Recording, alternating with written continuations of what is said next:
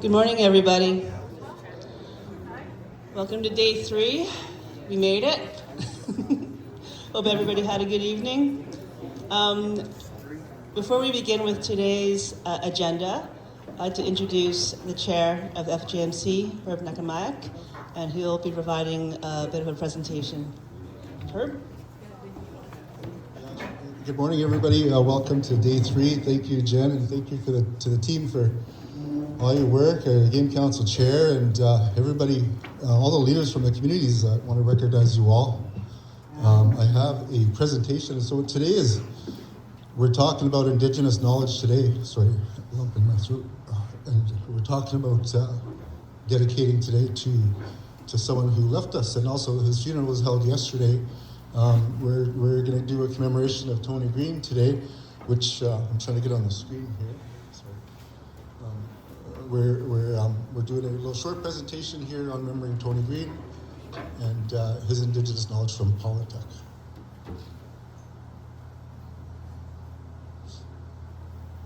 So bear with me, I've got a few tears. So Tony Green was a longtime member, of knowledge holders and science working together. So Tony, I'm just going to give a short presentation here. If I don't know how to operate this, geez, must be my eyes or something. But one sec here. Oh, here we go. So Tony was a longtime friend and colleague of the FGMC, starting in the very first year that FGMC was formed.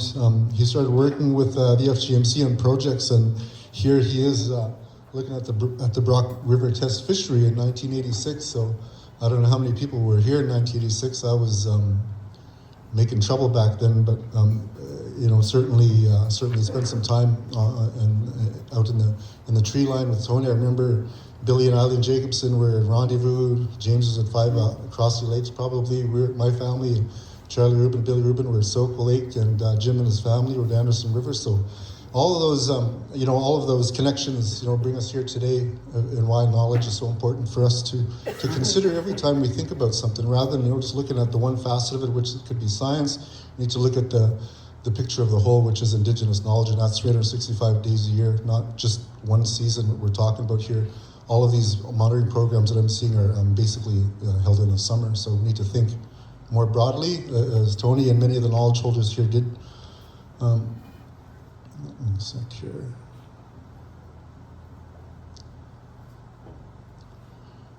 Tony was active in many of FGMC's fish and marine mammal projects, including seal live capture and tagging in 2001, 2002 out of Cape Perry, you see with Charlie Rubin there. He was also an observer on the 1992 Beluga whale aerial survey. I know Daryl Nasageluk was also on that one. I'm trying to think, Alex Kalenik as well, maybe. And Dave McLeod, who from McLavic as well too, to name someone who have been involved in these surveys for a long time standing, and I think I'd like to recognize Daryl for that as well too. In 2012, Tony began collecting annual fisheries data as a charm monitor at Dippy in partnership with DFO. During 11 years of charm monitoring, Tony helped collect a wonderful archive of data that will be useful to better understand the blue char. Below are some of the pictures taken at Dippy with his family. I'll let you look at the pictures before I move on to the next one here. So you see there's his late wife Mary as well too, and his family. Tony brought his family, and his son, grandson Benny is here. So his knowledge is alive and strong here today. Tony was also an active member of the ANMP working group and was an active in a series of dedicated meetings from 2019 and 2020 to our development of the ANMP monitoring plan, which is I see alive and strong today as well here too. All right. So today we're celebrating an elder who's passed, and we're talking about Tony here in 1998 with the Polytech Char Working Group, where they received the FGMC Co-Management Award. And later on this morning, we're going to be doing the same thing here. We're going to be presenting the FGMC's Co-Management Award to somebody in this room who's helped serve Inuville for quite a long time. So full circle. Indigenous knowledge and science working together, and this is how things get done in our region. And I don't know where we'd be today without all of our knowledge holders. So yeah, the passing of Tony. Tony Green is, I believe he was the oldest in Politics, if I'm right, Ray. During up to his passing, or the third possibly. In politics, so we recognize for his major contributions to FGMC, and co-management of fish and the marine mammals in the ISR over his lifetime. And like here we are. We had 2025. We had, when was the last Beluga Summit? I was probably in another country at that time, doing something else. And here we are. Hopefully, we can carry this on for years to come. I think it's really important for the knowledge holders around here in this room to help pass on that knowledge. And just want to recognize Tony and all of the knowledge holders who are here today. So I want to say thank you, and maybe just, I don't know if we can stand up for a moment of silence, please, just to...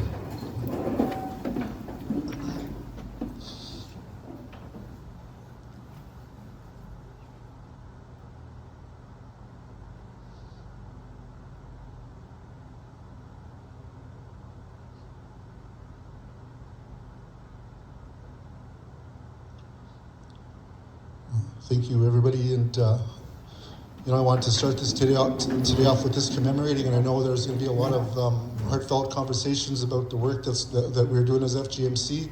The work that we do as FGMC is reflective of all the regions and all the HTCs and all the knowledge holders. So I just want to say thank you, and any questions, comments, please come by. But we will chat with you today, and I'm going to pass it back to Jen. So I just want to thank you in commemoration.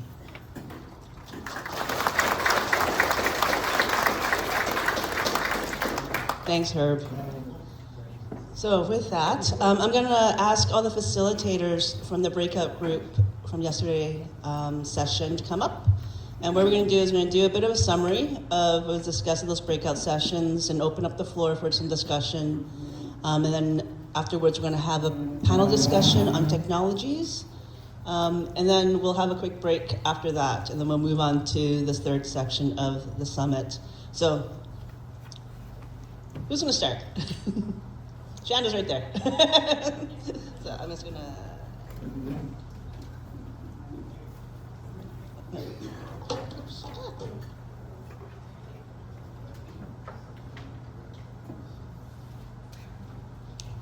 Okay, good morning. I was not expecting to be the third person to speak this morning, but here we are.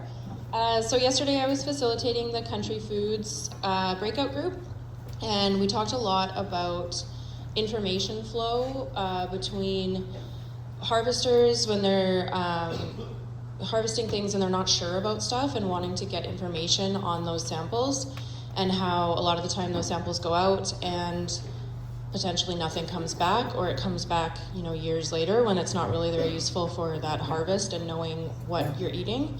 So that was one of our big conversations, was the need to improve the information flow between harvesters and then, usually through HTCs and then out to governments, whether that's DFO or ECC, to get things sampled and to get answers on what might be, if anything is wrong with those samples.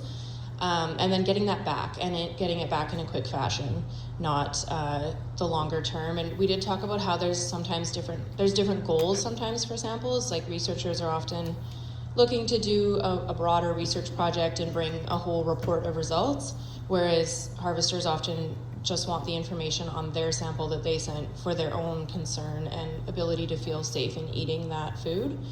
So so we kind of talked about the solution to that being that there needs to be protocols and processes for sort of those two different ways of needing information back, and that those fast-tracked samples are indeed fast-tracked, and that the information comes back to the harvester in a time frame where it's useful. So that was one big, gap we talked about that sharing and need for communication between the Indigenous knowledge and lifestyle on the land and the scientific lab research. Another one we talked about was sharing information across communities. So we had some folks from Sacks Harbor in our group who were saying, it'd be really nice to have the opportunity to go somewhere else where whales are harvested more frequently and learn how the processing all happens, and to go to multiple communities even, because we've heard a lot this week, I think, that it's not the same everywhere, not everyone does it the same way. So that, I guess, cross-community knowledge sharing among Inuvialuit is also really important. And currently there's not a whole lot of that going on. Like, there's not a lot of support in terms of finances and funding to do things like that. So that was another important piece we talked about.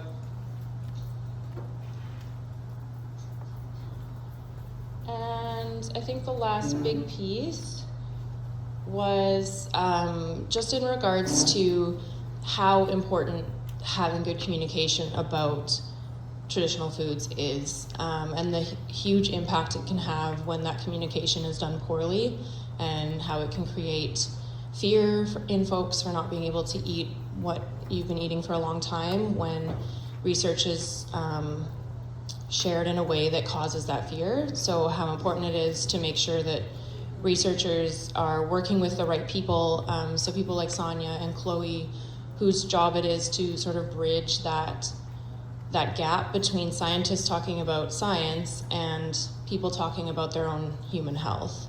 And so not having the wrong messaging go out because a scientist who's not a human health expert is sharing that information in a way that's alarmist.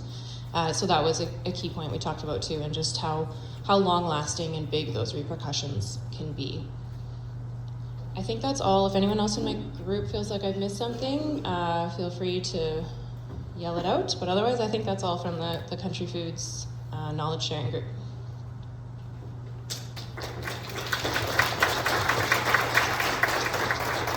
Thanks, Shanda. One of the other facilitators. Everyone can come on up now.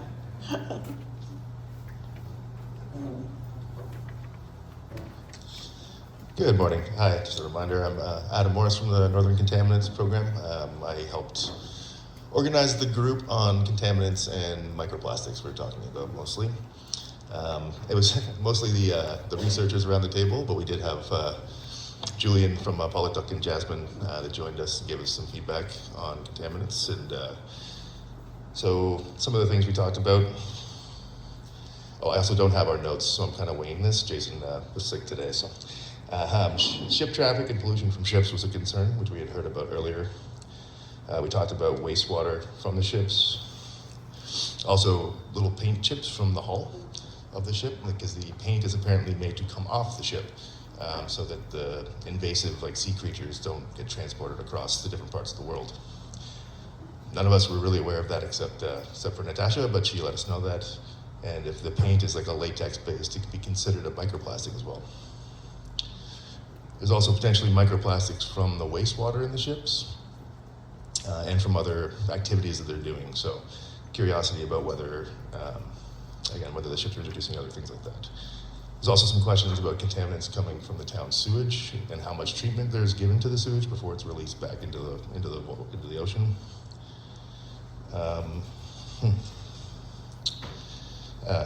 Julian was mentioning that he and maybe some other younger folks were a bit concerned about plastics in their food and their own bodies. We were discussing that I think in some cases they found plastics in different parts of people, but not a lot of research on that yet, so that's kind of a gap that we identified. There was a concern about other local sources of contaminants too. We talk a lot about long-range contaminants and NCP, but there's concerns about things from the town dump, and apparently I guess they don't burn the dump anymore, which reduces the air pollution, but that means there's more garbage that's blowing around and potentially could be introducing plastics and other contaminants as well. Excuse me, Jasmine did mention a really neat youth-driven initiative. I think it was here in Inuvik. Once the highway was established, to collect trash. Youth were collecting trash and bagging it up, and plastic waste and things like that, and putting it on trucks and sending it back down south to try and reduce the amount of waste that was making it to the dumps here. And people do want to know about the sources of plastics in the north. Are they coming from the dumps mostly, or are they coming from long-range distances? Is it a combination of both? And how much is coming from each kind of place? And we asked a little bit about any of y'all with knowledge on these topics as well. And it was mentioned that elders do sometimes discuss contaminants like mercury, but the younger people are the ones that seem to be talking more about the plastic waste and plastic pollution and contaminants in that way. Yeah, I think that's about all I can remember from our discussion yesterday. But it was a good chat, and again, nice to identify some gaps and see some of these youth-driven initiatives as well. Thank you. Thanks, Adam. Kim, you want to come up?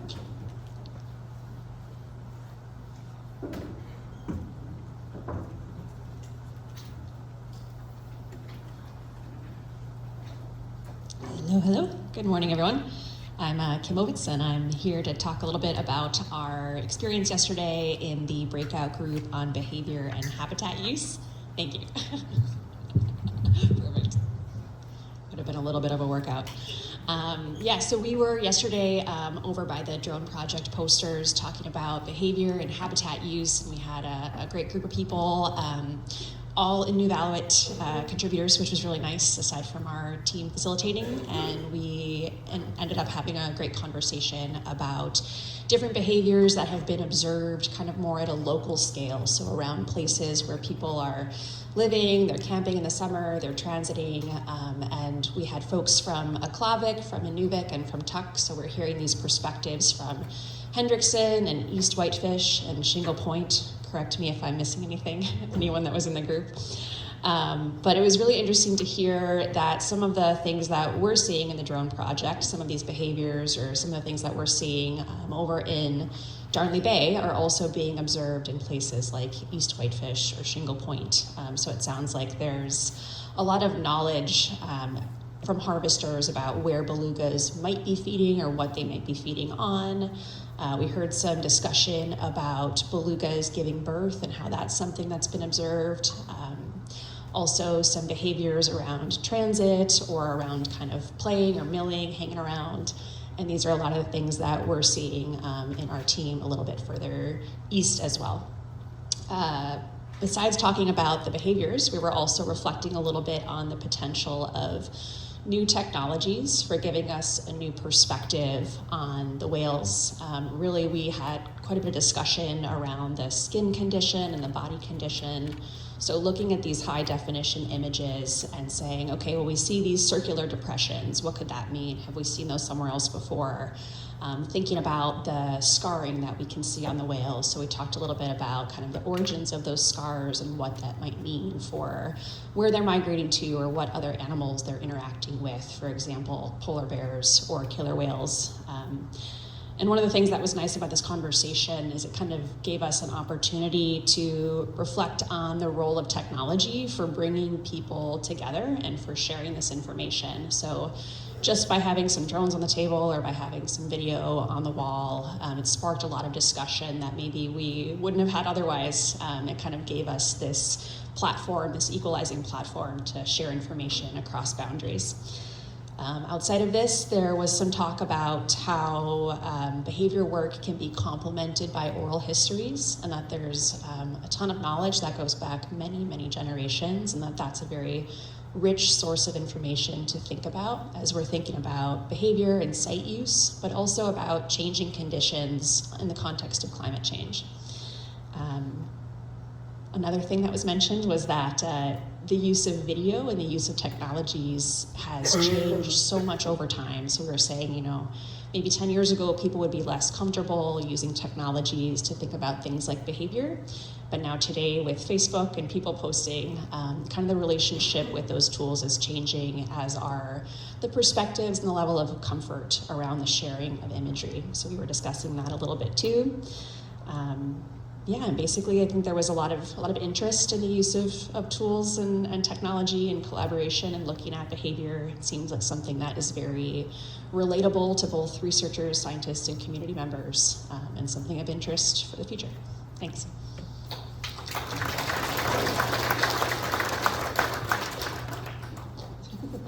Do we have another group that on this one?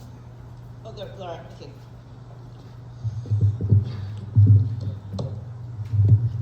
Hi everyone. My name's Emma Sutherland. So yesterday I was helping out with the group on migration and movement. So we heard throughout the conversation about the importance of ensuring that science reflects Inuvialuit values and of not doing science just for the sake of doing science, and really ensuring that research questions relate to questions that are important of relevance to Inuvialuit. We also heard about the importance of bringing research into schools whenever possible and making sure that scientists are engaging with the next generation and allowing youth to get interested in what they're doing as much as possible. So those points were reiterated throughout the conversation. So we also had a little bit of a conversation around tagging tools that we had seen yesterday, and participants mentioned that of the tools that we saw, the harpoons did seem to be a little bit better because they weren't so invasive for the whales. Participants also brought up examples of instances where whales had been seen with harpoons that had healed. So one participant mentioned bowhead whales that had been seen with healed harpoon in it. And another participant mentioned a whale that was landed in Uluhuktuk, where someone on Facebook had actually said that it was a harpoon from Nunavut. Participants were interested in just bringing up those examples of instances where, whales had been hit with harpoons and had continued to move around and travel long distances. So there was also some interest in just understanding longer range movement and broader habitat use, and thinking a bit about the different tools that are available to look at those questions. So we did have a participant ask about weather and storm surges, and if anything had been looked at to understand how those conditions are impacting beluga movement. And so we mentioned that there is some acoustics work that has been done a little bit to look at this and to understand how whales are moving in and out of areas as weather conditions change. Another participant asked about using satellite imagery to understand where whales are going and how many whales there are. And there was an interest from the group in hearing a bit more about the work that DFO has done further to the east, using satellite imagery to count whales over large areas. There was also, we had several participants from Paulatuk, and there was an interest in understanding whale movements further to the east. So one participant spoke about whales that come from east to west when they're passing by Paulatuk, and so there was an understanding in knowing more about these whales that are kind of going up and over and passing near the community from east to west. And participants also spoke about some really interesting behaviors, such as seeing whales being born, seeing whales communicating out in the open water, whales spy hopping, and so just knowing more about those groups of whales in general.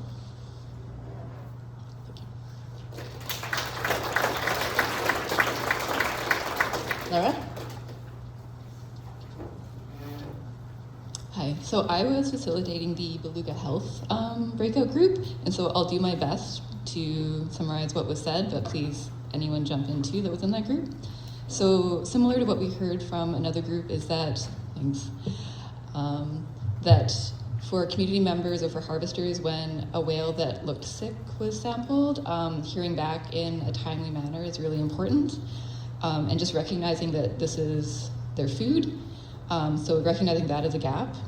Suggestions for this is maybe increasing local capacity to make that timing better, as well as to maybe look at the hospital system to see what they're doing. We also heard from veterinarians and other people that so overall this is a healthy population of whales, which is great, but sometimes that can be a challenge when you're looking at these unusual samples because they don't know what they're looking for. So in comparison, there's other places in the east where there's there's more trichinella. So if they know that they're looking for trichinella, that's one thing they can look for. We talked a bit about trichinella, something that's in walruses and polar bears in other areas, but it's not seen here in Wales. And there was also some guidance that monitors could potentially be taking more samples while they're out there just to know more about the whales and maybe have more materials while they're out there to just increase their knowledge. There's also interest in the use of drones to look at the behavior because it's another way to look at the health of the whale. And there were concerns from seeing sick whales in other areas, as well as seeing parasites in fish and knowing that the belugas are eating the fish. There were also some observations shared from Ulahaktuk that there was a really long 5 to 10 foot worm, maybe a tapeworm seen in the water. And there was also a whale with a lump or a cyst on its spine that seemed to be affecting the way it was moving. Yeah, that's what we heard.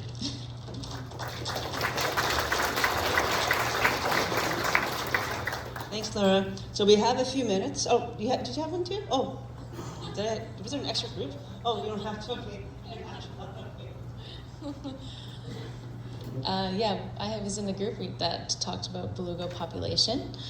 So we had some good dialogue, some feedback and questions about the survey, the population survey. There's a question on the ability to see baby whales in the survey and whether it was hard because they're smaller than the adults, but it was confirmed that they are visible and able to be detected on the population survey. And it was mentioned that this past year there was a lot more babies and pregnant females than the year before, than where it was mostly males that were seen. There was also a question on accuracy of the population study, and we heard that it is not very accurate. The population is somewhere between maybe 20,000 and 70,000 whales, and that it's hard to get an exact number. There's also a question on why the population might not be increasing a lot because there's less harvesting. And it was discussed that it could be because of the environmental capacity of the area. There was also a question on what is a good population number, which is very hard to say. And also that this study can't see cycles in population, for example, like you see in caribou, because right now we have 2 data points that we're looking at. So yeah, it was mentioned that science is good at seeing this large scale every so often, but Inuvialuit knowledge can be used for more yearly observations in specific areas. It was also mentioned that next time the survey could potentially start earlier before the belugas spread out too much. The belugas are coming earlier in June, and they're staying later into October now as well. We also discussed other methods that could be used to look at beluga population. So we also talked about satellite data, but we heard that it is very expensive to do such a big area, and clouds can be a big challenge. So those are a couple of the challenges for using satellite, but it could be used for small areas that the communities know that whales are there. And we talked about for example, using it in areas like Polinas, where there's a question of whether whales are overwintering. So if the community knows an area that they want to look at, you could maybe use satellite in that more specific area. Also, cameras could be set up in the same area each year to see changes.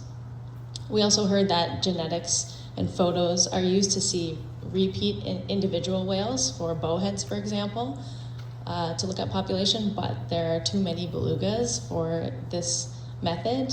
We also talked about acoustics and heard that it's being developed in Europe to be able to use acoustics to look at population, but again, belugas are in such large groups and it's hard to detect how many belugas when all the sounds are sort of overlapping, but it's something that research could eventually get there. And again, drones we talked about, but again, the issue of clear water. So we did ask, because we heard at the last summit it was a big question on the population, and that was something that was addressed. So going forward, what is something that the communities want to see? And we talked about how Inuvialuit knowledge shows that there could be different groups of whales, so it's a priority to see if there's different families and subgroups, and we hear that Wendley Stott is going to be working on this with genetics, so that was good. And yeah, if my group has anything else to add, thank you.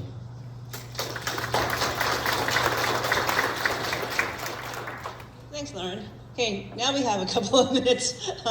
We have a few minutes before the next session. I don't know if there's some more additional comments or questions. I think, Shannon, you had a couple of points you wanted to add for your group.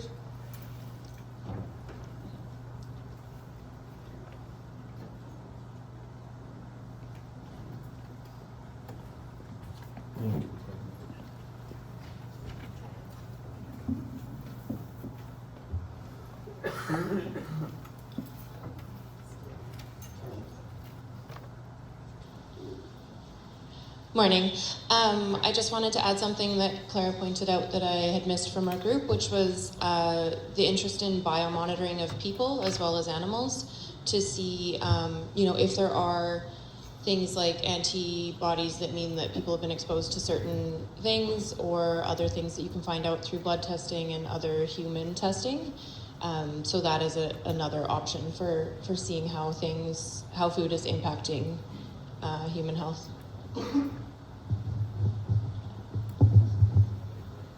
Claire, did you want to add to that? And remember how they do the blood testing in the hospital where it can tell anything in your body?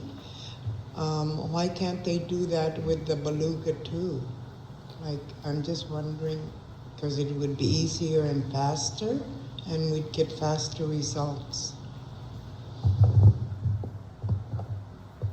don't know. Did you want to respond to that, Emily?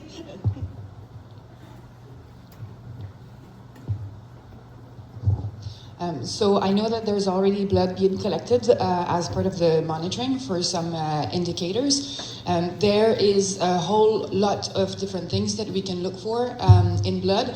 In humans, there's already, targeted indices that they're going to test, and they're usually, depending on what you tell them, how you feel, they're going to go for a targeted something. When we have a whale that is, dead, there is millions of things that we could be looking for that would be very expensive. So there's already, I think, there's already targeted things that are being looked for as part of the monitoring program. There are some things that we have been looking for when we were doing the tagging program on the whales to try and get that kind of information. But it is not, no test is perfect. Everything that we look at is a little piece of a puzzle. The more we get, the more complete image we have. But there is always, a resource allocation and what needs to be prioritized too. So far, everything that has been looked at and the monitoring programs in place right now, they are used to inform, practices, monitoring, and see if there is a risk. And if there is a risk identified, then practices will be modified so that we can really look even more in detail for that risk. But so far, there has been no risk identified, so it's just looking and being careful. But like Laura mentioned, the example of trichinella. So we have found trichinella in absolutely no whale over the health assessment, so this is not a risk. In eastern communities that eat walrus, where they have had people sick, and they know that there is definitely a number of walruses that have this parasite, there is a specific program in place to look specifically for that parasite. So it's optimizing resources. Looking at everything all the time is what takes time and what delays getting back to communities. Once a risk is identified, efforts can be put in place so that reporting for that specific risk that is real is addressed, and that is done in a quick way. Thanks, Emily. I think we had. Oh, there. Good morning, everyone. I just want to ask Lenny. He's got I think it's good to hear from the harvesters. Of unusual sightings of belugas with seeing, like, after they harvest it and looking on Facebook. Years ago, I remember seeing on Facebook there was a beluga with a big balloon on its head floating by the ice edge. I don't know if it was in Alaska or not. I mentioned it yesterday, and I think it'll be really good to hear stories like that, and I know Lenny's got a good story of harvesting a beluga with. I'll let him tell us. Good morning, everyone. As a harvester, and in 2002, October 2nd, which is actually quite late for our area to harvest a whale, but I managed to harvest a whale, and after bringing it to the beach into the smokehouse, noticed that on the thing there, the big lump in the front, there was a hole right in the center. While we were butchering it, we didn't pay much attention to it, but the guy I went out with, Chris Felix, and after we got a whale already, he said we didn't shoot it by the center that I forget what they call it, but anyway, he cut it open, and there was a narwhal tusk stuck in there. Like the narwhal tusk was probably 6 inches long, maybe a little bit longer. But when we reported that, there was somebody come from Toronto in a couple of days to analyze and to look at the whale. But you know, these things are just, they say narwhal just used their tusk for show, really, nothing for defense. But the beluga had a thing stuck in the melon there, and all the years of harvesting, that's the only beluga whale I've seen with actually a full stomach. Like all the rest we've harvested, and when you look at the stomach, there's actually nothing in it, but this one here was right full, so it was, this incident just, like, you know, it was kind of a different thing, so just my story of actually what happened. Thank you. Thank you, Lenny. I just wanted to,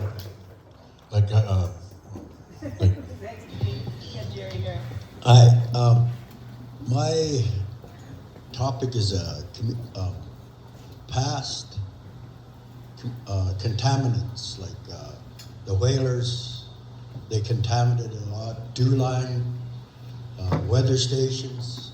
Those are still a problem. And if we look at the past stuff that got left behind, there's still a lot of old contaminants out there yet. Thank you. Don't forget the sumps. Don't forget the sumps. Yeah, forget the sumps. Is there anyone who wants to respond to that, or is there any additional comments to that? Right. Any other questions? Pardon?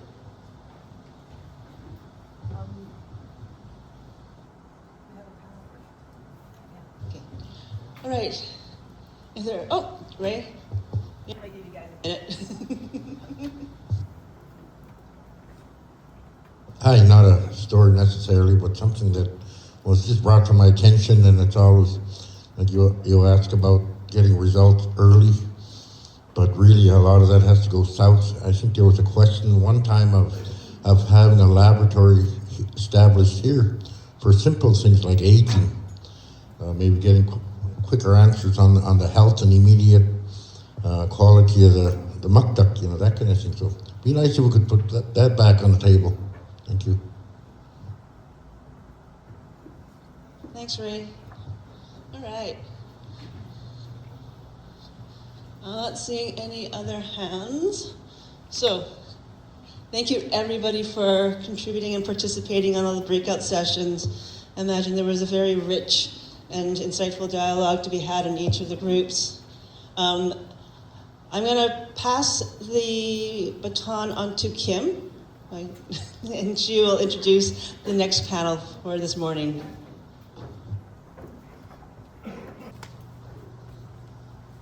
All right. Fantastic. Good morning, everyone. Thanks so much for joining us for this panel discussion this morning. We wanted to take some time today to talk a little bit about emerging technologies and how they're being applied in collaborative research and monitoring, and also knowledge bridging. So obviously the point of this entire summit is thinking about how science and inevaluate knowledge are coming together to understand beluga in new and different ways. And so we're going to be reflecting a little bit on that today. We wanted to start out just talking a little bit about some of the goals we had for this session. and then transition into hearing about a few different case studies. Then we'll have some targeted discussion amongst the panelists, and then we'd like to open it up into a Q&A with the audience. There are a few people I know here who have been involved in some of these projects from different communities, and I may ask you for some feedback and some insight from your experiences. So Paulatuck, I'm looking at you. Just be prepared maybe to share some of your experiences on the projects that we have been working on. So some of our goals for today are thinking about these emerging technologies, specifically those that tend to be non-invasive or less invasive, and we'll talk about that in just a second. What we really want to hear from the panelists today is your experiences, some of the opportunities and limitations of these technologies. So we know that there's a lot of different tools and technologies for collaborative research and knowledge bridging out there, but not all of these technologies can answer every question that we have. Some are appropriate for different research questions and priorities. Some need clear water to be effective. There are different environmental factors that might come into play. The spatial scale of the technologies we're using really either limits what we can answer or provides great opportunity for certain questions that we have. And so we want to think about a little bit of that so that folks in the room can consider, is this technology or this tool kind of the right thing for getting at the question we're interested in? Then, as I mentioned, we'd like to open it up to all of you and say, what questions do you have about these tools and technologies? What experiences have you had with them in your own projects and programs or your own life, especially now that tech is becoming more accessible? There's probably quite a few folks in the room who are drone experts, for example, in their own rights, and we're happy to hear from you and your experiences too. So I just wanted to start out by providing a very rough schematic or a kind of a spectrum of some of the technology we've been talking about this week. So on the left, you have what's really non-invasive tools for looking at beluga.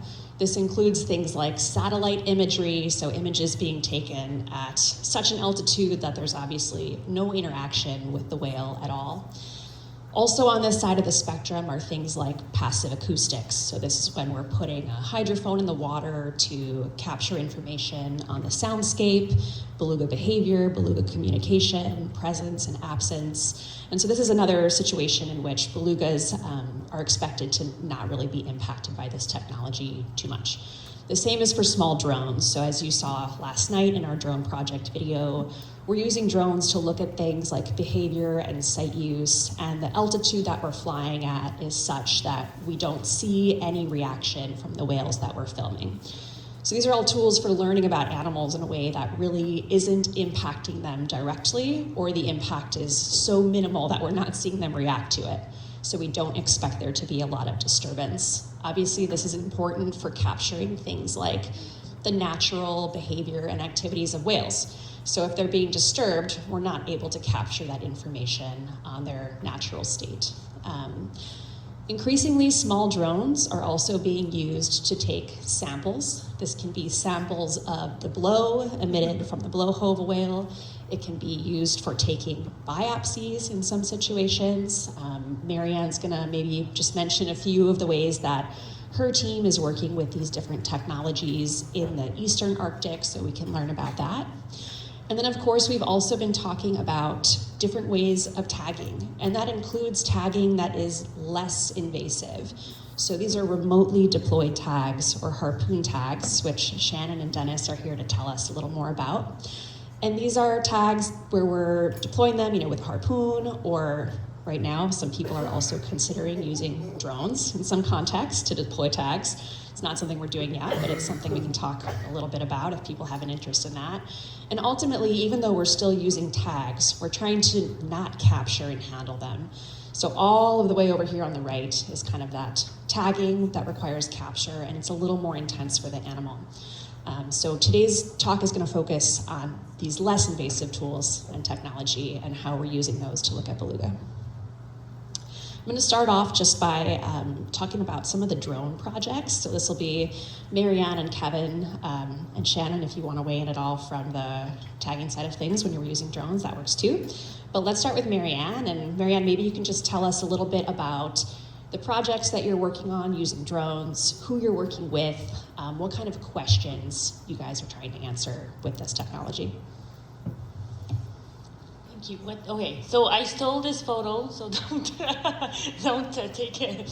I didn't put the credit, but this is the snot bot. This is used down south, but I just want to give you an example. And they use this one, you can see. So there's a tag on it, and they use it to deploy tag on big whales. I think these are sei whale. And you can also see the tag as suction cups as attachment, so it's a different attachment.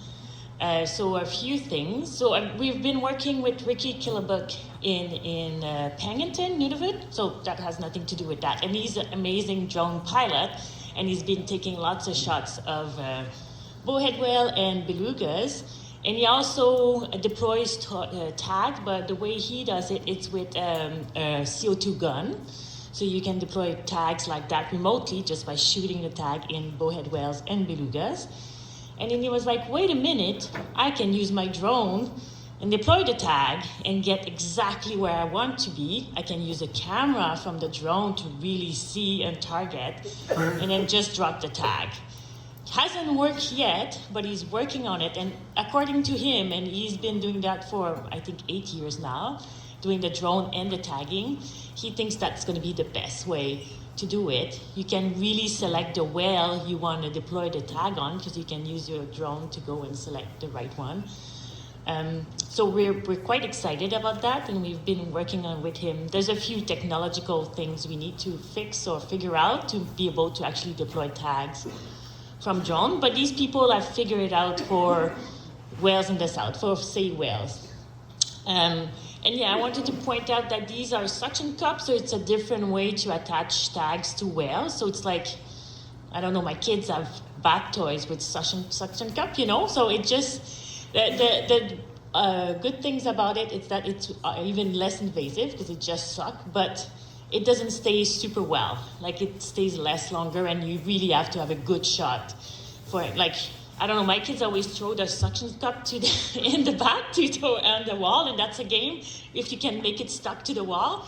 So you can imagine the same thing. You would have to shoot it pretty well to stuck to the whale. You can also put infrared cameras on drones. And then some studies where they were able to detect sick whales from that, because the camera tells you the temperature of the whale, and you look at the temperature of the blowhole, and then it gives you an idea of sick whales. So there's many things. Drones are not just for images, so there's many things we can do with drones. Did you want to add something? Yeah, I can just, on the thermal side of things, the infrared, we've looked at that in Polituck. I think right now the whales that we're looking at and the technology, they're a little bit too small to get at things like health and stuff. Like, I know that those are big whales that they're trying to point the camera right down the blowhole to get an accurate measurement of temperature. But one of the things that we're interested in looking at is sort of the footprints that the whales make as potentially a way of tracking and seeing sort of what some of the whales are doing underwater in the Mackenzie Delta. In Polituck, we can see clearly under the water, but from the thermal, we can also see that it is kicking up some of this colder water. So I think in the next year or so, we're hoping to do some tests in the Delta to see if we can get some more information with the thermal. Thanks, guys. We'll put up in just a second video of the thermal when we transition into a different device, and we can kind of take a look at that as a group and see what you're talking about. So you're mentioning that the drones in this context are being used to deploy suction cup tags, right? So tags that don't go into the skin or the blubber on the whales. And we're also talking a little bit about collecting the snot, the blow. So what are you using the blow to look at? Like, if you're coming in, how does that work? How close do you have to get to the whale? What kinds of things are you looking at when you're testing that blow or that air that's coming out? Yeah, so again, this is done on bigger whales. So we haven't used drone to collect the blow of whales in the Arctic from smaller whales. But I had a student that was using a pole with just a little plate on it, And this was done in Churchill and Belugas. The Belugas in Churchill are just very curious. So they come to your boat and they just breathe. So you can just take a post and then with a plate, and then she would just put it on top of the blowhole and get the blow. And then with that, we can look at hormone. A lot of the stuff that we've been talking about, you can look at hormone. You can see if the whale is stressed. You can maybe get if the whale is pregnant. She was trying to get DNA from the snot, but it's not there yet. But there's similar method, like more health-related measurements that you could take. I really want to say something. Well, go for it. Yeah. Hello? Okay. So I just wanted to add, I was on a workshop a few months ago where we discussed this technique amongst people working with belugas, right whales, and orcas. And there's still a lot of drawback at dosing from the blow. There's still a lot of fundamental studies that are done in whales that are under human management. Right now, one of the limitation with that is actually measuring the amount of water contamination in the sample, what comes from the well and what comes from the water, and finding an indication so that we can actually trust the result from there. It is a developing technique that a lot of people are working on, but my take-home message from that workshop is that it still needs a little bit of tweaking so that it can be trusted. Excellent. Thanks for that clarification. So yeah, we've been talking about kind of the thermal potential, which is more image-based, the collecting of snot or tissue or air samples, and then also the suction cup tagging with drones, which are really a wide range of ways that we can use this drone technology to look at belugas. I know we talked about this a little bit yesterday, but behind you, Marianne, is some of the video work from your project. I wonder if you can kind of fill folks in on what we're seeing here, a little bit more about this project and why this is kind of a novel observation. Yeah, we were filming narwhals close to Pond Inlet in Nunavut, and you can see all those little dots or shiny things. So this narwhal is using its tusk to kind of stun the fish and then eat it.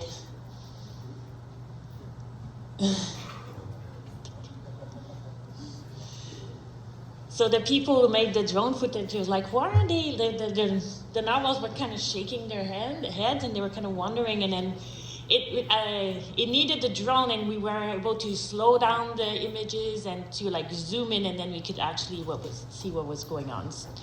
The one neat thing is that they always thought that narwhal didn't eat in the summer, because same as beluga, when you harvest them, they kind of empty themselves, but then at least they do some eating. So now we know that this area might be also important for eating. So that was pretty important.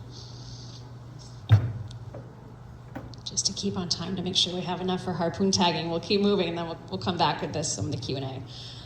So just behind us are kind of two of the images that we showed yesterday from the drone project, showing that we're also taking still photos with drones to look at things like the skin condition and the body, and also how close they are to shore on the left there. So Kevin, we'll come back to you in a sec during questions, if that works. Actually, we're going to come back to you right now to talk a little bit about acoustics. So this is just another example of some of the tech that's being used. Kevin, can you give us a quick overview of how you, in collaboration with different communities, are using acoustics to look at beluga? Yeah, so in the Delta with the Nuvik, Klavik, and Tuktoyaktuk, we've had an acoustic monitoring program since 2015. We've been deploying hydrophones and looking at things like timing of arrival and beluga distribution based on their vocalizations. And we have Jimmy here who's been helping out to deploy those for a number of years. There's also Manny and Cody and a few others who've helped out with that. So that's sort of in the Delta. And then in Pawituck, it was a question from the PHTC when we were doing the drone project, and Ray mentioned it yesterday, that they really wanted to pair some acoustics with drone footage, and it's a little easier said than done, but we did manage to do that in this case. So you can see that it's not quiet under there.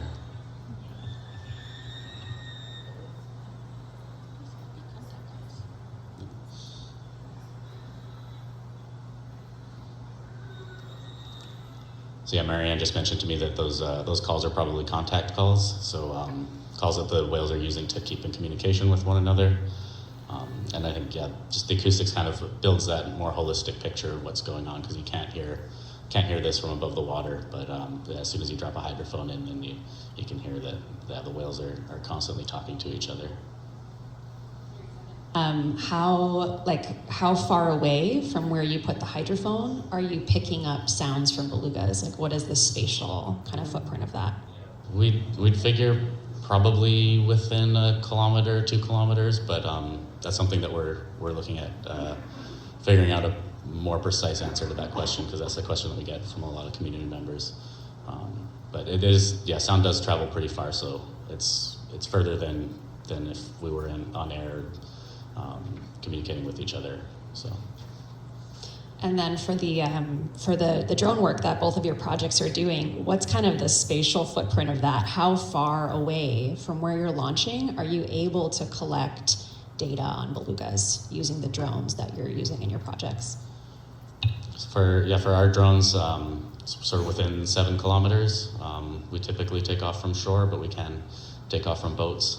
But the range on the quadcopters that we use is about 7 kilometers. And I guess that'd be the same for your quadcopters, but maybe you want to talk a bit more about the bigger drones that you can use for population estimates.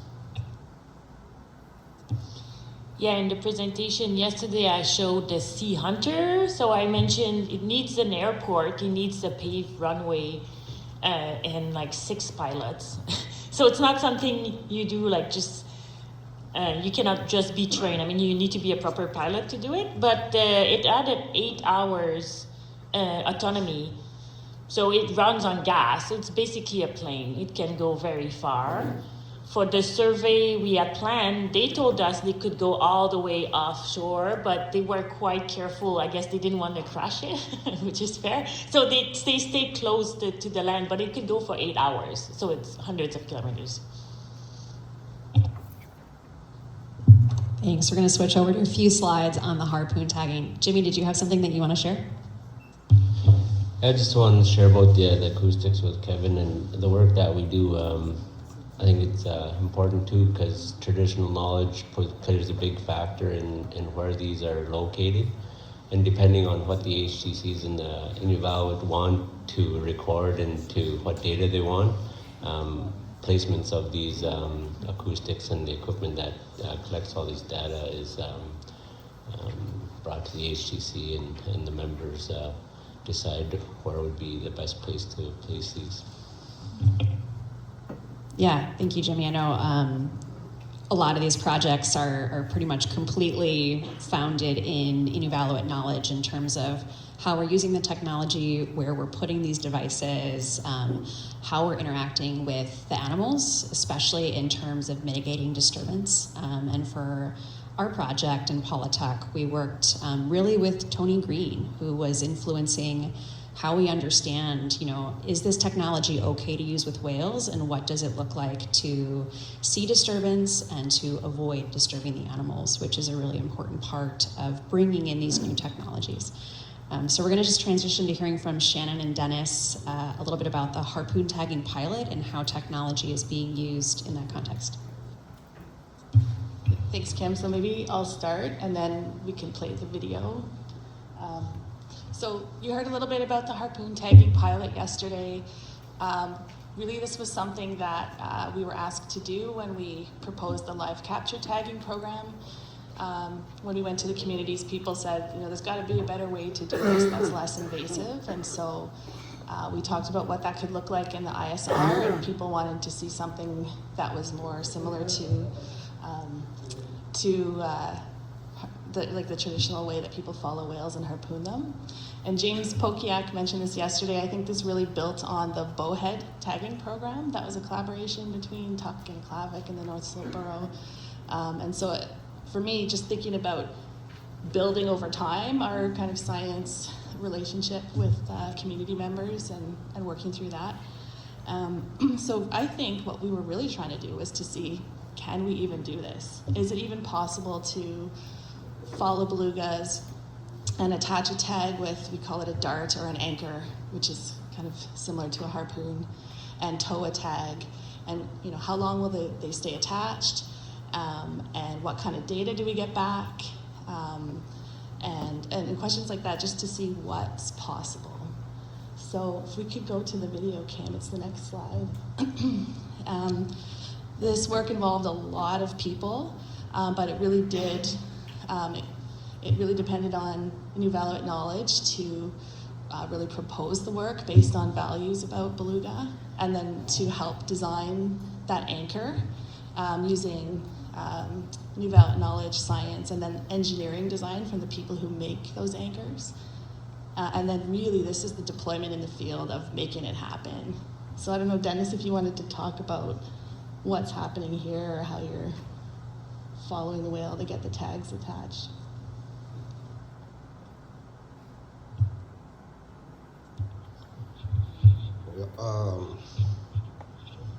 Like I said yesterday, we target whale that we could see with lots of okra on it, because we didn't want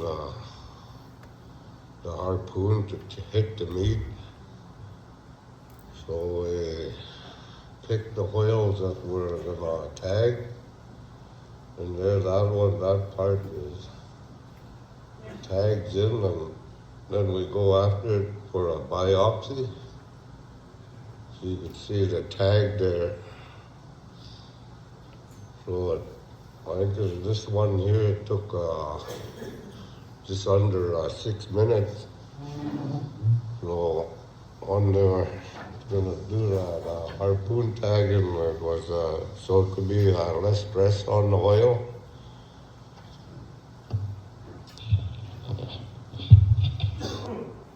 And I think we were really surprised by the proof of concept that we got the tags deployed in our second year of the program after we made some adjustments. Some of those the tags lasted, or we got data between 2 and 6 weeks. And so at least right now, any kind of towed or remotely deployed tag is not staying on the whale and transmitting data as long as we get from those backpack tags from the capture with what we have now. But we saw these tags stay on one of the whales all the way up to Viscount Melville Sound.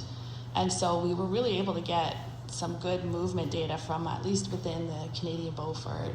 So this could be something that could get at maybe some more questions about where do whales go from different areas, and how are those areas connected across the ISR, which could be important for different conservation issues like shipping corridors. We've heard a lot at this meeting and other meetings about how there's different groups of whales, and we saw in Luke's map and some of Emma's posters that all of the whales in the ISR have been tagged from the east side of the delta and mostly from Cook Mallet Bay. And there's a few places that they go, at least for the males. So we don't really know where the belugas from the west side go. And we haven't seen any of the, almost 100 whales tagged now over the long history of tagging go into Paulatuck, into Darnley Bay. So we kind of see this as something that could be flexible. We don't need to have a big camp and a whole bunch of boats, and could be hunter deployed, and is less invasive. It's still invasive. You're following the whale, you're inserting something into the blubber, but much less invasive than the other options we have. Thanks. I wonder, it's just because we don't have too much time in this session and we've heard about a few different technologies. I want to just open it up and say, are there any questions in the audience for some of the tech that we've been hearing? James, looks like you have. Does anyone have one?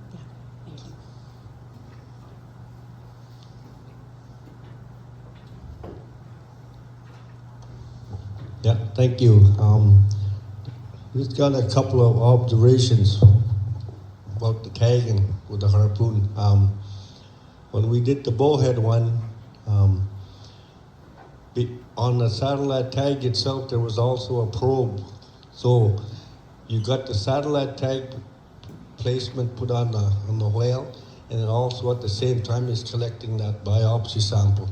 Where this here, I noticed you did it twice. You put your satellite tag on first, and you go back and then you use your probe to get that biopsy. So, and I found when we were doing the bowhead tagging, it was less invasive to the bowhead. And we only had a time frame where we could place that satellite receiver, because the bowheads, especially 3-4 times they come up for air, and if you miss that opportunity to get that satellite tag on there, the chances of finding that whale again is very slim, because that's when they go for their very deep dives. So that's just an observation that I wanted to point out. Thank you. Thank you.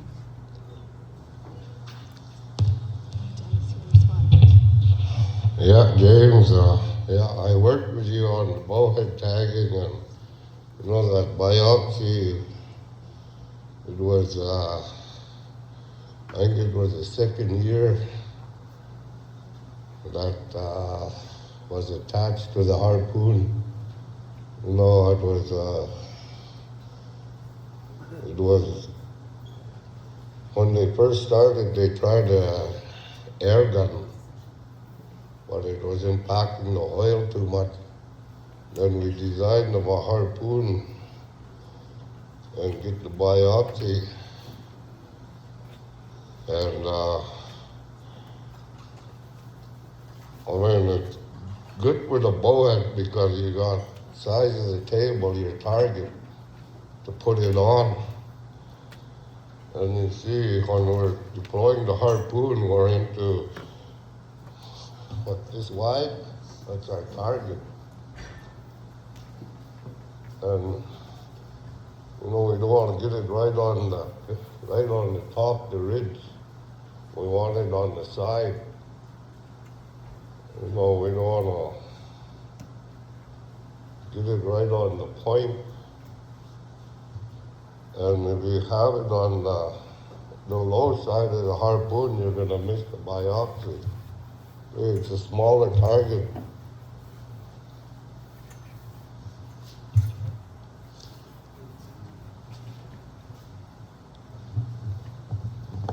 And I think it's really good to point out that when we were doing the project, bowhead whales have very lot of blubber in them. So the barb that is used to keep the satellite receiver attached does not penetrate any of the meat. It only goes in so deep and then it stops. And I know some of the belugas are very fat too, but there are some of them also that don't have much fat. So it's really important that you got to make sure that barb does not penetrate into the meat. Thanks, James. I think Jimmy has a response maybe to that, and then we can go on to the next question. Thank you, James, for that. And that was looked at when we're designing these harpoon deployed tags, the harpoon itself. Like you said, some of the whales are fatter than others, but generally they all have that same skin, and then underneath that hard stuff, tissue that just the harpoon needs to get just past that, and then that's where it anchors. So that was thought of as well. So we didn't want to injure the whales into the meat if they didn't have much fat. Thank you for that. Thank you. Yeah, so as James was just saying for folks in the back, it's really important to kind of look to and evaluate knowledge holders to understand how we can use these technologies in a way that doesn't hurt the animal. So this is where that IK comes really into the process as an important source to ensure that we're not having an adverse impact on these whales. Thank you, James. Hello. Yeah, hi. I just wanted to say that really impressive work there. I guess it takes something to be an experienced pilot there, using the whales and the waves and that to follow. Just a couple of questions I had.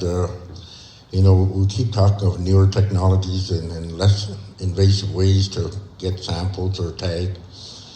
And I think James mentioned that you tag once and then you go again and you get a biopsy sample of it.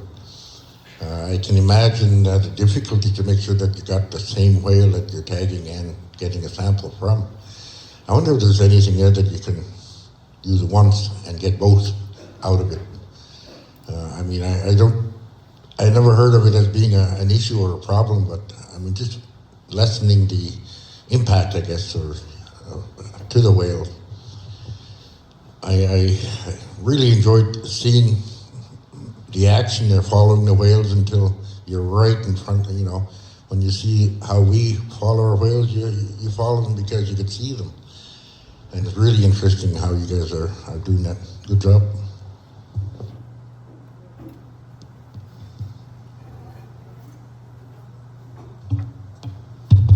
I'll just respond to you, Ray, because thanks for that. I think we would like to get to a place where the biopsy and the tagging is all done in one. Less following of the whale, but also if this were to be used in other places, you might not be able to just stay on the same whale if it's, say, deeper water or something. So that's, that would be one of the next steps that we would be trying to develop. It's a little hard with the toggle anchor. It's easier if you have something that's, like a straight, like what they have for the bowheads, but definitely something we're thinking about and we've talked about as a project team. Hello. So a couple of years ago at East Whitefish, my family had to untangle a whale that had gotten entangled in the hydrophones. How are you mitigating that going forward? Yeah, thanks for that question. That was something that also affected us a lot, and we went back to the HTCs after and sort of sought out some solutions. And with the Tuck HTC, we developed basically just putting the buoy line through a bit of piping to prevent it from looping. And we tested that out last year, and it seems to have worked. We were going to make a few more tweaks this year, but yeah, we definitely took that seriously. Hello. I just wanted to make one more comment. I'm so happy to see the collaboration between Western science and traditional knowledge and traditional local knowledge. I mean, it's a known fact that it works. So the two working together now, we're gonna see a lot more improvements in all these research projects that take place. I just wanted to mention that. Thank you. Thank you so much, James. Yeah, I think it's so cool to see these projects, and it's so important to remember that inevaluate knowledge doesn't just come in at the start or at the design phase, but it's really important to have these bodies of knowledge coming together and having this exchange throughout the entire process. And I think that's something that's really novel about the work that's being done here. And the products that we see from this just show us that inevaluate knowledge is making these technologies better, and I think really setting a standard for other researchers who don't work in the North. It's pushing them to think, how can we be less invasive? How can we respect the animal more? So I really think that the people in this room and in this region should be really proud of that impact that you're having and that standard that you're setting. Great. I think that's a great note to end the session on. Thank you, Kim and the panels. Please give them a round of applause. All right, before we move on to break, I'm going to call the chair of FGMC up for another presentation.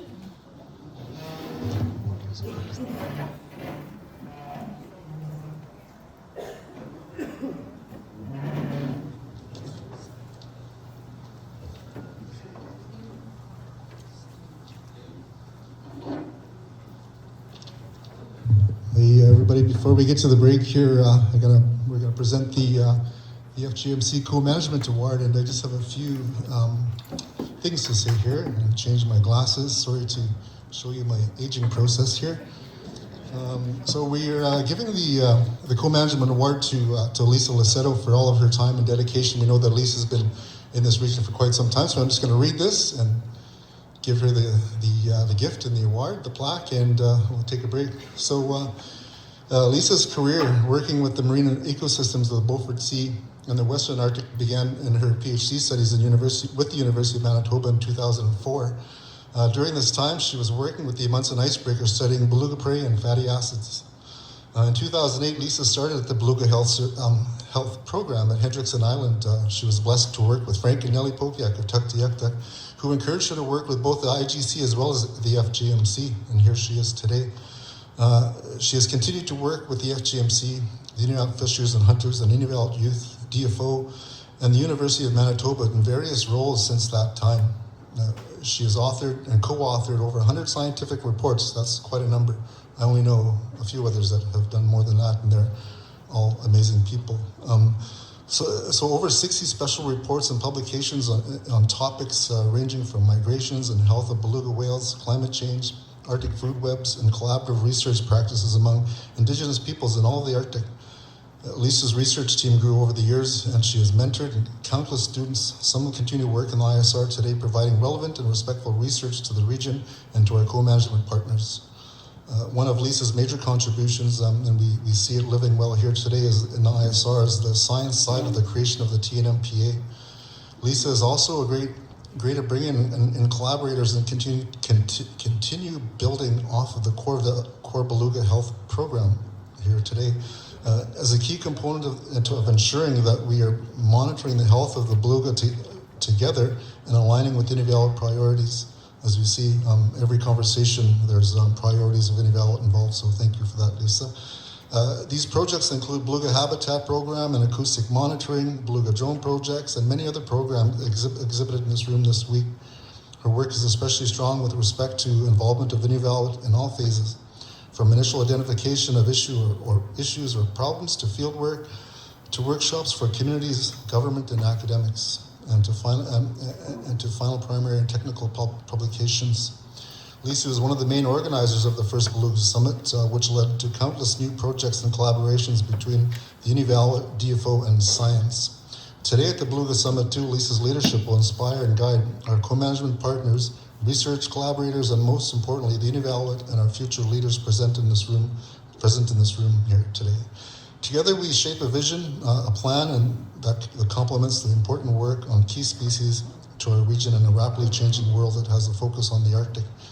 The FGMC would like to thank you, Lisa, for your contributions and dedication to Inuvialuit. We celebrate the major accomplishments today and looking into the future. Lisa, kunani for your service, and we wish you all the best in your future endeavors. Thank you, Lisa.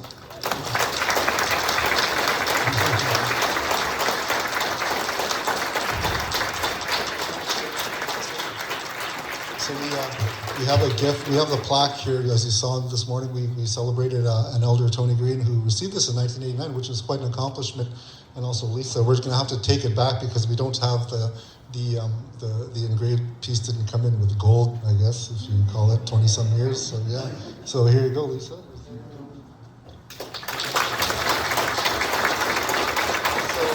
Also, our team picked out a gift that sort of reflects our region, and we want to give you this as well too. So I'm not good at giving gifts, so I'm just saying, hey, here you go, and good luck.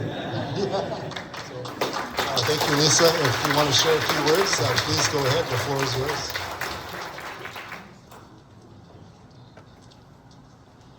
So Herb just freaked me out 15 minutes ago telling me that I'd be receiving this award. I cut off your email, so. I'm very honored and humbled to be receiving this award. I remember going to my first FJMC meeting and Jack Orr received this award, and it was a really special experience. And Jack Orr was the first person to bring me up to the ISR and introduce me to communities. There's some funny stories I can share with you later in the learning process. There's no textbook on beluga whales, and so coming up here was an opportunity to relearn everything and learn about beluga whales through many elders and future leaders as well, who have taken the time to allow us to come into their home and share their knowledge.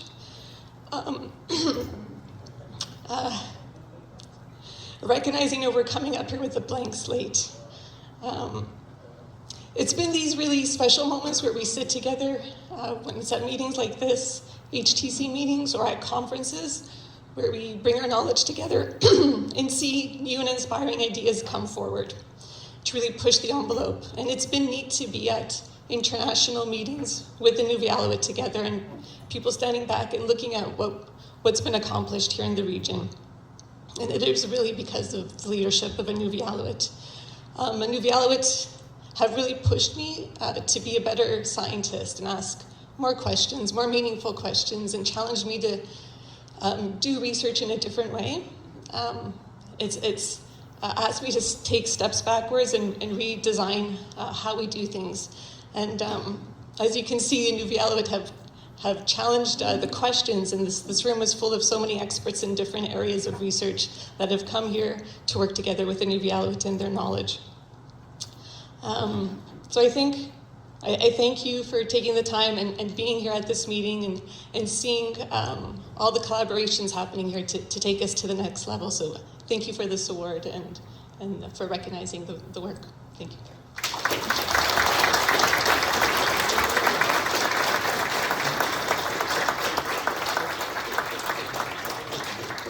Yeah, thank you, Lisa. I think we're gonna, for the sake of time, any comments or questions or any congratulatory hugs or whatever you can give Lisa during the break. I know it's a busy day, but go on her time. So I think after the break we're going to continue with FGMC. And thanks again, Lisa.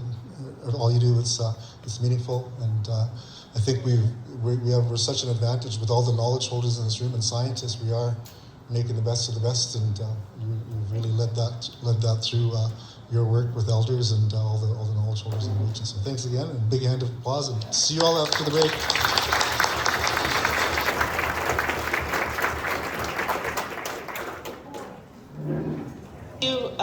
See you guys back here at 10:40.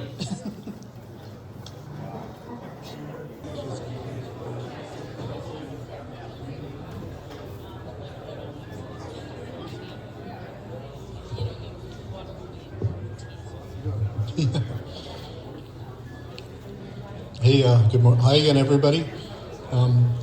Just going to kind of give you a breakdown of what we're doing today while you're all getting food. No rush to sit down. I know the break seems short, especially when you're having all the conversations that are really important, actually. Sometimes that's where all the business gets done, not so much while we're having our panels. So I'm a true believer of that. Anything from Jen? Nothing? Okay. The agenda? Okay, yeah, just the agenda from 10:30. Excuse me. So we have also the chair of WAMPA here with us this morning, Jim Elias. Maybe I should give the floor to Jim before I carry on while we are trying to sort out the logistics and the technology here. Jim, you want to say a few words before we carry on here?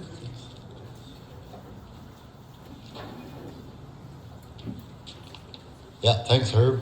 Yeah, there's not much really to say for the WAMPA side and that, but so on behalf of WAMPA, I'd like to thank the FGMC along with DFO and the Joint Secretariat for making this Beluga Summit 2 happen. And a very big shout out to all the staff for all their hard work in organizing and getting all of us here together in this room. And I think we are all in awe with all the people in this room, with all that has been done to date and still going forward. And with saying that, I will turn it forward back to Herb in a second here, my friend and one of the most knowledgeable persons I know, Herb. Thank you, guys. Mm-hmm. Thanks, Jim. I don't know about that. I'm really, focusing on the, my job as the FGMC chair, as I mentioned the other day, is to, I don't know everything, but I know how to. I've been working around enough to ensure that the Indigenous knowledge holders and the scientists have the space that they need, and especially our staff.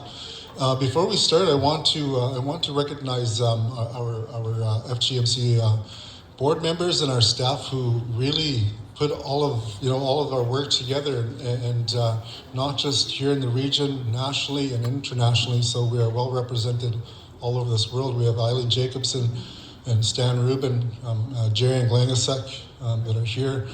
Lois Harwood, Sen Wang, and I think we have one more. Is it just the two of them? the two of them that are online watching this and observing, and also Lauren Arts, who's and Keo Campbell, who are biologists, really rock stars, and Richard Binder, Jerry Glangasek. I called. So Richard does a lot of work with us. We can't do this work ourselves, and I don't know if any of you, but some of you who are on the Game Council see like the workload that FGMC has when it comes to the marine environment. It's massive.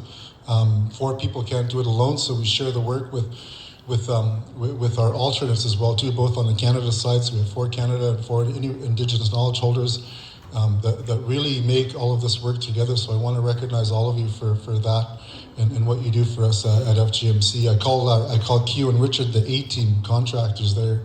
I don't think we could find any better contractors to work with us when it comes to ensuring that our management plans are falling into place as we prepare to do that. So today we're gonna talk about. Sorry. Well, we have other members. I wanted to mention you guys are here too. So Tyrone Ratty's another alternate. Who else do we have around here? We have Brian Ferguson, who's another alternate. Bert Nails, everybody knows. That makes up. We also have Stacey Challoner and Shannon O'Hara, who have had passings of families, so they could not be here today. So totally respect their time. And also all the JS, Jen and the JS team who helped put this together. Collaboration, coordination is what we're all about. So today we're going to talk about the first presentation. We'll give a little bit of an overview on key issues. Jim's. We won't really have Jim too much, but this one's going to be really short. So I'm not sure if we'll have any time for Q&A, but the Q&A can come into the next session. And we're also going to have Jerry Glangasek and Richard Binder talk about the Beluga Management Plan and the development of it, which was updated in 2024. Marine Protected Areas, MPAs, a tool for beluga conservation and co-management, which is Kayla Hansen-Craig, Jessica Stewart, and Shonda Turner. I think those are all hard workers when it comes to MPAs and professionals, what they do. As well, later on at 11 o'clock, or might even be after lunch, we'll have a panel discussion with Jim Elias, Ray Rubin, Senior, Jason Stowe, Shonda Turner, and some others on MPAs and ISR. And after the break, we'll have another panel discussion, bringing it all together, Indigenous knowledge, which FGMC, myself, and also Bobby, Joe Greenland Morgan will co-facilitate with the panel, and how we utilize our Indigenous knowledge to help inform decisions and inform policy within national and international bodies that we work with and represent. And also coordinating community and regional approaches, beluga monitoring. Lauren will facilitate, as well as Kayla, and also the communities. And I also want to recognize the beluga monitors who, without all of you, we wouldn't be able to analyze. We'd have no data to analyze. We'd have no program. We would have a plan, but really nothing to follow. So I want to recognize all the monitors who do some pretty amazing work, and probably the toughest conditions of all the work that we do here. So Kuya for all you do. After that, we're going to, Elisa Laceta, who we gave the award to for the co-management, is going to give outputs and communication plan for, looking ahead. What is this? What are we to get out of this summit? And, when do we plan for the next summit, so that we be more, so that we can ensure that we are working with the knowledge holders that we have here.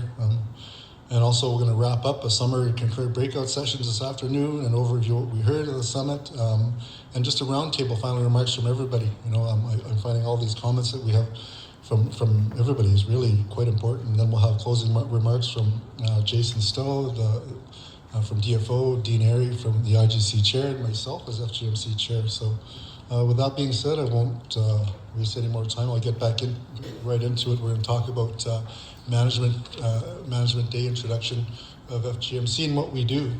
Basically, this is going to be really quick, and I would like to move on to the next one, where the most exciting one is actually Richard and Jerry. Just want to go to them right now. Okay.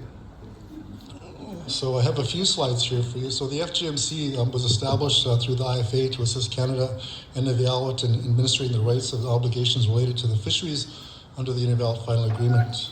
And FGMC has responsibilities to review information on the state of the ISR beluga harvest, identify where harvest is occurring and where is likely to occur in the future. So those are really key when it comes to research with climate change going on, and also work with the HTCs to collect harvest statistics and advise the Minister on regulations, research, and administration of the fisheries affecting the ISR. As you know, FGMC is a technical body when it comes to the co-management systems, and we provide our technical expertise to all Inuvialuit co-management boards as well as IRC.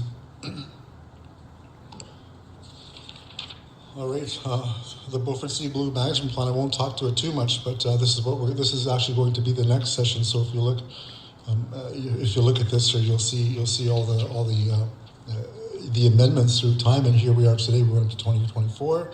So the latest edition is coming up next. I will skip this one for. Oops. Wow, there's a lot of work here today. Okay, do I have the right slides here? I wonder. So we're going to talk about the Beluga Harvest Monitoring Program. I won't read the text there, but I'm just going to give you a short from my notes here. The Beluga Monitoring Program is another tool that the FGMC uses to address some of our responsibilities with respect to beluga whales. Monitoring of harvest belugas and ISR has occurred since the 1970s, and FGMC assumed responsibility of this program in 1987 after the implementation of the IFA. And also the next slide here is pretty important and pretty key here. It kind of gives you so 1973 to 75, the first formal harvest monitoring program, the Hunt in 1979, Fisheries and Marine Service, the Government of Canada. And we move on to 1977 to 1982, the monitoring program sponsored by oil and gas industry. From 1981 to 1986, the DFO-led monitoring program standardized to include measurements, sex determination, biological samples taken from beluga whales. And from 1987 to present, the FGMC led the monitoring program. Primary goals to assess the health of the beluga whales and record subsistence harvest from the region. Various additions and changes to the program over the years together is one of the longest running data sets of beluga population in the world. And when we talk about the Central Arctic Ocean Fisheries Agreement, which is right adjacent waters to the ISR, we always claim that our land claims goes into the CAO. So we're hoping that our model of co-management with Canada can reflect the international waters. So it will be a real win for us as a people. All different types of information that the program collects. You can take a look at this. I won't read through them all, but just kind of give you a visual of what we're going to talk about. And a lot of them has been spoken about during the presentations this week, and looking forward to what's coming out of all of this as we move ahead. All right, carrying on. The goals of the program are to collect subsistence harvest data, assess the health of whales, and inform discussions on the sustainability of the harvest. Apparently, we are the most sustainable beluga population in the world, according to even some outside expertise. The program also runs in cooperation with the expanded DFO Beluga Health Program on Hendrickson Island, which I mentioned at the openings that, let's not get those two programs misinterpreted or mixed up, because one sort of feeds the other, and they kind of work together to ensure that there's consistency in both programs. So the DFO team supports the FGMC program with providing sampling kits and protocols, developing training tools, and support with training beluga monitors, which is very key. Sample inventory, shipping, processing, and analysis, additional metrics to study population status and beluga health. General coordination supports with the HTCs, which is a big job. Whether it's one or two, we're looking at 6 HTCs where we're trying to ensure that there's consistency in the samples, so that we have consistency all across the board. So coordinate, that's a big effort, and FGMC and DFO seem to do it well together. Yesterday you heard about NCP funding, for a second beluga monitor, at Hendrickson Island. We talked, I know during the HCC president's meeting that we had in October was that, the walking, I guess the marching orders we got was that to expand the beluga harvest program. So we are working our best to ensure that we can move it into August as well because of the warm temperatures in July. But we have a lot of work to do. Be patient with us. We're trying our best before the beluga season starts, but it takes a coordinated effort. Like I said, we can't just decide to do it and say, here you go, DFO. So we're working with DFO to in fact, expand it. And as soon as we hear, we will ensure that we are doing the right steps, but we are doing it respectfully and due process to ensure that we're not stepping out of our lane. So the current, future, and management issues, these were all mentioned earlier. You know, many of these will be discussed further throughout the day. So these are some of the topics we'll talk about this morning and this afternoon, before and after lunch. So I will save that for later. And also, these are our partners, and this is the FGMC. You know, some familiar faces, and you know, we have two new members, Brian Ferguson and Sen Wang, who really develop you know, a rapport with our board, our staff, and our co-management partners. So we seem to have a really good combination. I feel like it's the best time of our lives right now in the work that we can do, especially with the way that things are going on in the world. So there was a Q&A session to be held, but I think why don't we wait till after we have our experts sitting up here talking about the Beluga Management Plan. I'd like to move to that next, if that is okay. I just want to say thanks, and you know, as we said, as FGMC, we're pretty grateful of all the collaboration, coordination all over, not just within the board, but also. So we'll move on to the next session here. It's a presentation of the Beluga Management Plan, the history and evolution of Beluga management in the ISR. You know, question and answer with Jerry Glengasek and Richard Binder, who've worked, a couple of years probably in making amendments to this Beluga Management Plan. So what I will do right now is I'll give the floor to whichever Richard and Jerry wants to take it first, and we'll go from there. So welcome both of you. Thanks, Herb. Good morning. Glad to see everybody still awake.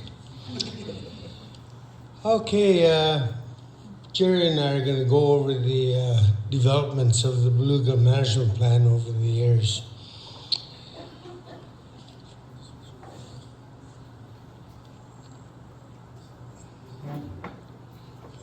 Yeah, we might as well go on to the second. Okay, I'll tell you when and if you touch that button. Okay, basically, you've heard everything about the FGMC and the JS and the various co-management arrangements. Well, the FGMC was charged with the management of beluga whales, and over time they decided to create a plan to support the Inuvialuit and their harvesting of beluga whales, as well as provide a guide for decision makers when considering regulations and developments within the Beaufort Sea. The goals of the plan were designed to align with the three goals of the Inuvialuit Final Agreement. Next slide.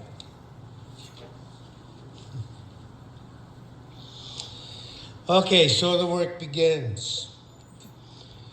The Beaufort Sea Management Strategy process started in 1987. The area of concern was the Delta. A lot of things happening in the Delta and near shore, lots of oil and gas activities, onshore and in the shallow waters. Platforms were built called artificial islands to support drilling operations out in the shallow waters of the Beaufort Sea. This resulted in a lot of marine stressors that could have negative impacts on beluga and or its habitat.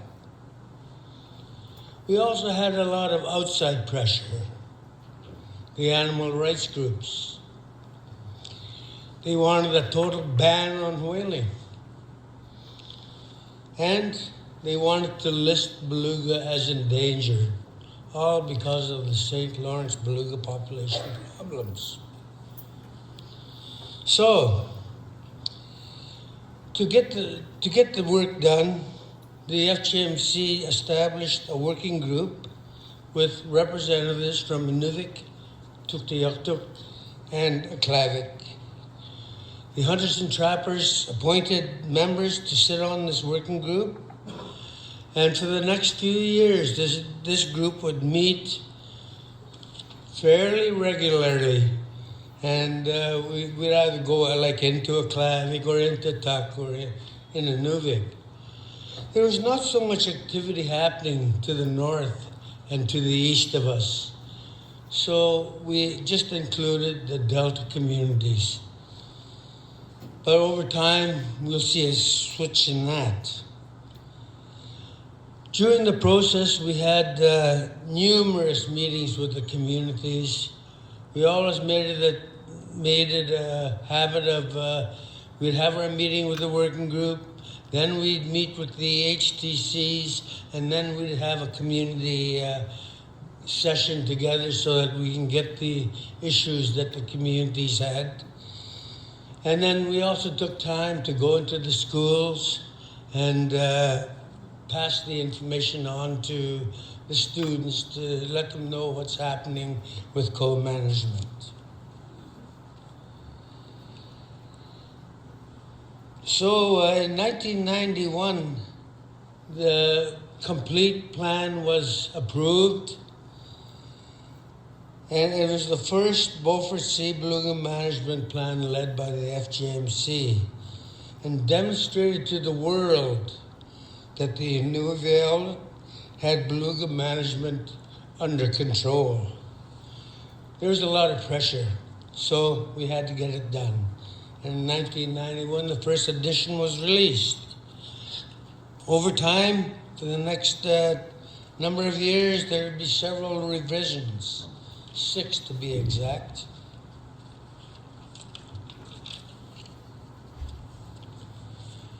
So, I just wanted to mention some milestones that happened. In 1997, next slide, are we there? In 1997, the Canada Oceans Act led to the establishment of the TNNPA, Tarium Nerutite Marine Protected Area. I hope I said that right. Don't ask me to say the other one east of us.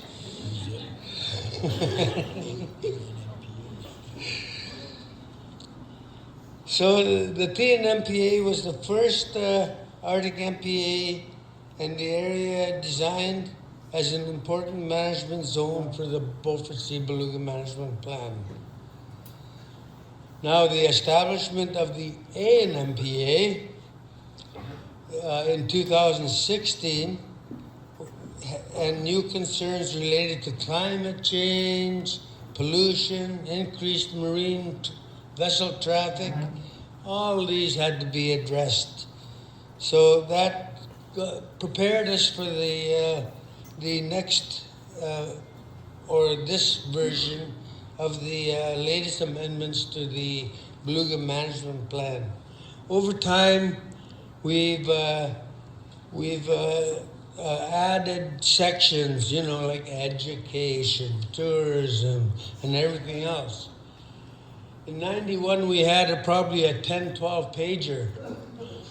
Today's edition is 60 pages long.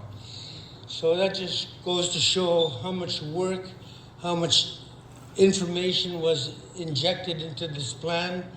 Because as time went on, we had more information, we had harvest data, we had concerns raised by the community, so we kept adding to the file. And now we are going to release, and Jerry will talk about this 6th edition of the Beluga Management Plan. Thanks.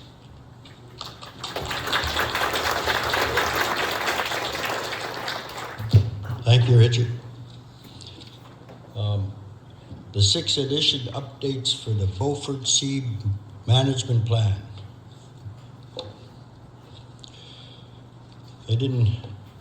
Where's it? Do that slide. In here, You have a letter from FJMC Chair and the dedications. I always like to read the dedications. You got Alec Avigana from Inuvik, Billy Day, everybody knows Billy Day. Don H. Dowler was Canada member. Nelson Green, Bob Bell, Joe Airy Sr., Lalu and Hugh Rogers, David Kuptana, David Rubin, Frank Pokiak, and you got some preface of Hank telling his first hunt and Jody Alisiak. This Beluga Beaufort Sea Beluga Management Plan. It's based on our 3 principles of IFA. I know Richard mentioned it, but I always like to. There wouldn't be no FJMC if there wasn't these following the IFA. The basic goals expressed by the Inuvialuit and recognized by Canada. A is to preserve the Inuvialuit culture, identity, and values within a changing northern society. So we're doing that all the time. To enable Inuvialuit to be equal, meaningful participation in the northern and national economy and society. Well, working with science and TK, we're doing that. To protect and preserve the Arctic wildlife, environment, and the biological productivity. We got lots of information on that on beluga whales since 1970. The goals of the Beaufort Sea Beluga Management Plan. Number 1 is to maintain a thriving population of belugas in the Beaufort Sea. 2, to provide an optimum, sustainable harvest of belugas by the Inuvialuit. 3, to create opportunities for the Inuvialuit through non-disruptive activities. Sounds like our harpoon tagging pilot. 4, to promote beluga harvesting and consumption of beluga by the Inuvialuit beneficiaries.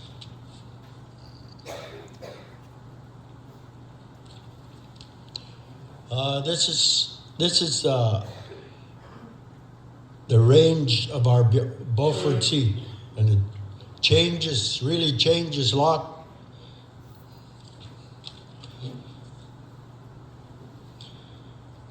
This new range map includes winter, summer, and migration routes.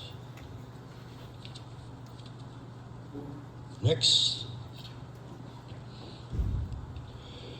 The stock status section in previous versions of a plan only considered scientific information, but the 2024 iteration made an effort to mobilize and include Inuvialuit and harvest input on the status of the stock, along with science knowledge on the same topic.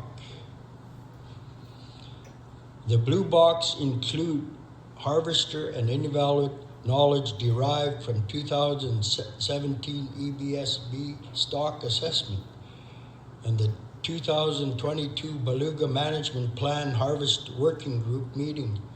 The green box included findings from various scientific research programs, which are often also informed by IK and community priorities. You guys can read this out. You don't need me to read it out. That's one.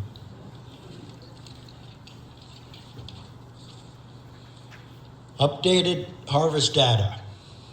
The graph on the left side shows struck and lost numbers which are going down, and the overall harvests are also going down.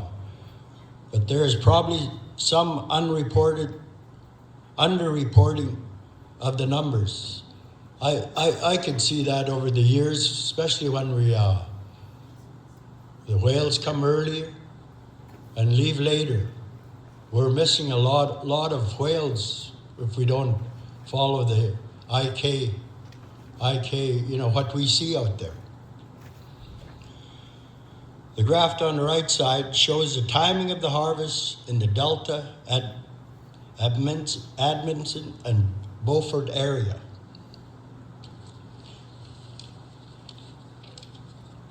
Next slide. This one is our Hunters and Trappers Committee updated beluga hunting bylaws. Each Hunters and Trappers Committee chooses to update their beluga hunting bylaws. Pamphlets are available here. They're basically all the same, but it tells us what kind of. We have to use a 30 caliber, which most of us probably use 270. And we have to harpoon first. This pamphlet has brought the struck and loss right down when they made that. Next slide. The Hunters and Trappers recommended new areas to include in the management zone. Buffer zones around the TNMPA. Harvesting doesn't just happen in the TNMPA. Extensions of the core harvesting area from the TNMP out to McKinley Bay along the Tuck Peninsula. Extension of important habitat area from Shingle Point out to Herschel Island on the west side. The ANMP added the common harvesting area added to the southern shores of Banks Island. Important habitat area along the north side of Victoria Island. The far one is the old management zone. This is the new management zone now. We all know that before there's the whales, they're just mainly due to the ice, mainly in only certain communities.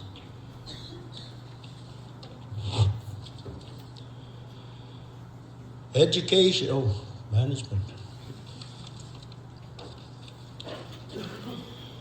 Zone guidelines added to consider the marine vessel traffic and wastewater, including cruise ships, consist with the IRC Cruise Ship Management Plan. Guidelines from previous editions maintained include the consideration of oil and gas activities, mining and hydroelectric projects, shipping, port development, commercial fishing, consultation with HTC and FJMC and IRC. With that Herb going to Central Arctic Ocean fishing, we really need him out there because the world wants our fish. Next one. This section is to focus on global awareness of whale harvesting and management. In the 2024 edition, the focus has shifted to local education and awareness, encouraging transfer of knowledge and cultural practice to the younger generation. Section Education and Public Awareness section adjusted to focus on the transfer of knowledge and cultural practice to the younger generation, encourage efforts such as school visits with knowledge holders during community tours, creation of information pamphlets on beluga harvesting and muck duck preparation, including content especially targeted to the youth, practical training and support for younger hunters and people without equipment or means to go hunting, inclusive of traditional pursuits to the school curriculum, including beluga, hunting and observation of beluga and their environment, knowledge of mobilizing forums such as Beluga Summits, inclusion of elders and youth during co-management meetings with translation service available, and establish and resource to support an ongoing beluga management working group. Tourism guidelines. Local scale tourism is a topic that wasn't addressed in the plan, but should be worked on with each Hunters and Trappers Committee. It is noted that most harvesters do not support or encourage having tourists in the area or on the water during active hunting times. Tourism guidelines added specifically guidelines for cruise ship operation in the ISR. Added clear expectations for tourism operators to work with HTCs prior to AISC screening and license applications for GNWT ITI. The development of a local scale beluga tourism guideline remains an outstanding need. Tourism operations should not interfere with harvesting.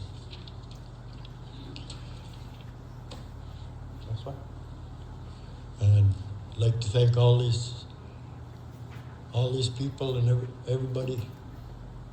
Thank you very much. Thank you, Jerry and Richard. Like I said, we wouldn't be able to update our management plans to ensure they're reflective of today without the experts that we have, and also many partners with all the HTCs. I'm thinking, for the sake of time, do we want to move on to the next one, and then we could have a question period with everybody as a panel? Is that okay with you guys? Mm-hmm. Okay, you can sit here or whatever, or wherever you want to, and then we'll move on to the next one. I want to say thanks. Like I said, these two are, our FGMC team. We're a bunch of heavy hitters when it comes to understanding. We really need to understand our co-management partners. In our case, it's federal regulations, DFO, other departments, and these two have been through. They put it through the test of time, and what they really do for us as FGMC is ensure that there's accountability and transparency on both sides, and that's the most important thing as we move ahead, so that we are, in fact, taking the proper process when it comes to development. Anything else before we move on to the next one? Okay, we'll have questions and answers. I want to say thank you both for your presentation.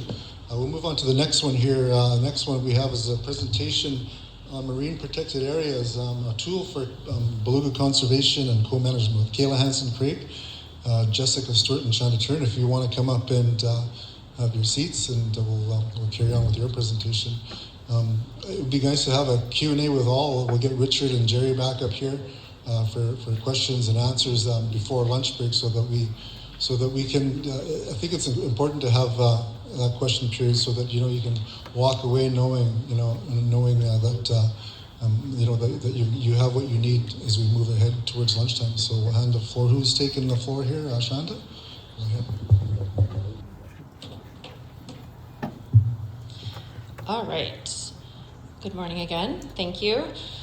So I am Shanda Turner. I think I've introduced myself a couple of times. I work for DFO with Marine Planning and Conservation, which is the part of DFO that's responsible for the MPAs, the Marine Protected Areas. So I'm going to go through kind of the boring stuff, just about how MPAs actually exist, what regulations there are, where they come from. So as already mentioned by Richard and Jerry, and I think Herb too, the Oceans Act was passed in 1997, which is where the opportunity to create marine protected areas comes from. And so it's just one part of the Oceans Act is to do MPAs, but that's all I'll be talking about today. Two things going on here. Okay, so the next couple slides are just some of the details of what it says in the Act to afford the creation of MPAs. So essentially this section just says it has to be within waters that Canada is, responsible for and has authority over. And then there's sort of a list of reasons why MPAs might exist. So often they are for the protection of commercial fisheries. There's also a lot are established for endangered species, unique habitats, etc. You can kind of see all the other ones up there. And this one just says that basically regulations about MPAs can include the fact that they exist, where they exist, so the very legal designation of where those lines are, and then what's prohibited within those MPAs, and basically anything else to do with sort of how an MPA needs to be legally designated. So in the ISR, I think we're well aware now after those last couple of presentations, there's two MPAs, the Dagenham-Negudite MPA and the ANMPA, which I can't pronounce anywhere near as not good but badly as I did the TNMPA. So each one of those has conservation objectives. The TNMPA one is very, very broad. It's essentially beluga whales and all other marine species and their habitat, so everything.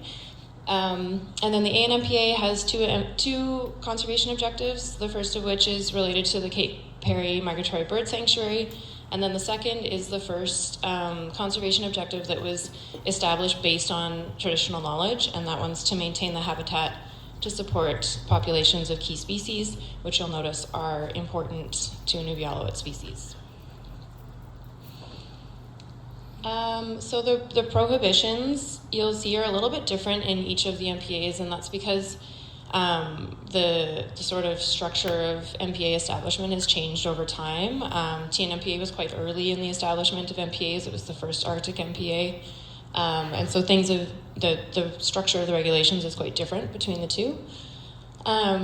So you'll see they both speak to prohibitions of any activities that disturb, damage, or destroy from the MPA any living marine organism or part of the habitat that is likely to result in the damage, destruction, or destroying. Obviously, that does not include subsistence harvest. That is not something that's prohibited by these regulations, but it's talking about other ways. The TNMPA does also speak to depositing, discharging, and dumping. You'll notice that the ANMPA doesn't. Again, so there's just some differences between those regulations. There's also differences in the exceptions. So within the TNMPA, all of the exceptions have like a lot of wording around how, sure, you can do this, but it has to be, approved by the government, gone through the proper processes, if there's licenses required, etc. So within the TNMPA, there is fishing, dredging, scientific activities. There is the allowance for geophysical operations and exploratory drilling, because there are a couple of SDLs within special management zones, they're called, of the TNMPA in the Okibik region. Oil and gas pipelines, and then both the MPAs you'll see have that last one, which is the any kind of safety or emergency or national security activities for any of those kinds of things are allowed in both MPAs. And so within the ANMPA, you'll see there are similar exceptions. There's a little more detail on each one of these in the ANMPA regulations, but you'll see there are less activities on this list. So another difference between the two is the ANMPA has activity plans, which is a standard that's now applied to all new MPAs, and is something that the TNMPA is also working towards. And so this is for any activities, oops, I forgot to change your slide, sorry, that include scientific research, monitoring, educational activities, and commercial marine tourism. So basically there's a process of anyone who wants to do any of these activities filling out this plan that includes a lot of, specifics, who's doing it, where are you going, what are you doing, etc. And those go to the ANMPA working group and to WAMPA steering committee to be reviewed. And then if they are approved, they go up to the minister who does the official sign off, and then that goes back out to these researchers. There is also the requirement for any of the results of this to be shared back directly to DFO, but also within the ANMPA working group and WAMPA steering committee, there has to be results shared back too. This is one that people talk about a lot, enforcement. So in terms of MPAs, DFOs, conservation and protection officers, are responsible for essentially compliance and with those MPA regulations. So the ways that they do this, they do AIS monitoring, which is also something that's done locally in the region through your EMSA program. There's also air surveillance patrols in the summer. There's sometimes 2 or 3 of those. And then they do have the opportunity to be in collaboration with other federal agencies who might have a boat available or some sort of vessel available for a quicker response, because there are no fisheries officers here in Inuvik from DFO, but they are able to collaborate with other agencies to potentially get out to something that gets reported with those other agencies through the federal government. They're looking at another way basically for ships that don't have AISs, but to be able to track them. I think it's something to do with satellite imagery, but I'm not really sure.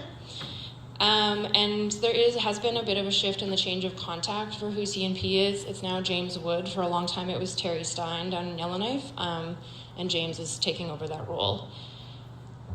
So some other contact information, I guess, and you should have a poster of this in your HTCs. We can resend that if you don't have it. But it just says and reminds everyone that you can and should please report anything that you see to be an infraction in the MPA. The CNP officers have asked for as much information as possible, so including photos, where and what you saw, etc. So you can give a call straight to Yellowknife. If you want to talk to someone in Inuvik, you can call us, but we will just be transferring that information down to Yellowknife. Okay, I'm almost done here. The NOTMAR I just wanted to touch on as something that has been co-developed by a lot of people in the room and is published by the Canadian Coast Guard. So that's something, and that includes, you'll see those the lines on that map line up with the zones within the Beluga Management Plan. And finally, these last few slides, I won't really go through. I'll just say that there's a lot of other legislation that is applicable to issues we see happening around beluga and the MPAs.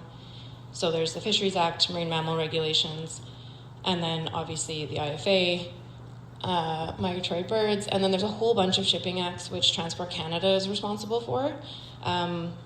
So just to flag that there is other regulations outside the Oceans Act that apply to activities in and around the MPAs. That's all.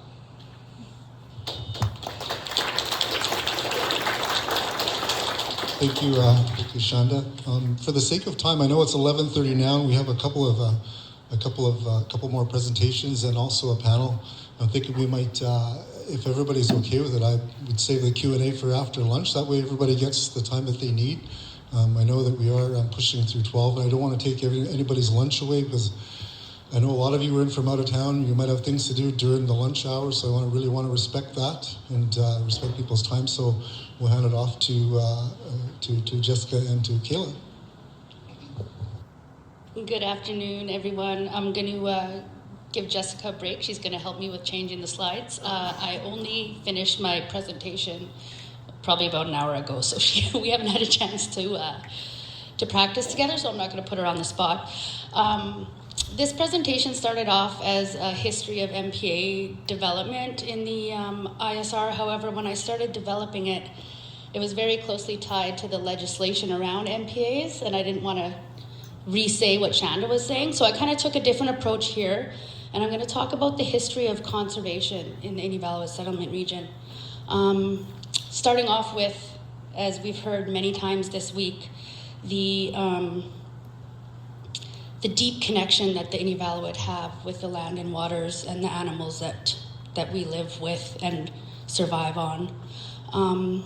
This map was taken from the Inuvialuit Living History website and was a depiction of the Inuvialuit, what they called Inuvialuit territory back in 1860, I think it was. So very much tied to the coastal areas of what is now the Inuvialuit settlement region. And these pictures were taken from the Inuvialuit Digital Library, showing the historic harvesting events that took part in the ocean. So the Inuvialuit, as many of us know, experienced an era of very rapid changes, starting off in the 1800s with the Arctic expeditions and explorers, commercial whalers, the fur trade, missionaries, and then finally the oil and gas boom in the 1970s. Yeah, you gotta click it again. Oh.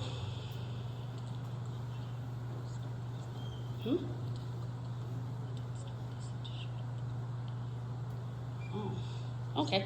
Sorry, I guess we're having some technical difficulties. So there are a few. No, I'm not. It's not. She's got it. Sorry, guys.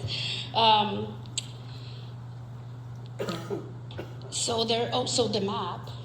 So back to the 1970s, there was the map.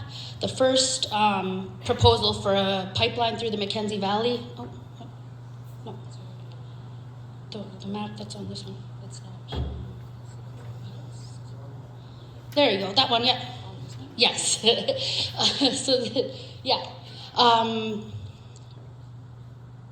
Yes, sorry.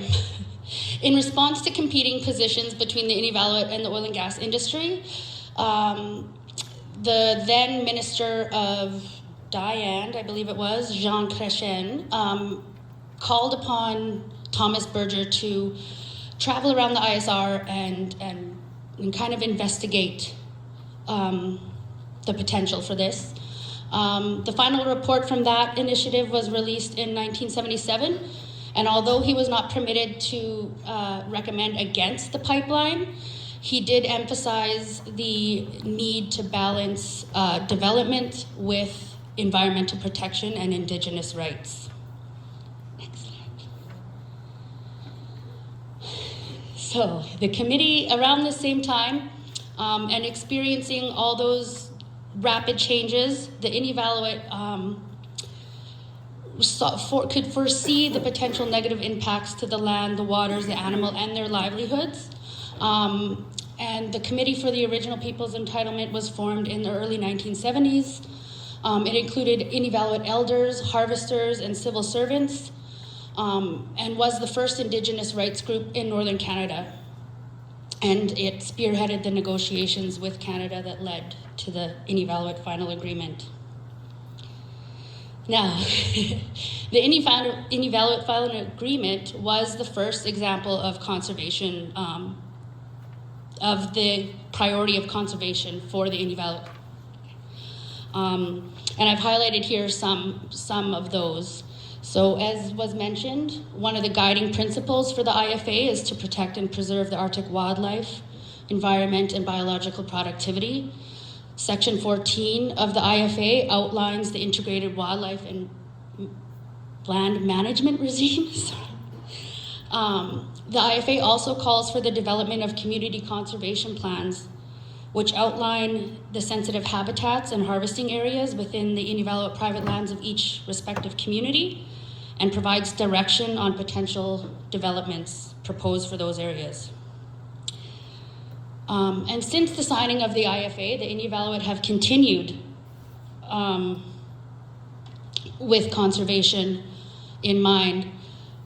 As we've also heard, the Inuvialuit Inupiat Beluga Whale Agreement recognizes the importance of eastern Wilfrid Sea beluga to both the Inuvialuit and Inupiat, and identifies the shared goal of preserving the beluga for use by future generations.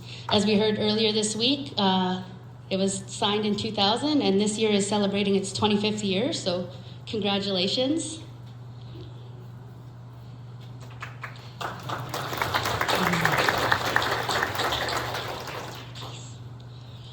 And we've also heard a lot about the beluga management plan, so I'm not going to speak to it too much. But I just wanted to highlight this map, which was from the first plan established back in 1991, which identifies the 3 areas of importance for beluga harvesting in the Mackenzie Delta, and were then transferred into, or additional protections were provided through the MPA legislation. So, the evolution of marine conservation in the ISR. As Shanda mentioned, the Ocean Act was finalized in 1996 and outlines the government's commitment to conserving Canada's marine biological productivity and diversity, and the commitment to establish the large ocean management areas in the 3 oceans that border Canada. the Beaufort Sea Partnership and the Beaufort Sea Integrated Marine Planning Initiative focused on conservation and sustainable and responsible use of the ocean space and marine resources. And then following the establishment of the Oceans Act, there was the Health of the Oceans, which was a funding initiative that provided funding for the establishment of 6 new MPAs in Canada. So the FGMC, the Game Council, and the IRC saw this opportunity to work with DFO towards the establishment of a new MPA in the Beaufort Sea Large Ocean Management Area and struck the Site Selection Advisory Committee. And the Site Selection Advisory Committees were responsible for collaborating on the identification, evaluation, and recommendation of candidate MPAs to the Government of Canada. Which brings us to the TNMPA. I think, as FJMC mentioned, it made sense to provide that additional protection to these important subsistence harvesting and beluga areas. So the TNMPA was announced in August of 2010, as Shanda mentioned, is Canada's first Arctic MPA, and is there to protect and conserve the beluga whales and other marine species.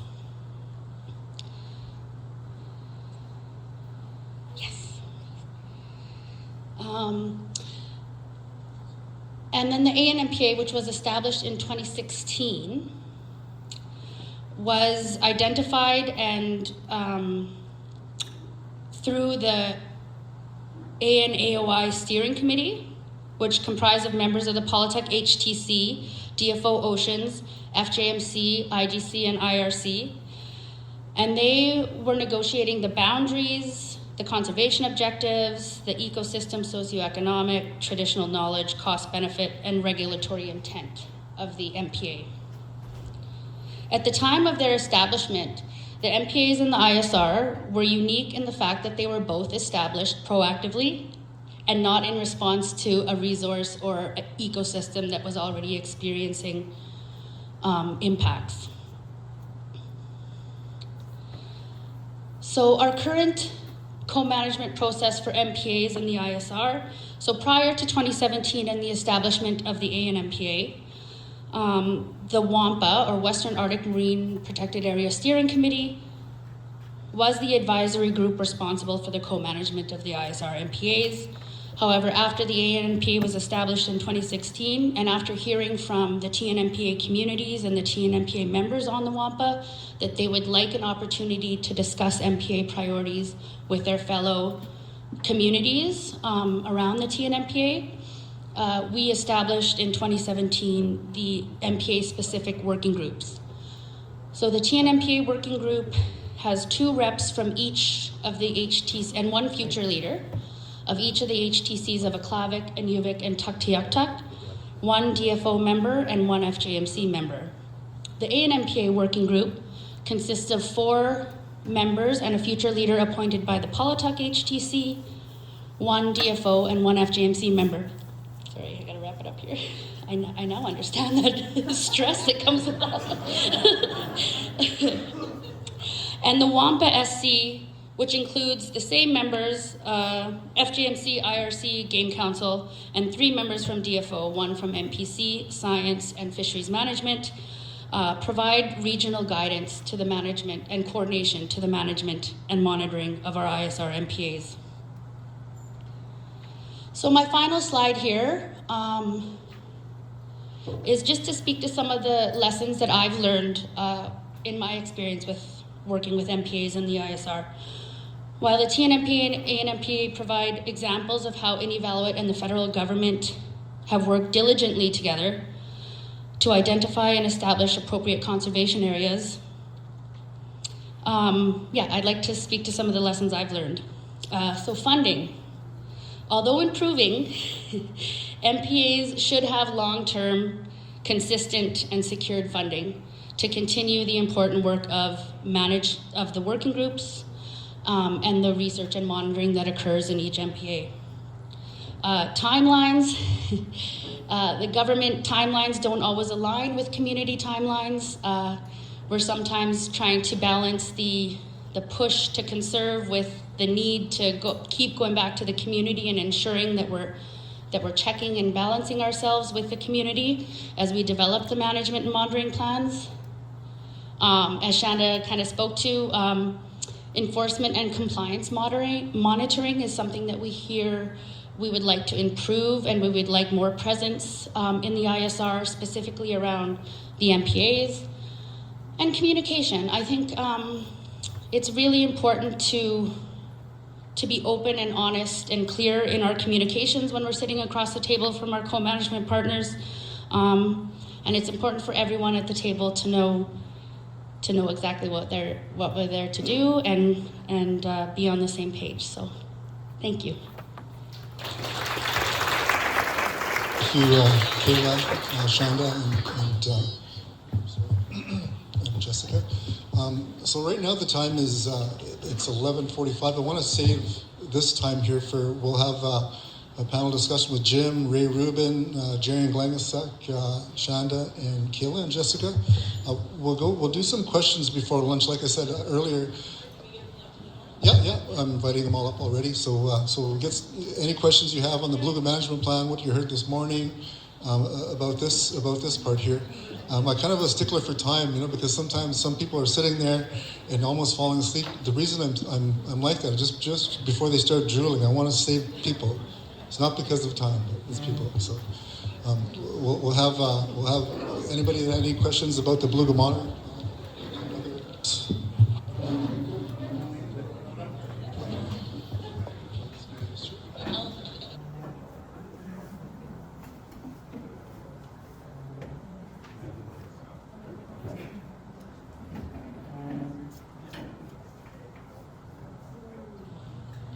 All right.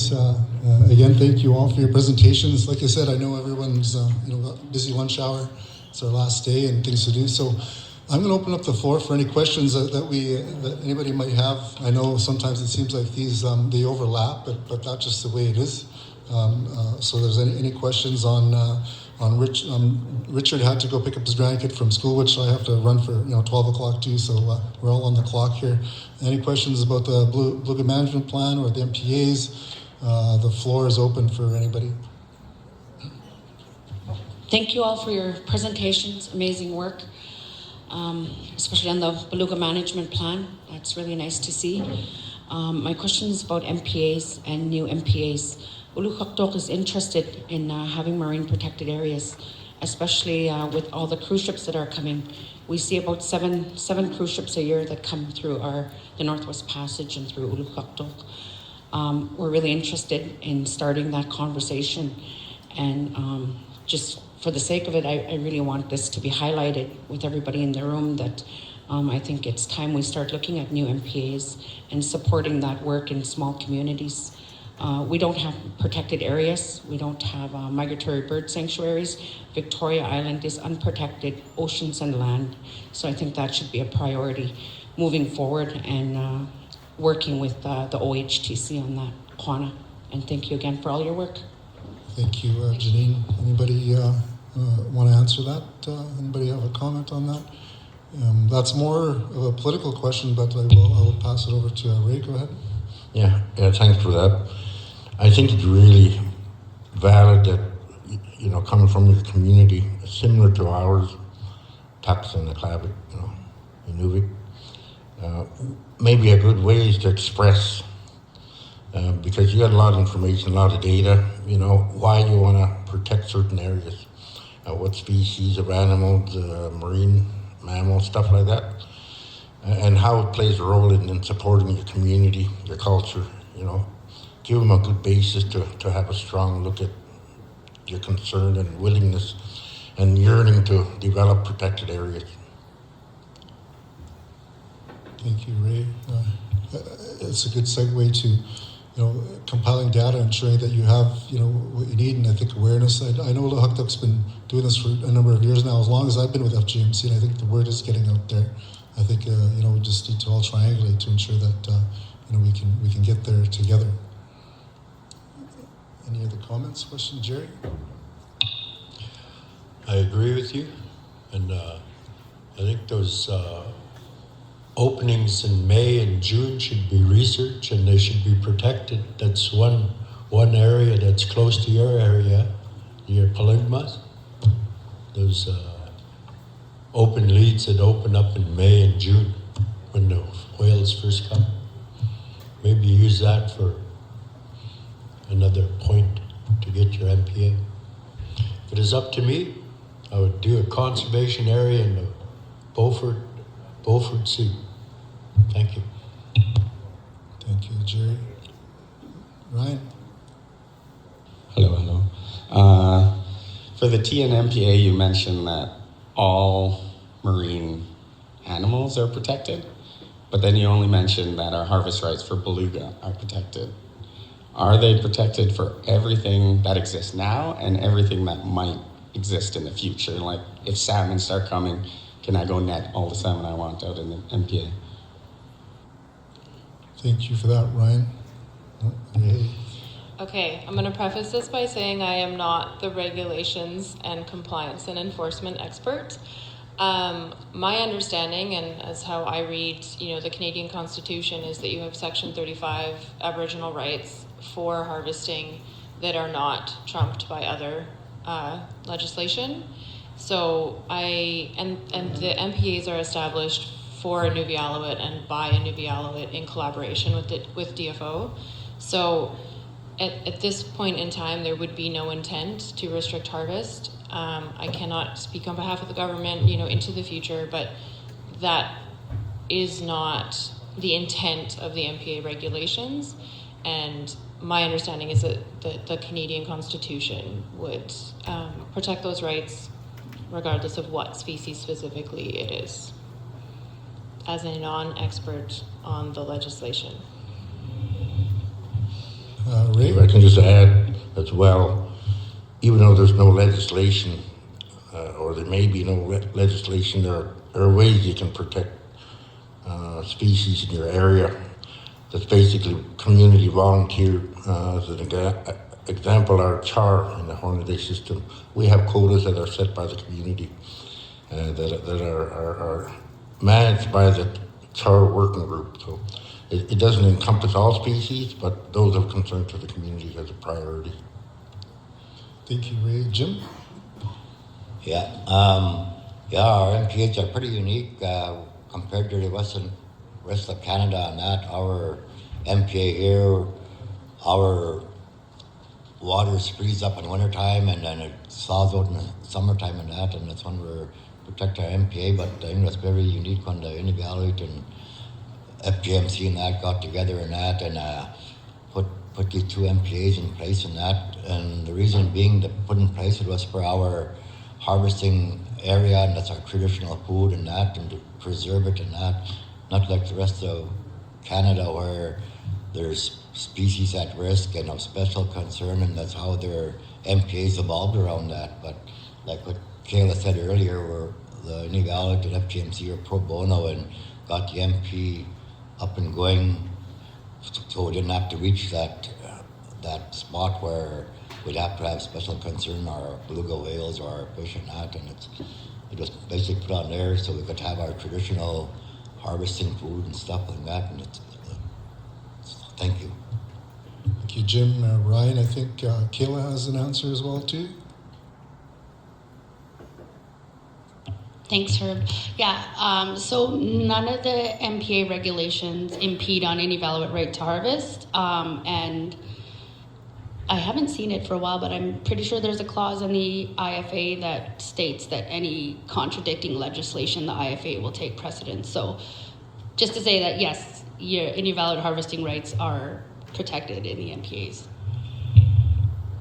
I agree with that. Ryan, oh my God, just like the voice, when all the chairs turn, it's like that was a really good question. Thank you, Ryan. And I believe our IFA takes precedence over, and it's Canada's right just as much as it is ours to implement the IFA. So I believe that's the case. Any other questions?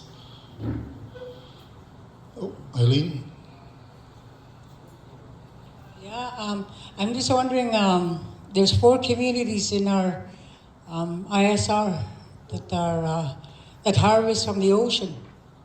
I'm just wondering how come Ulahoktok and Sax Harbor don't have their own MPAs? I mean, they live off the ocean too. Thank you. Thank you, Eileen. From what I could probably answer is, when during my time with DFO as a senior manager, we would come to the meetings here, and I think there's not just with DFO, but there's other things that need to be sorted out with other federal departments of Canada before we get there. So I think that needs to be sorted out. And one of the things were to ensure that these existing MPAs were properly funded. And a few years ago, the funding increased, and now is it enough? I don't know, but I think that's a question we need to. One of the outcomes, out of this should be like, well, what's next for us? Why, how can we help those two outlying communities, get there? It takes everybody to get there, and it takes people with experience with existing MPAs to help move ahead. So I think that's a really good question, a good takeaway from this, Eileen. I don't know if anybody wants to answer that, but I sort of asked by earlier, but good question, Eileen. Ray, go ahead. Just to add a few thoughts to that. You're right. I believe they also have areas to protect, and they have areas in mind. I know of. One of the things I want to do just quickly to establish maybe why that should be done. We have a need to subsist. Most of our communities were developed because of what was around us. We're able to be self-sufficient in terms of the areas we live in and what we subsist out of. I just wanted to quickly introduce Benny again, one of our newest members to the ANMPA. His background gives a lot of help to our group, being an experienced harvester both on the land and the waters. He comes from good mentorship through his father Tony, and he continues the legacy of Tony pretty much in our group, and that's what we need. And just quickly, if I may, Chair, for the benefit of those that, especially in our area, that want to develop protected areas, is we were lucky enough to be able to establish ours based around our traditional and cultural lifestyle. Activities, planning, everything around it is based on our culture and historical use in that area. So it's in the IFA already, yes, but through this Oceans Act development of the MPAs, we emphasize that we wanted to be based around our culture and our traditional use. In that way, it made it kind of unique how it was developed. And today, I know we had a couple of questions that we were posed with, and I'm not going to go there until they're asked, but today we want to maintain that relationship, of course, as a co-management system, but the thing is that we want to maintain that it's community-led. Thank you, Ray. I think Stan has a question. Thank you. Very good from the panel. You're all knowledgeable about ANMPA. I sit on the TNMPA. I sit on the ANMPA on behalf of FJMC. And my question is more of a comment to Janine. You may not have an NPA, but you have all the power and ability to propose programs that can monitor any kind of wildlife or marine mammal that you have in your area. And maybe those can be a standard for what, in the future you have, if you're planning an MPA and have no opposition from anyone, any other organizations, parent company or not, when you make those proposals, it's going to have an impact. So it will back up any kind of conservation issues you have with your animals, whether it be beluga or bearded seals or waterfowl or something. So if you can propose any kind of programs that monitor in your area, and maybe that might give a basis for establishing something in the future. And I wish that they had selected each community in that time frame when they first started doing it from 2010 to 2017 that would include all of the ISR communities, because we do not get enough programming from Sax or Olahuktuk, and that may not be because of capacity issues or something. And Politic gets a lot of programming, Tuk gets a lot of programming, Klavik and Inuvik. Comparably to Sax and Inuvik or Olahuktuk, there's really not many. So I would encourage you to propose, through your HTCs, propose more programming that would be long lasting. It could be like the charm monitoring seal programs that have been effective already, and use those as a basis for your MPA if you ever want to do it, or any kind of conservation area or zone that you might want. That is just my comment. And thank you for all of you on ANMPA, TNMPA for everything you've always done, and co-management is everybody works together, so thank you. Thank you, Stan. We have one more. We'll take one more question before the lunch break. Go ahead, Dennis. John, for Janine, what triggered the MPAs was development. It's oil and gas development. And now you're getting tourists. We had problems with tourists on the west side. And cruise ships, on the west side, and they paid peanuts for compensation. And you hear from Olahuktuk, there's cruise ships that landed. That should be enough for an MPA. Us in the Delta, what triggered the MPA was the oil and gas development.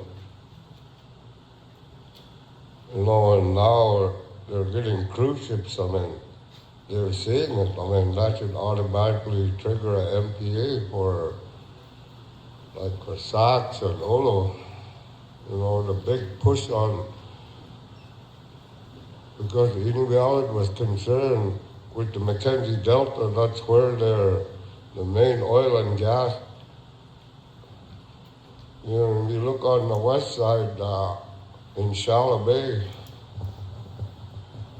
when they were establishing the MPA, we were talking about noise pollution. And right beside Shallow Bay, that's where they wanted to build a facility. For individual argument for Sax and Olahuktuk. Tourism, it's same as development. That's what you could use to trigger it on a call. Thank you, Dennis. Jim? Yeah, just wanted to say, the TNMPA, I'll speak to the TNMPA, still basically a work in progress. It's been, like you saw on the board there, it'll be 15 years in August of the TNMPA being created and that, and then on that thing, and like what Caleb proposed there, where the funding expires pretty soon and stuff, they'll for more funding, so we know the MPA is not going to go away and stuff like that, and then it's still work in progress, how we can get that long-term funding and that, so we don't have to know where the next dollar coming from and the next when the planning is coming up. And with our MPA, we still, a lot of stuff in the MPA is voluntary and stuff, and there's really no enforcement or restrictions in that. We're very limited to enforcement officers in our region and that, and not like when you're down south or a different MPA where they have a species at risk or special concern and that, you'll have very quick, they could establish guidelines and stuff like that for a special animal or marine mammal at risk there, or evasive, not evasive, but a special concern species like the whales and that, and then action gets done pretty quick. But ours right now, we don't have any of that right now, so when we're trying to change stuff, it takes a lot longer in the federal department. Just wanted to say that too. Thank you. Thank you. We'll give Ray and give the last comment to Jerry. Go ahead, Ray. Sorry, just quickly for the benefit of Canada and all of you. The ANMPA is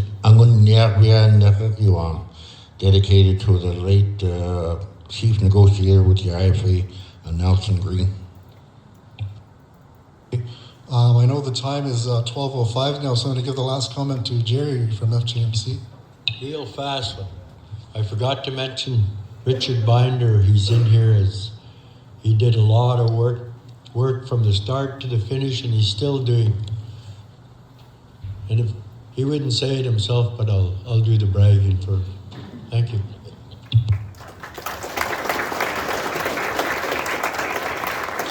Well, thank you all, and thanks for the panel. Sorry, this morning, we don't push FGMC into one day. We don't have a full day for everybody.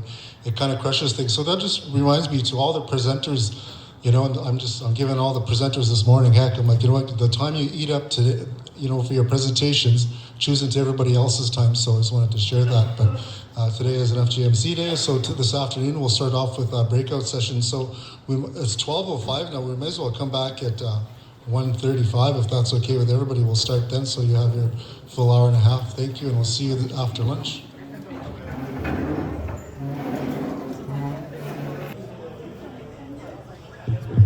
All right, everybody, welcome back. We have a few more hours left, and this is when we bring it all together. Before we move on to the next session, I just wanted to remind all of the community members that are on the charter for tomorrow morning that the shuttle is going to pick you up starting at 7:15 at the hotel. Okay, so just be ready to get into the shuttle at 7:15 tomorrow morning. It'll bring you all to the airport. It'll be departing at 8:30 in the morning. Okay, and then before we head on to the next item, and we see it actually up there on the screen, is the artwork that is on the back of all the hoodies. And we happen to have the artist sitting right here on the panel, Jerry Glangasak. I just really want to recognize Jerry. He provided artwork for the first summit, and he did it again for us this time around. I wanted to have the actual piece here, but he already gave it away to his kids. So I tried, but thank you, Jerry. So for this next item, we have a presentation from FJMC and DFO on Bring It All Together, the integration of a new Violet knowledge and science for co-management. We have Herb and Jerry from FJMC, and we have Bobby Joe from DFO. Welcome, Bobby Joe. All right, I'll let you guys take it on. All right, thank you. Thanks, everybody. Hope you had a good lunch, and hope you did what you need to do. I know how important it is, especially when you have to fly home tomorrow. As you see on this slide here, we have, we have a co-management system that we've been working around over the last few days, and this presentation here is called Bringing It All Together, the integration of invalid knowledge and science for co-management, which provides, between the three of us, our organizations, we provide advice to our co-management partners, and also it's FGMC's job to provide advice to the DFO minister on all matters in ISR. So I'm just going to read out a couple of definitions here. If you could move to the next slide. I don't know who has the slide deck, but thank you, Lauren, as always. Science, the definition of science is the systematic study of structure and behavior of the physical world through observation, experimentation, and the testing of theories against evidence. Key emphasis is on the systematic process and including testing of theories to learn them. Invalid knowledge, the definition is invalid knowledge that has been developed from the reflects of invalid culture, values, history, and social systems, relationships to the land and language. And it's dynamic, it's not easy to define, compatible with Western science at times, but indigenous knowledge systems are unique to every aspect. For us, in this room here, we're talking about the marine environment. We're talking about many, multiple species that we monitor. In this case, we're talking about beluga whales and sometimes the prey. species as well too, which can lead to really good indicators of their patterns, feeding, tracks, and all of that. So here we are moving ahead with this, and I think our knowledge is very, very reflective of the good work and the good outcomes for Inuvialuit as a whole, and actually leading in the country and around the world. So with that being said, I'll pass it over to Jerry. Inuvialuit knowledge. Before the American whalers came, commercial whaling came, there's a IRC's got a pamphlet of how they hunted at kitty and kookbuck. They would use kayaks and umiaks, go behind the whales and drive them into the shallows and kill them when they're stuck, and then fill their lungs up and plug it and paddle it back home. They got large numbers when they did that. That was and then when the commercial whaling came, we had access to sailboats and schooners. You see pictures of Only Way. Got 3. He's still hunting whales, but he's got 3 tied to the front. And schooners made it a lot more, they could hunt a lot more places than just like Kitty and Kookbuck, and Kendall Island used them lots. And then today, individual hunters, families hunting. But we kind of use the same method as the sailboats and schooners. We use harpoon them, and chase a buoy and shoot them. But using that, the tagging harpoon pilot project is a real good example of TK and science using the harpoon as for work for science. It's the same harpoon, but except it's metal. And the other places where they hunted when I was a kid, we stayed in Bar 2, and they had, I think it's Running River, correct me if I'm wrong, Manny. They had that camp was bigger than Chingo, but when a Bennett Dam got put in BC, it got shallow there and you couldn't get into there. Just some examples of TK. Thank you. Thank you, Jerry. Maybe we can move to the next slide. Science and Inuvialuit knowledge. Science is systematic study of structure and behavior of the physical world through observation, experimentation, and the testing of theories against evidence. Inuvialuit knowledge that has been developed from reflects Inuvialuit culture, value, history, social system, relations to the land and language. Dynamics is not easy to define compatible with Western science. The big question, how to integrate Inuvialuit knowledge and science for co-management.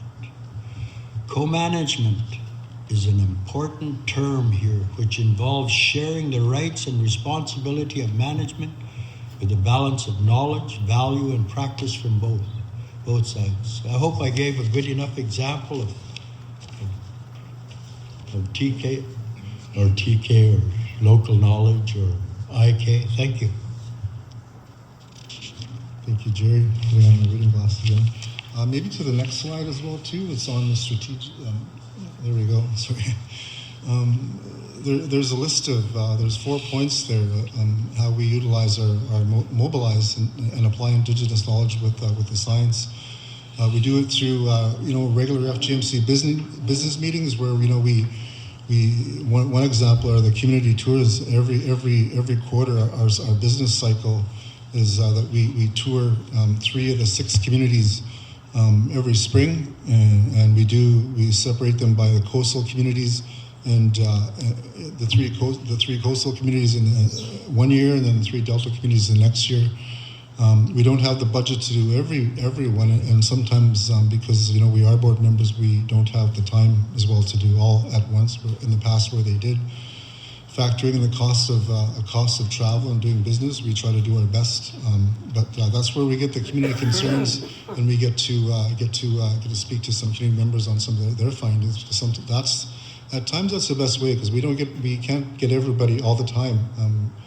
And we do our best. We work through the HTCs to ensure that our community tours are coordinated, and that's how sometimes we focus on priorities as we move into the fall meeting, where we host the HTC presidents from the region. And this past year, we hosted the HTCs in the Joint Secretariat, which provides administrative duty to FJMC, and all the co-management boards held a workshop for the HTCRPs, which really helped. Sometimes connecting the HTCs to the JS, to the FJMC, or any other board could be difficult at times. And sometimes when you can have workshops together, that really helps us get the business done that we need to. And that's how we gather our priorities for the January meeting. We look at the priorities list, and we have many talented board members and staff who create a priorities matrix that we're able to work off of and give to our co-management partners, which are scientists, and partnering with Indigenous knowledge holders. So a lot of you have been to our January meetings where we get presentations for projects, and sometimes this past year, one example is that we had a presentation about acoustics, and we heard that some of these acoustics were letting off ship noises and I think killer whale noise. And so we're kind of thinking that, when it comes to acoustics, we don't get sometimes the full story of that. So we're kind of, as we prepare for our April meeting, we're going to think really hard about allowing any more acoustics in the ocean. And what we heard from the fishermen all over the region, that this last year 2024 was the best fishing season they've had for char and other species. So we're thinking that maybe acoustics might affect, even though they're collecting research. How much research do we need at the end of the day? Where do we draw that needle to ensure that we're getting science and Indigenous knowledge together? And that's what we're thinking as a board, that we're going to think really hard about any more acoustics for this coming year, just for the sake of food security and all those things that matter to us as Inuvialuit. A lot of projects are cool, but just because they're cool doesn't mean they have to go ahead. What our job as FJMC, our responsibility to Inuvialuit, to all of you who we serve, is to ensure that we are implementing the IFA and we follow our mandate from the region, and that's what we're going to go on. We've always went that way, and this time we're having more of a voice because we're really looking out for the well-being of the species. I think about, we all have significant points in our life where something might happen, significant events. And maybe for species, they have significant events too when something like this gets dropped into the water. If we knew that some of these acoustics were making noise, we probably would have said no. But here we are, after finding all these findings, we're thinking and regrouping, and we're going to get direction from the people and input from our community tour as we prepare and see where we're in depth. Anyways, I'm going on and talk to you about the community tours and our priorities matrix. I'll hand it over to Jerry for the next slide.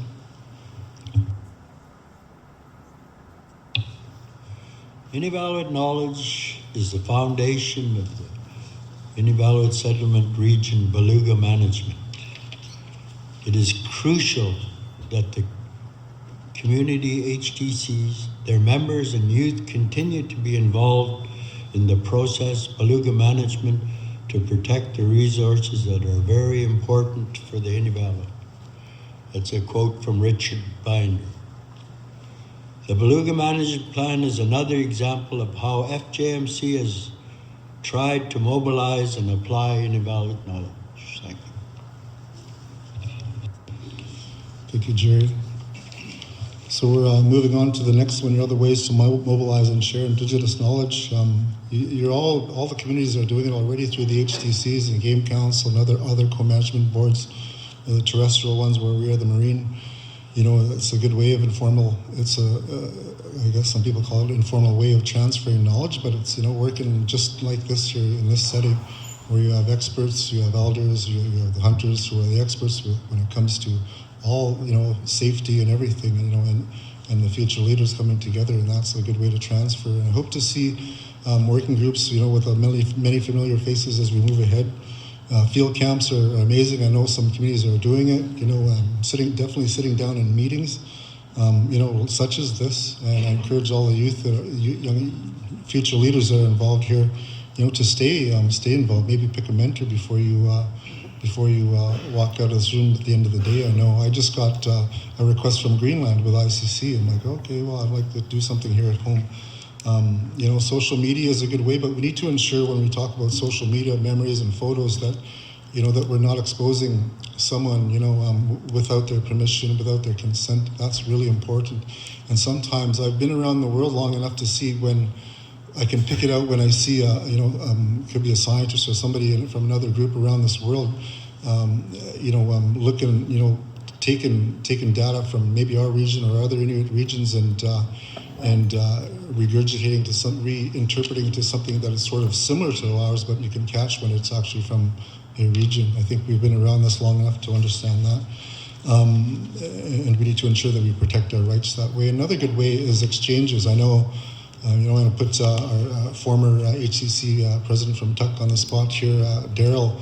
He's on a planning committee with the Maori in New Zealand to come up to Tuck and do an exchange, where they're Indigenous and they have sort of their co-management system, and then Tucker, a group from Tucker, go down to the Maori and see how they do their conservation measures, which are sort of similar to ours. I know the Maori have been working with Inuvialuit for longer than I've been around. I know someone who's been there for 20, 25 years, and that's a good way to exchange, to see what other Indigenous groups are doing around this world that are similar to us, because when we think about it, you look at the beluga whale, that crosses a few different Indigenous people's areas of importance, and we need to think about, if one group around this world is saying, hey, look, our species might be sort of at risk here, and we have the data to say, hey, no, it's okay, we need to speak up and let them know. But doing sessions like this really give us an idea of what we need to do, looking at our strengths, our weaknesses, how we can improve. And and who's our audience? Right now it's Inuvialuit in our land claims group, but those are good ways to look at how we can better improve what we do. There's always room for improvement, but this is pretty damn good. Also, if we can move to the next slide here, just looking at actions. FGMC tries to promote. The principle. We ensure that IK is not taken out of context, like I said earlier. Sometimes that's one of the biggest things around this world, especially certain forms where they're stealing our knowledge and our systems, and misinterpreting sometimes what contaminants are. Last year 2 years ago now, we went to the Minamata Convention on mercury, and we are invited again this year. But when we go to these forums, we are in control of the narrative. It's not like, look, mercury is bad, but we're here to be a poster child. No, we're not. We're here to state that, look, we're monitoring the species, and mercury is one of those indicators. We have many indicators of the species that we harvest and monitor, and we ensure that those countries, we call them states when it comes to that. It's basically the United Nations. And we ensure that the narrative is not out of control, and that's why we're there to ensure that these arenas are made well aware of that. And we've been doing a great job. And I have to say, traveling and working with Jerry has been a blessing. Sometimes that old saying, you never know what you get until they walk off the plane. And Jerry probably thought about that about me once in a while. But we seem to work well together, and I really appreciate the knowledge, because sometimes, when we get to these places, we have the expertise to navigate some of these places. And when you have amazing knowledge holders like that who can really contribute, really, the impact is immense and amazing, and it's almost felt around the world. So I want to say thanks to Jerry for that. And we can probably move to the next slide now.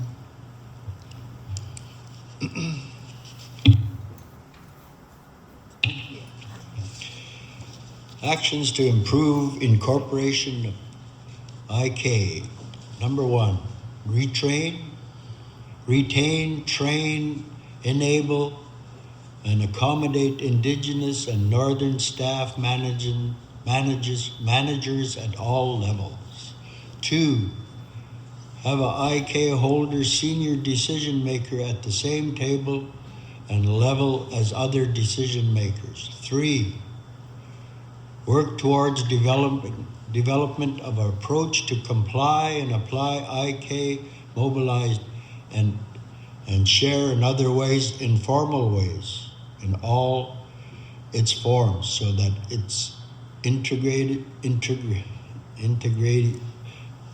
is maintained and is available for applications and decisions. 4, ensures strict protocols of data access and permission to publish IK are respected. 5, develop path and promote shared stream decision making through co-management and working groups. I got a bullet here, enhance uptake of outputs from this process of all levels in DFO decision making. Thank you. Thank you, Jerry. So just looking at that slide, I won't read them all, but I will point out some of the things here. The ISR, Nivel, traditional knowledge and local knowledge research policy, which is in progress. Sometimes I know we need to really feed off of the co-management boards of the Joint Secretariat, but we also need to really ensure that we're getting the full picture from all of the HTCs in the region, and that's how we're going to succeed. You're looking at the community conservation plans. I think this year there's been some correspondence about those needing to be updated. We really need to update those, so that shows basically the resources in the community, the priorities, and how we might mitigate some issues, especially when it comes to climate change. That's really, really important for us to ensure that we're updating as much as we can. And sometimes we don't have the expertise at hand, and sometimes in the communities, but all it takes is maybe a phone call or like, hey, can you help us?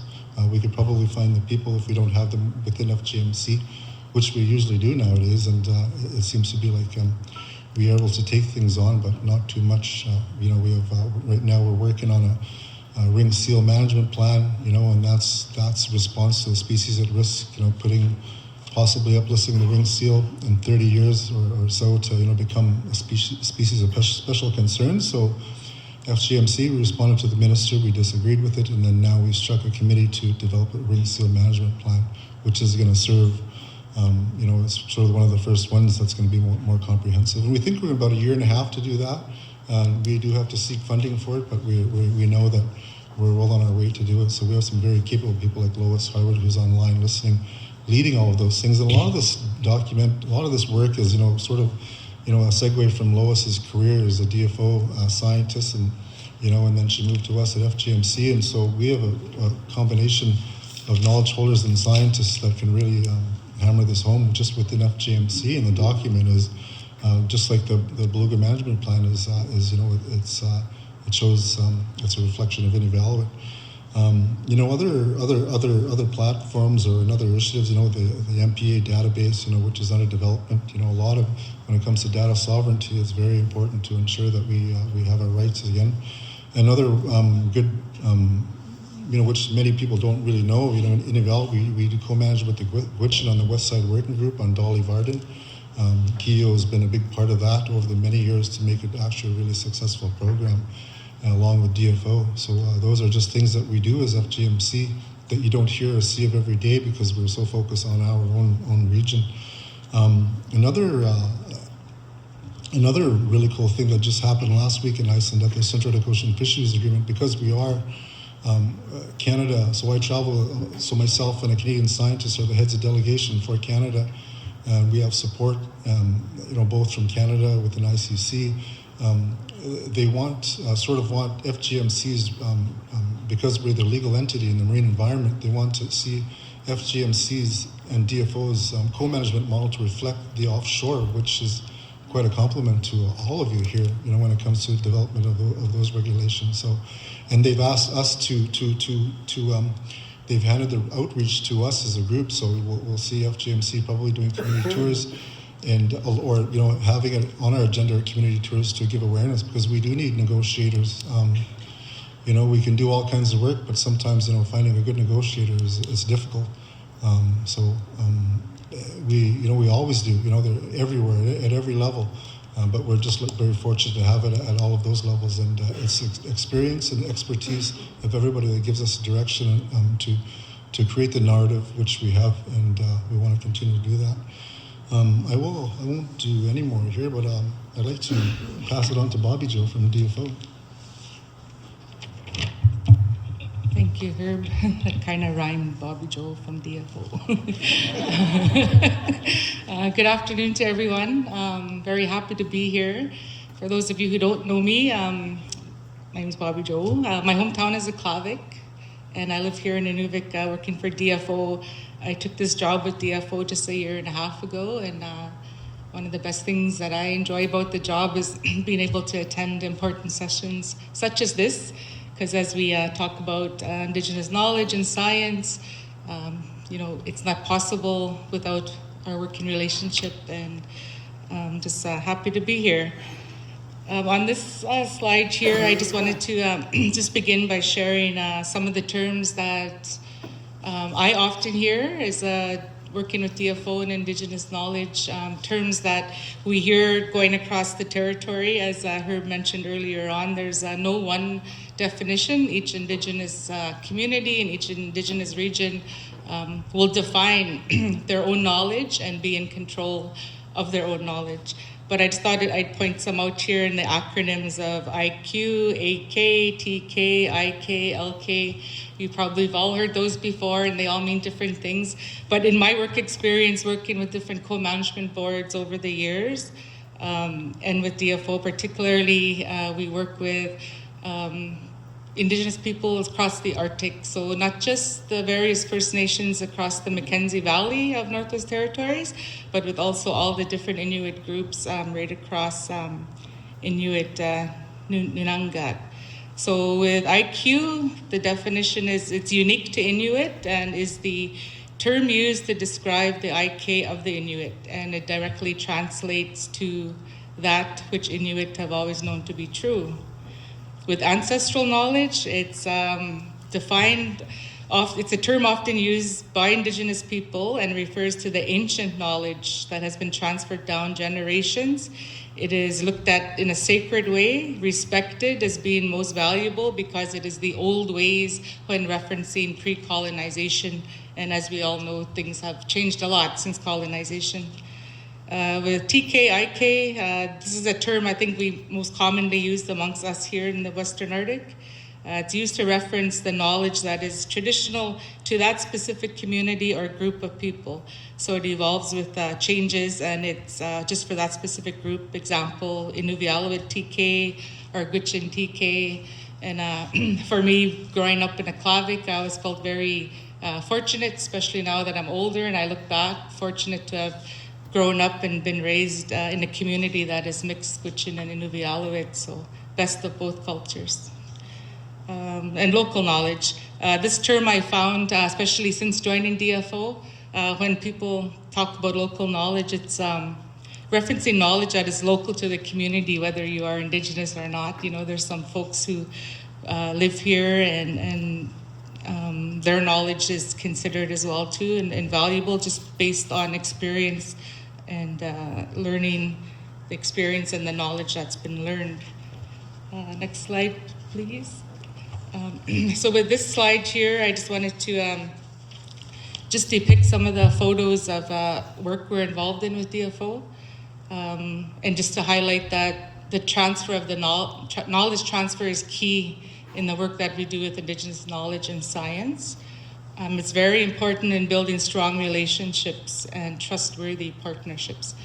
As we know, there's a lot of reasons in history with Indigenous people and government reasons, mistreatment, a lot of wrongdoings that were done that has just damaged and lost trust in a lot of ways. So part of the work that I'm doing is to try to help in the reconciliation and building and regaining trust and building genuine, respectful relationships. And I'll just read a few notes here. We talk about, like the perspectives of IK with DFO. It's pretty new to the department. When I joined a year and a half ago, to be honest, and some of the challenges I faced is there was no even job description for the position, because when we look at it, it wasn't that many years ago, our people were going through lots of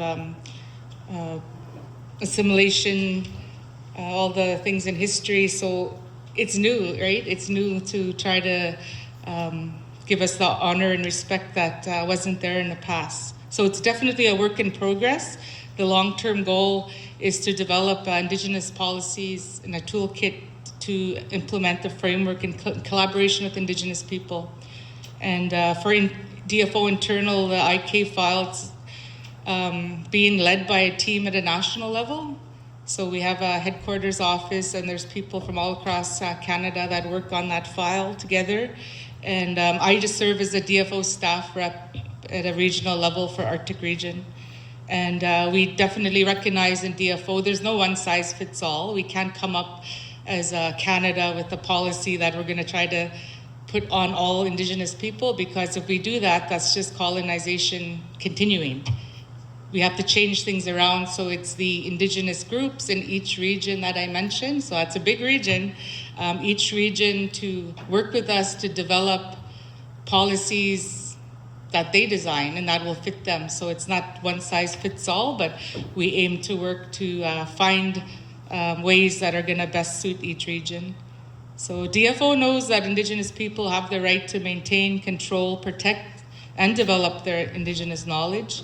And when Indigenous people decide to share their knowledge during projects, reviews, and regulatory decisions, this knowledge can provide federal departments and agencies with a deeper understanding of the potential impacts on Indigenous rights, on the environment, on social and economic interests of Indigenous people and other Canadians. In June of 2019, Government of Canada did pass legislation that includes the requirement for decision makers to consider any Indigenous knowledge provided during project reviews and regulatory decisions under the following acts in Canada. It's the Impact Assessment Act, the Canadian Navigable Waters Act, and the Canadian Energy Regulatory Act. And of course, the Fish and Fish Habitat Protection provisions of the Fisheries Act. These acts also protect Indigenous knowledge from unauthorized disclosure when provided in confidence.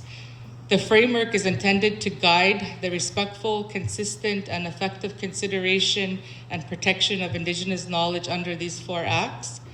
And on June 21st, 2021, the United Nations Declaration Act, known as UNDA, did receive royal assent. And this requires that the Government of Canada must work with Indigenous people to ensure the laws of Canada are consistent with that declaration, prepare and implement an action plan to achieve the objectives of the declaration, and to develop annual reports on progress and submit them to Parliament. Article 31 states that Indigenous people have the right to maintain, control, protect, and develop their traditional knowledge, and to maintain that control, protection, and development of intellectual property. Key principle here is free, prior, and informed consent. The Action Plan Measure Number 40 states to develop and employ mechanisms that respect and incorporate Indigenous knowledge as a distinct knowledge system in the management of fisheries, fish habitat, conservation, marine safety, and protection of the marine environment. Furthermore, in the work that I'm involved in right now, I have a role to promote, and this is my experience in the last year and a half. I see that it's really needed, so I'm happy to be a part of it.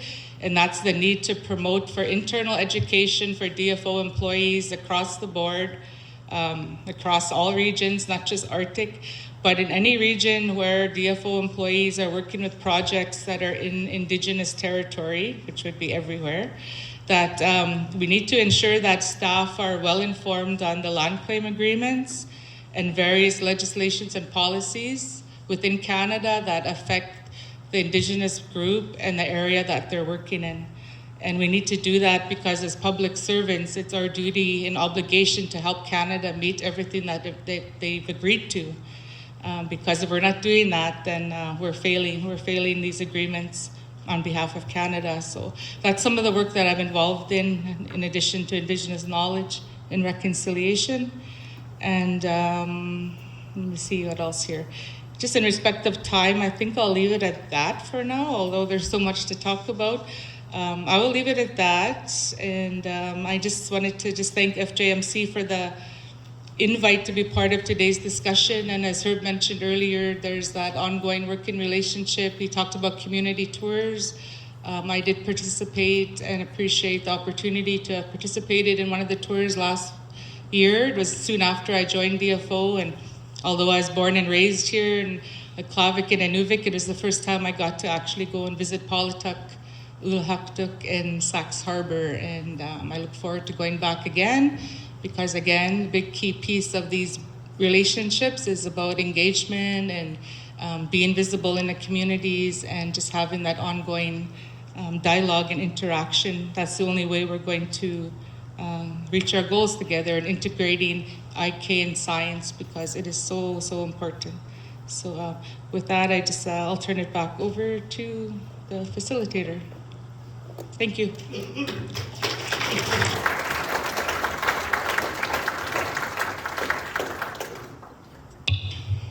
I use Inuvialuit knowledge because you asked for Inuvialuit traditional knowledge. I didn't use Indigenous knowledge. It's not a mistake. Thank you.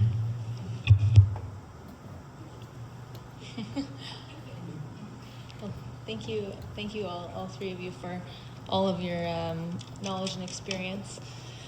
We are going to do 10 to 15 minute small breakout sessions. We want to hear back from you some of these discussion questions. I think Jody went around and asked JS staff and DFO if they can be note takers. We're going to keep most people at their own tables. I would just ask the last back two tables to maybe find a seat in these front 9 tables, and we'll try to have a note taker at each table and have these discussion questions to pass out. So yeah, maybe stand up if you're able to take notes, JS staff, and there was 2 or 3 DFO, I think.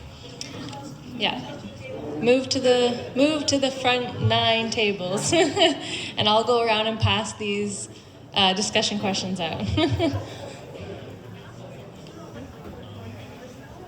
And there's a lot of questions here, and we only have 10 minutes, so we understand that you're not going to be able to talk about all the questions. So maybe just pick 1 or 2 questions that you think speak to you, or you want to discuss further, and focus on those for your table.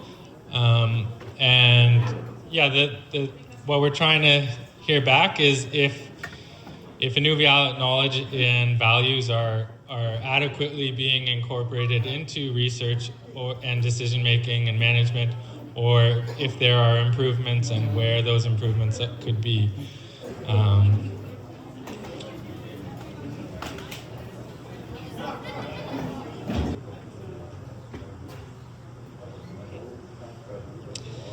All right, everybody.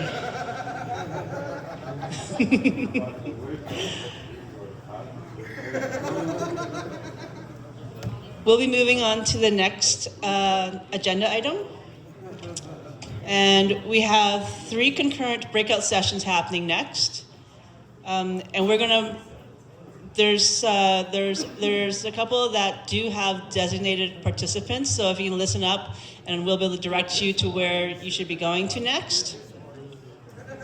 So the first breakout session is for Husky Lakes Beluga Entrapment Management Plan, Surveillance and Response Efforts. This will be held in the Curling Club. I believe Lauren Keo. Keo's there's waving his hand. He'll be helping facilitate that conversation. The participants for that is the Inuvik and Tuktoyaktuk delegates, along with DFO Fisheries Management. So if those people can follow Keel to the curling club, you can have your breakout session there. And Keel, 45 minutes. And then you can, I'll come get you guys, okay?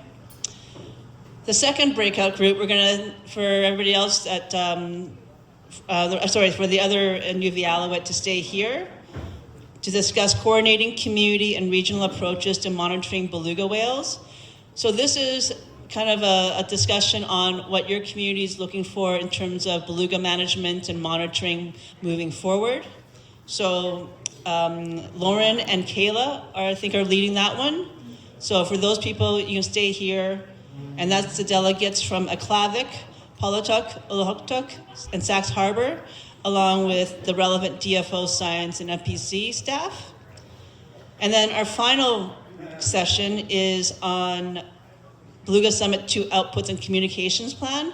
And that's for anybody that wants to participate in that. And I believe I have Lisa Licetto leading that. And that will happen up on the stage. And you might need to grab a chair to go up there. So we'll have 45 minutes for this next session. I'll come around and grab you guys around the 5-minute mark, okay?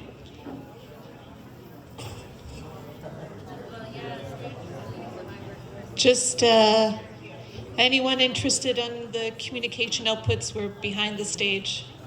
There's food and drinks. She's bribing you. Lisa's behind the screen here.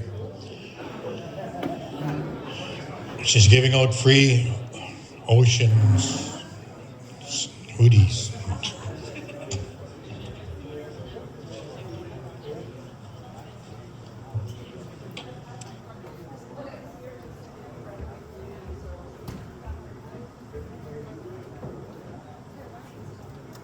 Hello? Okay, I was just gonna say, anyone staying to talk about community and regional approaches to monitoring beluga whales? Maybe we can stick to these like 4 tables in this front corner, just so that we can be a little more condensed when we want to do our discussions. Because it's just one big breakout group, so let's gather a little closer.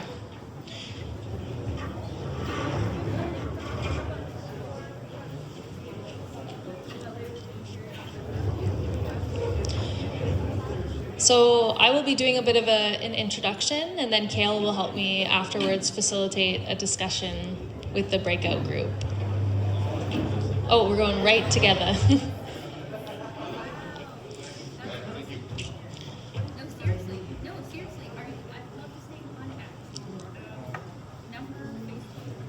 Don't want to start too early, but I also don't want to start too early.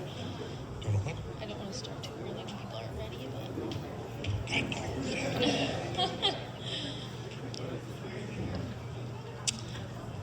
Okay, I think people are mostly settled, so do you think I can start with the presentation, do you think? Yeah?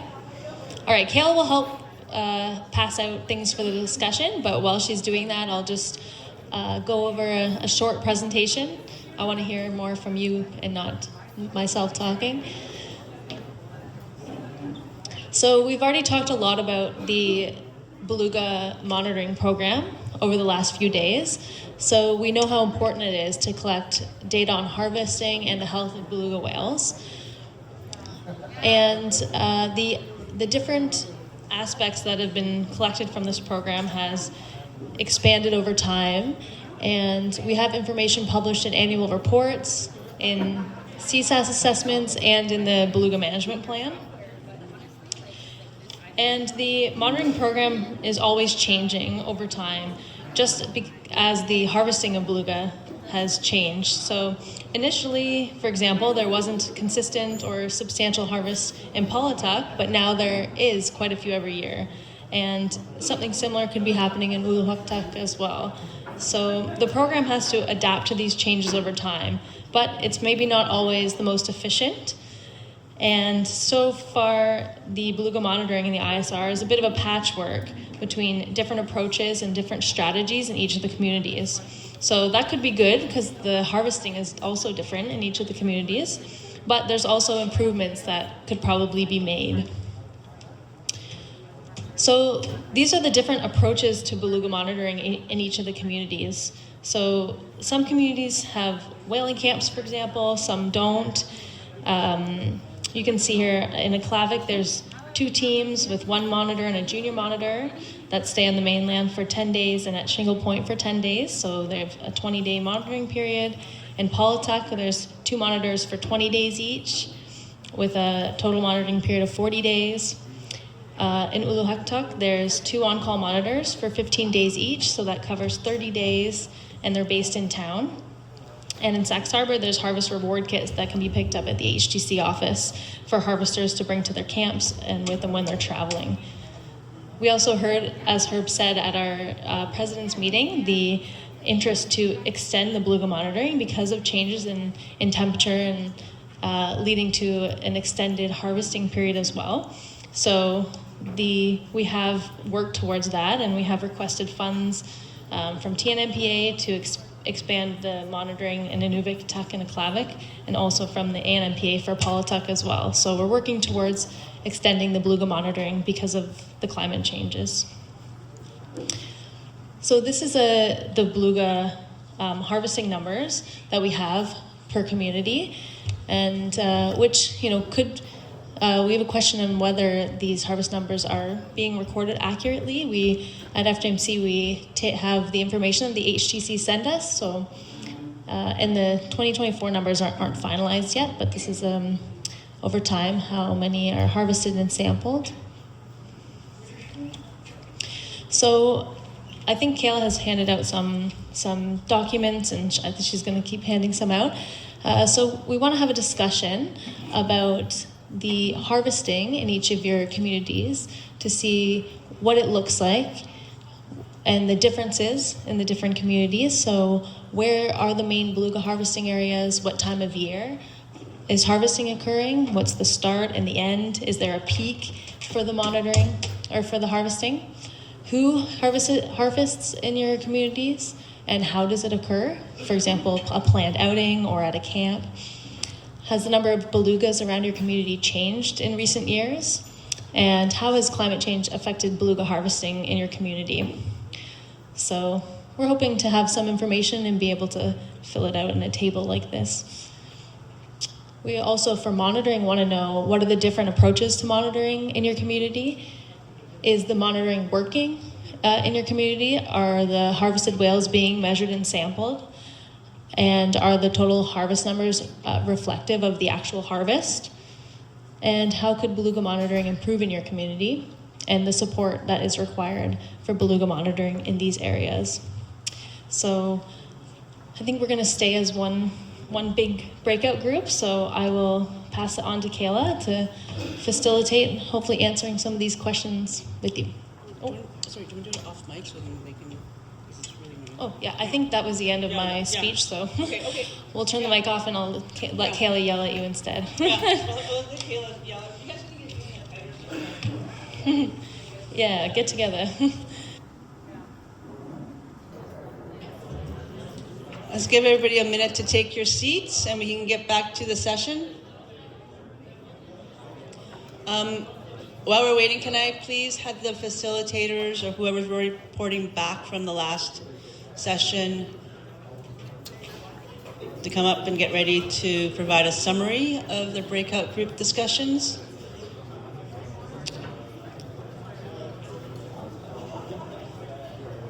And from what I heard when I was doing my little tour around, everybody was having some really good conversations. That's good to have, good to see. Yeah, just this. All right.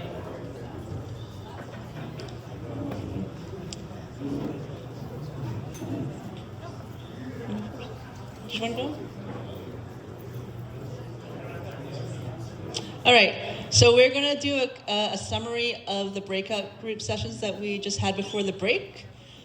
We'll start off with the Husky Lakes Entrapment group. Okay, so in the Husky Lakes Entrapment group, we went over the history of the entrapments and past management initiatives and efforts, and there were some good questions on, why are we even working to prevent the entrapments? What's the main concerns? And apparently in the past, people who used to live at Husky Lakes would be able to harvest those belugas that went into the lakes, but now that people live in town and have snowmobiles and freezers, there's no need for the belugas to go into the lakes. And it's good to stop or prevent the suffering and loss of whales. But we don't know if deterring the whales from entering is altering the ecosystem, if it is a natural process. And so what the effects would be of deterring them from entering at all. But there's also notes that the Gutiak Channel, how the belugas enter the lakes, is getting deeper and faster, and it's maybe harder for the whales to leave once they've entered. And then moving forward, it seems that the monitors that are now, or were stationed at the channel last year, the opening, are an effective approach, but considering their safety is important and needing to adjust the plan to prioritize their safety is important. Also to make use of new technologies that's happening already, like the hydrophones to help detect whales entering and using drones to look at different areas. To maybe try harvesting the belugas before they get to be in poor condition once they're in the lakes. And to review the action plan at regular intervals, unless there's a big incident, and then it might require reviewing the action plan sooner. And I think we could have gone on a lot longer, so I'm just gonna add this, but I think community workshops are needed to sort of further flesh this out and come to a better, more complete solution for the long term. And I don't know if you had anything to add, Jessica.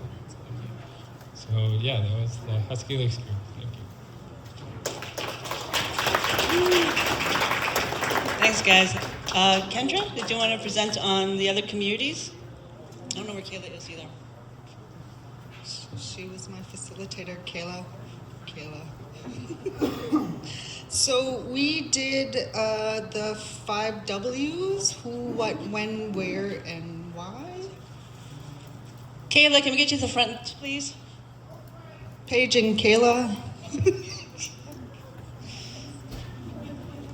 I had Lauren and Kayla as my facilitators, and I was their note taker.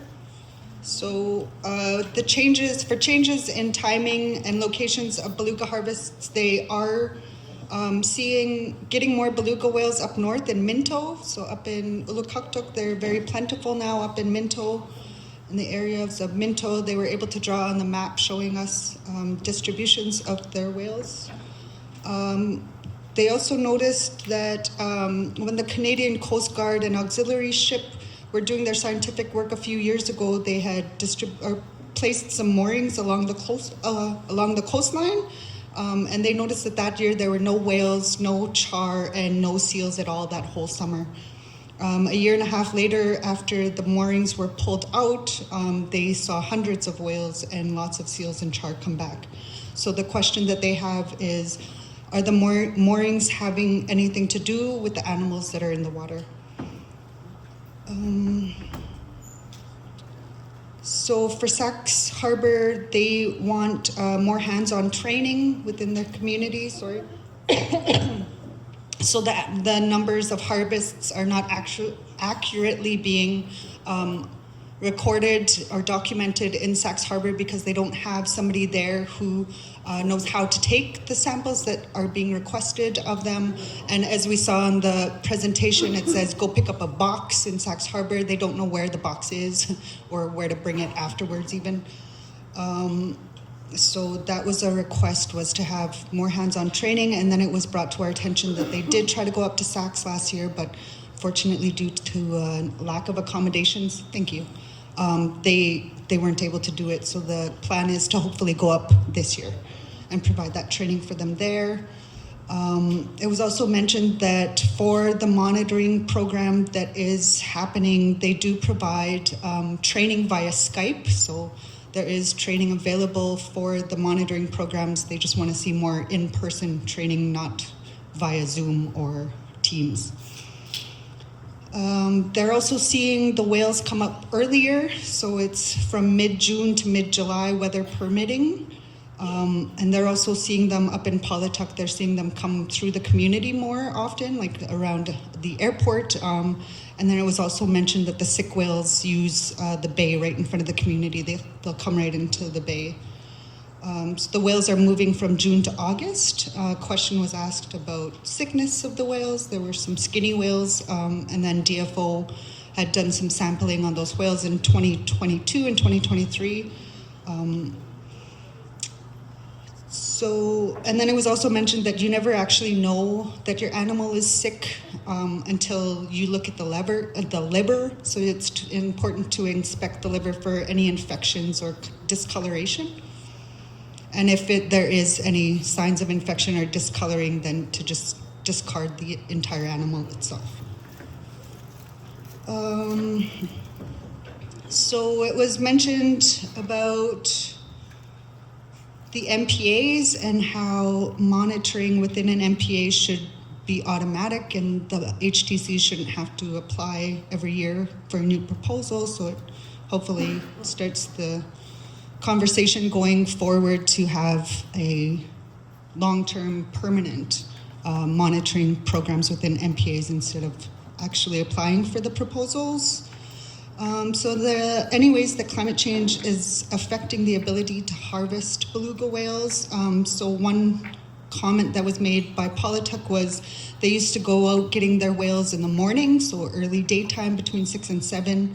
But now they're coming out in the daytime, so later in the afternoon is when they're going out now to get them.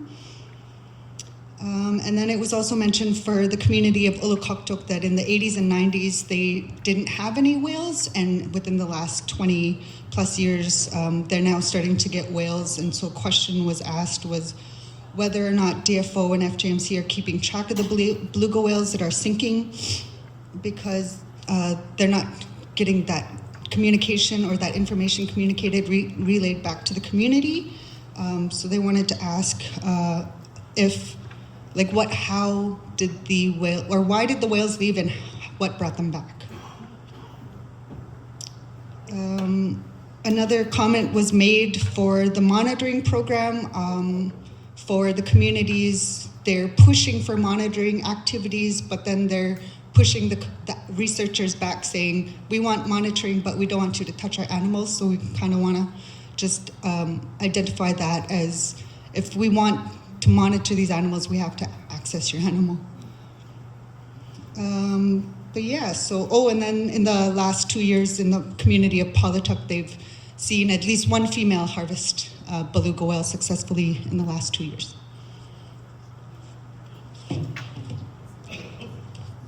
Thanks.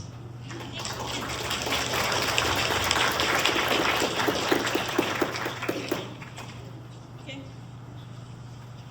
And finally, Lisa with the communication output. Thanks, Jen. Thanks, everyone. So we didn't have a very large group at our table, and we did have one future leader from Paulatuk, Julian, but otherwise we didn't have other Inuvialuit representation or board. So I think we'd have to have another more thorough conversation with folks to get feedback in on communication. So I'll share what we developed. We definitely want to create from the summit, a detailed documentation or proceedings of what happened to make sure we've captured everything and everyone's voices. And then, of course, we want to have a shorter snapshot for that to be shared and distributed. And we highlighted how that would be important to have this readily available quickly so things aren't lost. Among the group, there was discussion on how valuable the meeting has been, how unique it has been, this collaboration, and that a lot of the work that we're doing is an example that can be shared and should be shared. So we talked about in ways in which we can do this. I don't know that we came to a final conclusion, but just recognizing the importance of what we're doing and the need to get that message out, but also noting earlier discussions today by Herb and talking about the CAO, recognizing that now might be the time to really get messages out there about our collaborative work on belugas. We talked about, some of you who were here at the first Beluga Summit, there was this really cool booklet or program that was made, and it had a photo of every participant and information about them and their knowledge on belugas. And so we had talked about doing that after the Beluga Summit. So I hope that's something that can be supported to do, which would mean we'd be in contact with folks to get your information and to capture your participation at this meeting. Rafaela from Alaska brought up this really valuable book that was created in Alaska about the bowhead, and the idea that we could do something here about beluga and summarizing all of our knowledge under different topics. After the last Beluga Summit, we had a special issue published on all of the research findings, and we talked about the value of that and doing it again, but taking a slightly different approach where it would be more collaborative. Not just led by science, but led by communities, and communities having the opportunity to lead their own research papers with their knowledge. We also talked about different ways of how to connect with future leaders. And so our future leaders provided some suggestions on how to connect maybe with social media. We also talked about communication through storytelling, and that being maybe a venue or a medium that is more culturally relevant. We're thinking about the use of podcasts through storytelling. Lastly, we were talking about other important output products generally, like the idea of an app to be made available to hunters that can share information about questions related to the health of the whale, where the veterinarians can have pictures and suggestions there on just live information that can be used to guide folks if of interest. So that's kind of where we've come to, and I think it's a conversation to keep having and more inclusion from feedback of our Nunavut partners and boards. Thank you.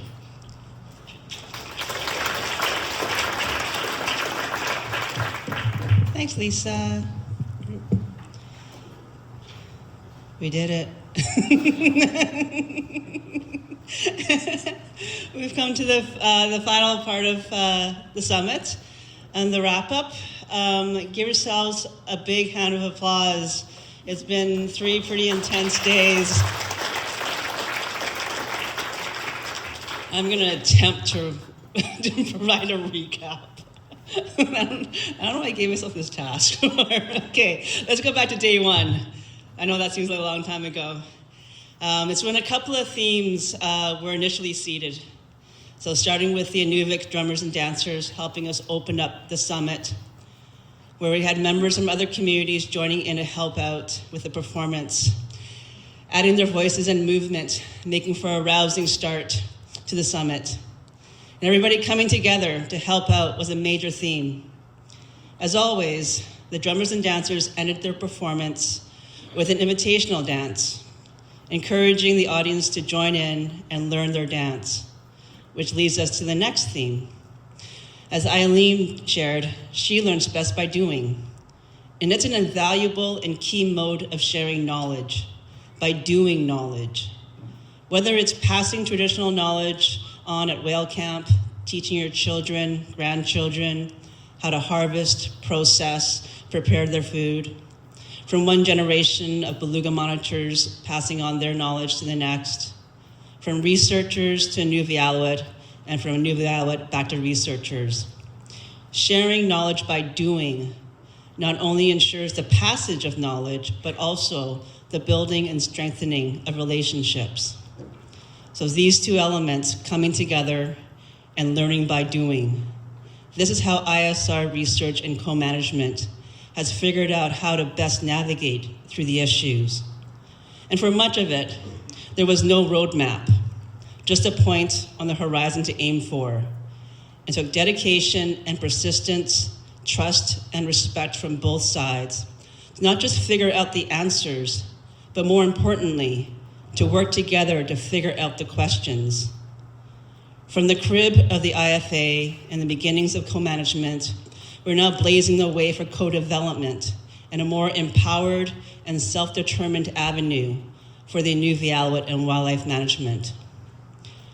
Co-development brings together not only different ways of knowing, but also different ways of curiosity, different ways to view the issue, to interpret the data, and different ways to communicate. This all leads to a deeper and more impactful understanding of what's happening with belugas and their habitat. And as Lisa pointed out, this has allowed us to take beluga research to the next level.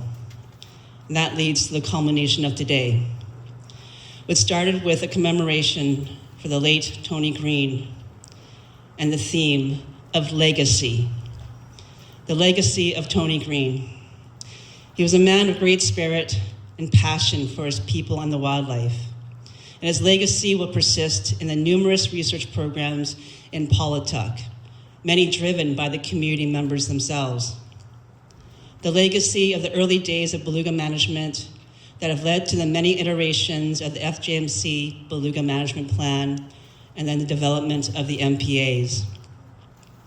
The legacy of global activities that has contributed to climate change and the persistence of contaminants that has greatly impacted the Inuvialuit and their way of life. And in return, the legacy of the Inuvialuit and their role in the international restrictions on the use of harmful chemicals and their advocacy to address climate change impacts. The legacy of research done in the past that did not always respect and appreciate traditional knowledge and at times have been harmful to Inuvialuit. And as noted in day one, research can also be a tool for reconciliation and healing through rebuilding relationships in a good way between scientists and the Inuvialuit, recognizing the wrongs done in the past, looking for relevant and meaningful ways to build trust, equalize the power dynamics, decolonize institutional structures and processes, and uphold the inherent rights of the Inuvialuit. It's advances like the development of the harpoon tag and drone work that has brought together Inuvialuit knowledge with cutting-edge technology in search for less invasive research methods. And this will no doubt leave a significant legacy on beluga research and management here, across the Arctic, and globally. Finally, the legacy of everybody here in the room, from the researchers, monitors, harvesters, elders, future leaders, and those that are working to support research and co-management here in the ISR. It is your passion, your dedication, your commitment to do your part that will continue to fuel the evolution of beluga research and management in ways that we cannot even imagine right now. And it's reassuring to look across the room and see the range of ages and backgrounds all coming together to share knowledge, responsibility, and vision for the future of beluga co-management in the ISR. So thanks again for all your incredible engagement for the last few days. I also thank the chairs of FJMC and Game Council for their ongoing leadership and the JS and DFO staff for all their hard work to prepare and run this summit. Thank you all. So with that,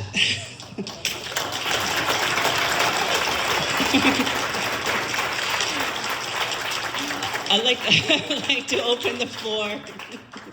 I'd like to open the floor and do a round table of final remarks before we close. So I was going to start on that end.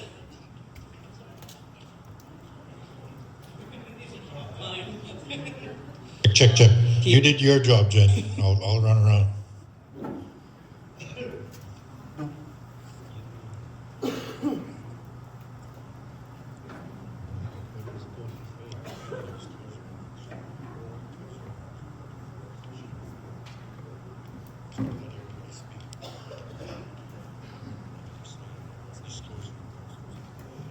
Yeah, it's Eileen Jacobson. I'm from Tukuk.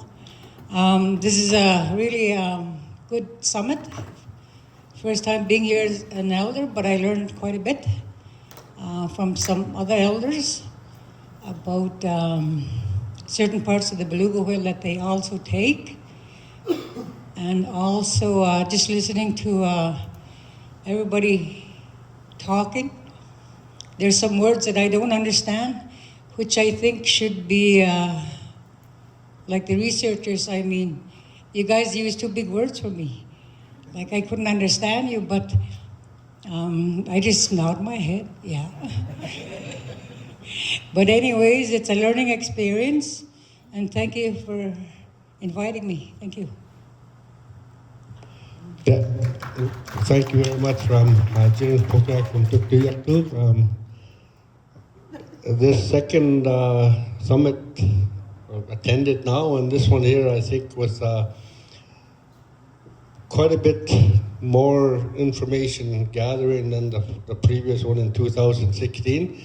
So from then to now, I think you all did your groundwork, your paperwork, and you did an awesome job in all the presentations that were given to us, like the posters. They're really nice to see that, and I was just so happy to be asked by the Tuck HTC to partake in this Beluga Summit. Thank you.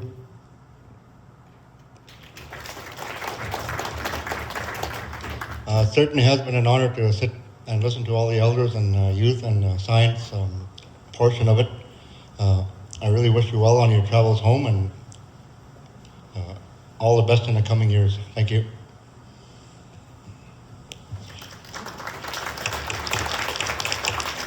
Daryl Nasagalawak from Tuktoyaktuk, Hunters and Trappers.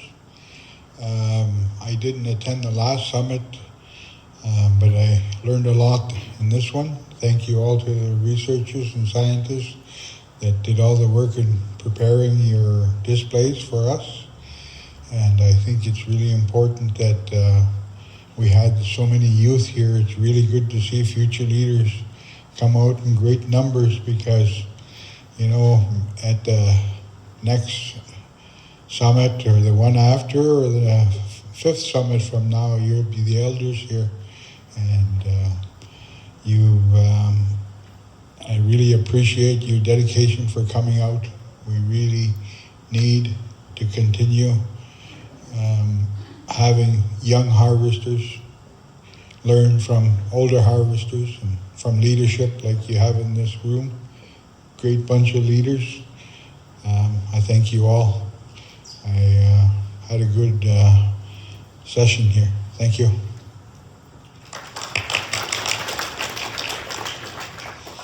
Lenny Mahok from Tuktoyaktuk HCC.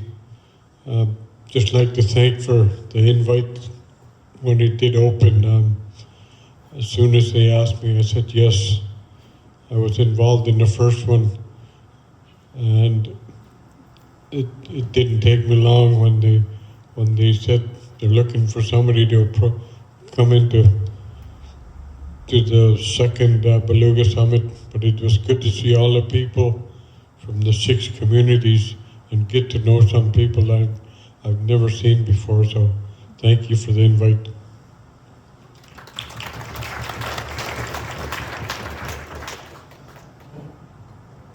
Good afternoon. My name is John Oksana from Tuktoyaktuk Junior.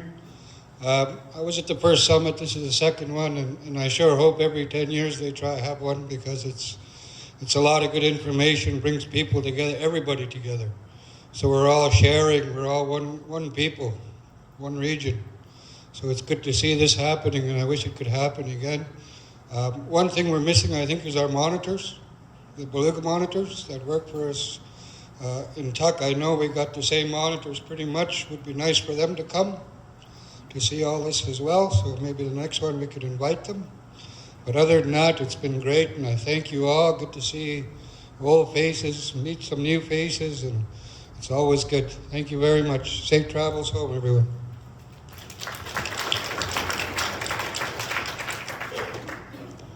Hi, my name is Sonia Ostertag. I was really sad to leave my family to come here, and then I've just been so delighted to be here all week sharing this space with you. So thanks for many of you being like my second family, and I just feel such a privilege to work together, and I can't wait to keep working together for the next, 10, 20 years.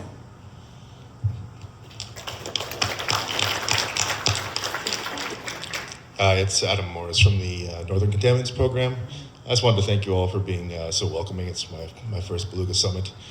In my job, I can get bogged down in accounting and graphs and paperwork, and this really reminded me why I love my work and why it's so important, and inspired me to keep working hard to improve our program and use this amazing system you guys have here to make our program better. So, thank you.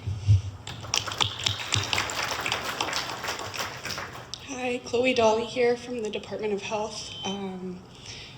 I just want to thank you all for allowing me to bear witness to this week's conversations. I did not know that I was attending until very recently, so I really focused on, or I tried to focus on listening and contributing where I could. But I hope that in the coming months and years that I can build on the relationships and the connections that I've made during this week. And yeah, thank you very much.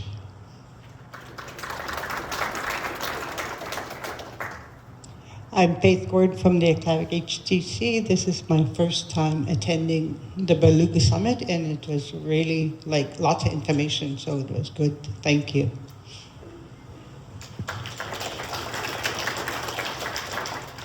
Hi, Mayor, it's Miok, Aklavik Hunters and Trappers Committee member. I'm first time here at the Beluga Summit, but it is a lot to take in, and thanks for the invite. Oh, I'm Dennis Airy with the Aklavik HTC. This is the first summit I've been to.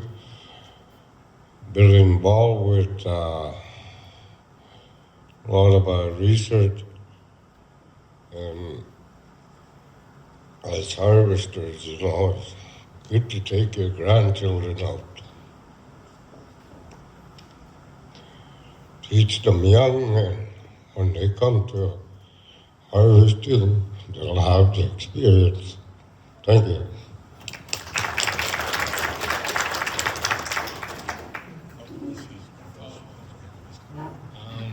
Yeah, thank you very much. It's been a pleasure to hear everyone speak and share, and I learned so much, and it was a great experience for me. Thank you.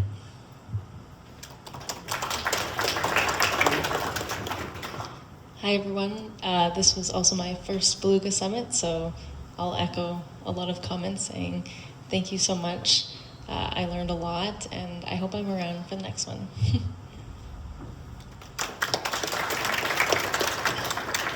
Thank you very much for attending. I'd like to thank Jen, JS, and DFO, and FJMC for all their hard work. And I love these because you get lots of other information, what's happening, like Willahawktuk saying they never had whales before, they got some more. Those little observations are valuable for me. Thank you again.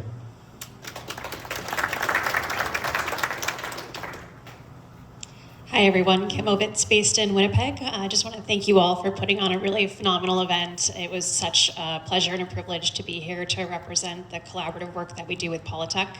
I'm so excited to have heard this regional perspective from all of you from the different communities and from even different countries that have been attending this week. And I can't wait to keep working on our projects together and making them better by bringing together Inuvialuit knowledge and Western science. Thanks so much.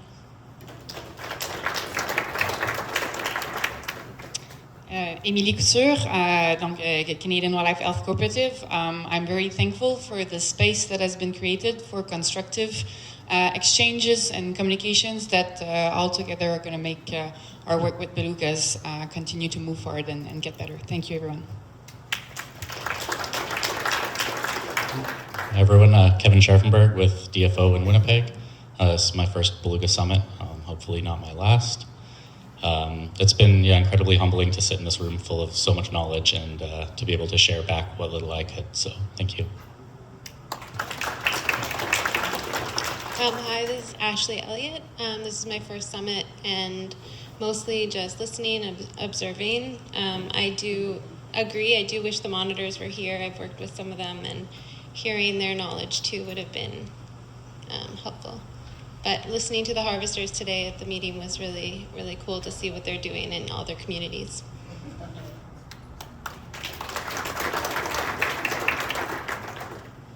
Darcy Setzer from Inuvik DFO. This is my first summit as well, and it has been an honor to hear everybody's stories and share. I don't know a lot about belugas, but it was really interesting to hear everybody's stories. Thank you.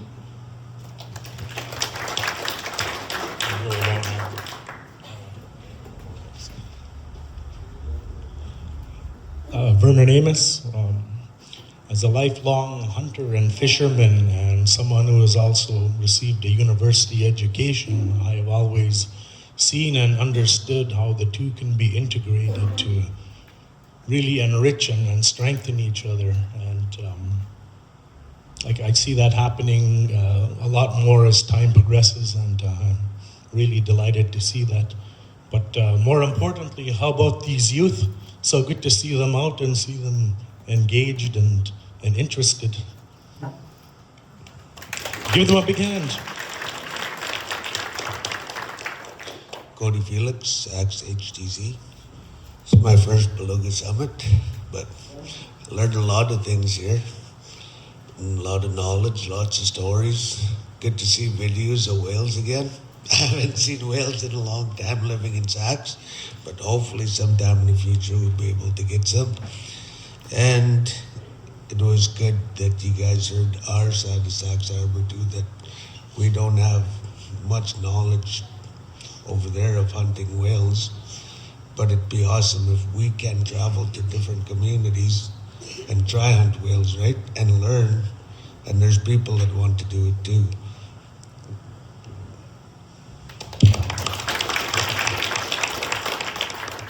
Brandon Green, second Beluga Summit. Happy to see everybody.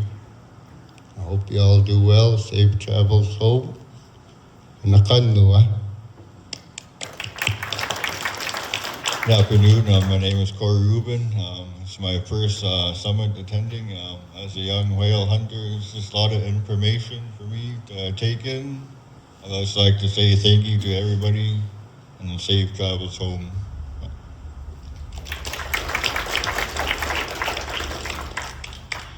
Starlet Rubin, HTC.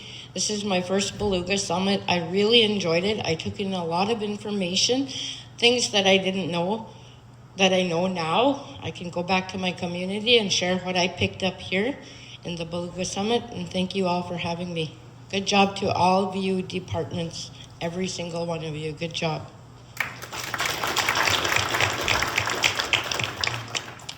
Hello everyone, my name is Julian Green, Kuyanani. It's been an honor being here with all of you and seeing all the people and the stories, and as a young empowered youth, I hope to come back in the future and reiterate what my elders and friends have taught me here. Thank you.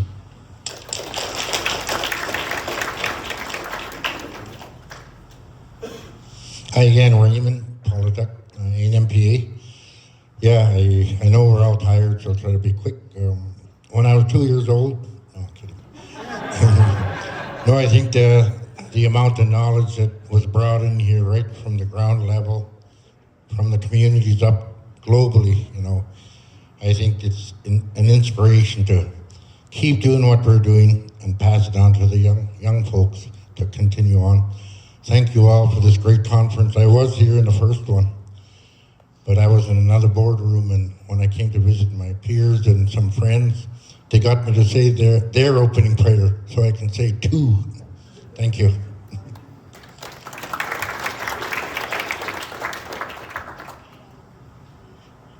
Hi everyone, Shannon McPhee from DFO. This is my second Beluga Summit, and I think this event is just really special and really unique, and want to thank everybody for your participation. It's been really awesome to reconnect with some people I haven't seen in a while and to meet some new people as well. So thanks everybody for just your engagement and participation.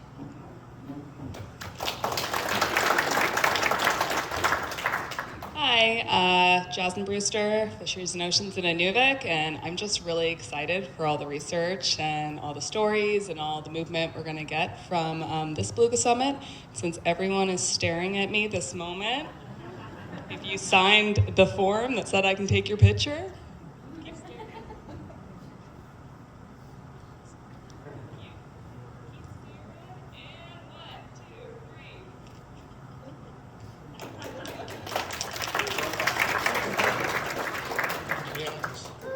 Good afternoon, everybody.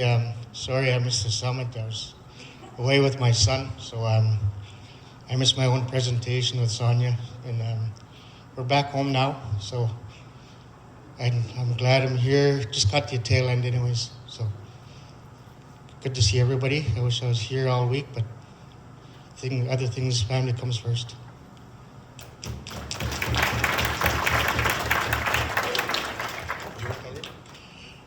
Right on, Richard. You did catch a tail end of it. Family do come first. Hi everyone, Lisa Losetto.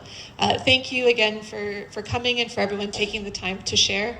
I do really want to send a big shout out to Jen Lam and Shannon McPhee and all the support staff for all the hard work they've done. Thank you.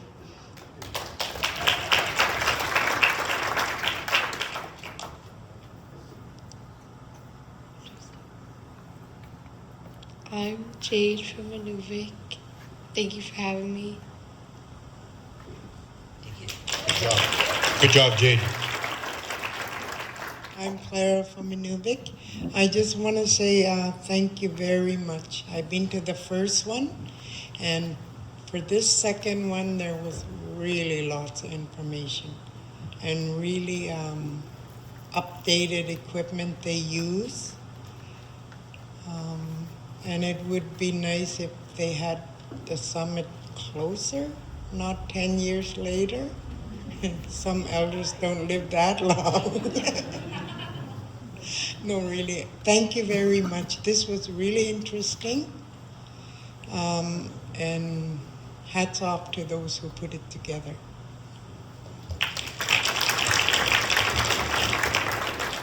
Thank you. My name is Rafael Strohmeyer. I want to thank the FGMC and the Invalid Game Council and the DFO for this invitation. This was, I didn't go to the first one. I would have loved to.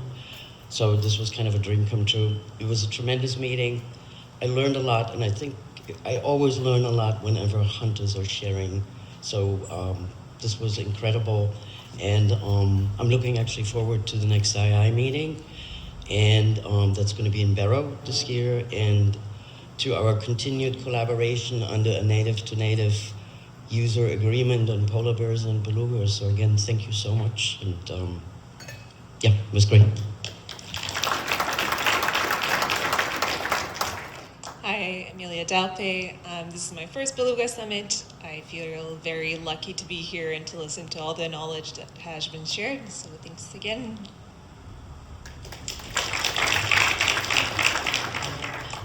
Emma Sutherland, University of Manitoba. This was also my first Beluga Summit. I'm really grateful for the experience I've had overall working with folks, that I've been able to meet by being part of this research program in Tuck and in Winnipeg.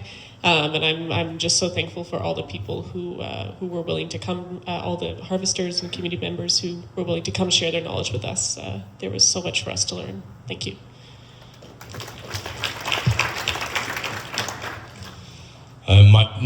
My name's Nigel Hussey from the University of Windsor. Just say a huge thank you. Yeah, it's my first Beluga Summit. Incredible stories, learned a huge amount. And I'd just like to say a massive thank you to Dennis from Aklavik, because I learned a huge amount going out on the tagging work with all of the communities back in 2018 and 2019. And Dennis always manages to keep me level-headed and on the ground. And he certainly managed to achieve that again at this meeting. But thank you to everyone. Fantastic.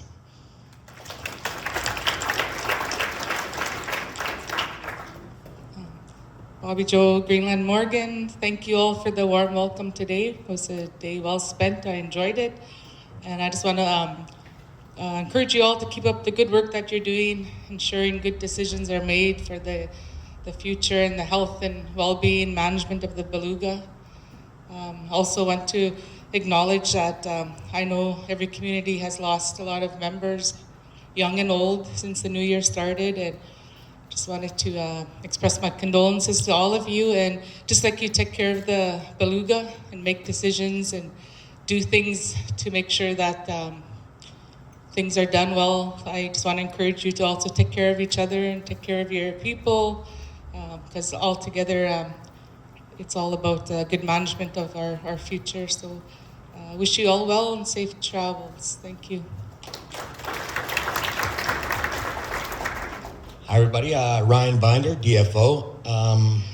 I just want to say what a beautiful thing that we have here, and it's been an amazing 3 days. I came to this knowing what I know as an invaluable harvester, and like everything that my father taught me and other people as well. And I just want to say I'm taking back so much more from this, and I've learned so much. And thank you, everybody, for being here and for everything that contributed.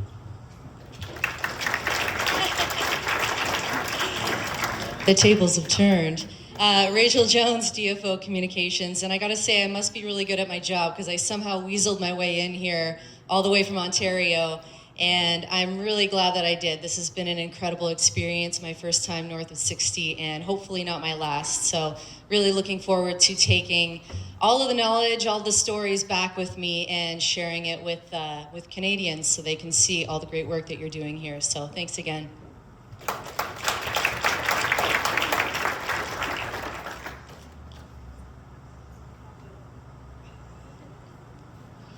Hi everyone, Luke Story, University of Victoria. I wasn't at the first Beluga Summit, but the tagging program partly came out of that, and I really want to thank so many of you for trusting us to study your whales. And it's been a real privilege to learn about the movements of these animals from so many of you, hearing your stories here this week as well. So thank you all.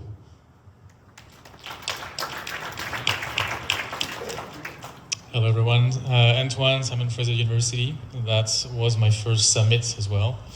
And I feel really privileged for having witnessed such an event. And thank you all for sharing your research, super interesting. First time I see that many projects on belugas, and that feels great. And I hope there will be a third edition. And thank you for sharing your precious knowledge as well, and a bit of a culture, and the muktuk as well was really tasty. And so thank you for that amazing event.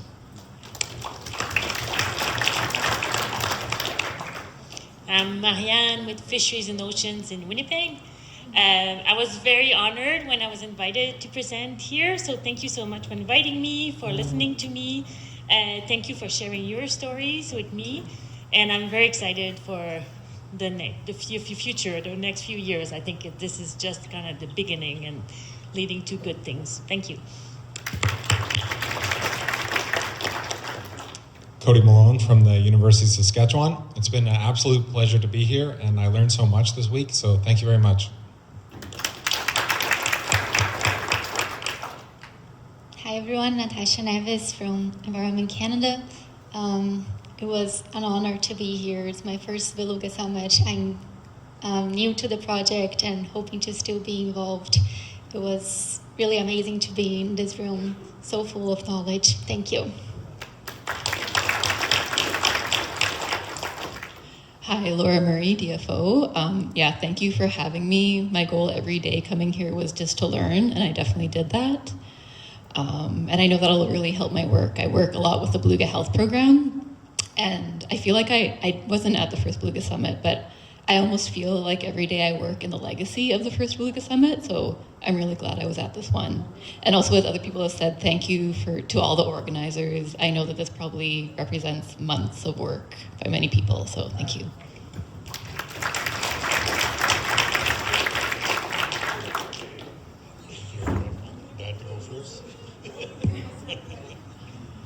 Hello, my name is George Lenny.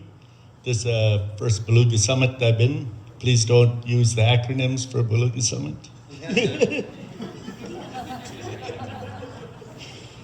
It was good stories, good information, all around, and everybody should keep an open mind on the knowledge, all the knowledge, ITK, SK, scientific knowledge. And knowledge is the important thing when you're looking after your environment. You can't have enough knowledge. Thank you very much.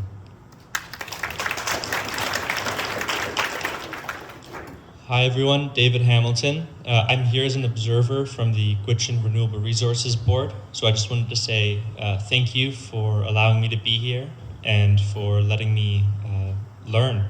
So thank you.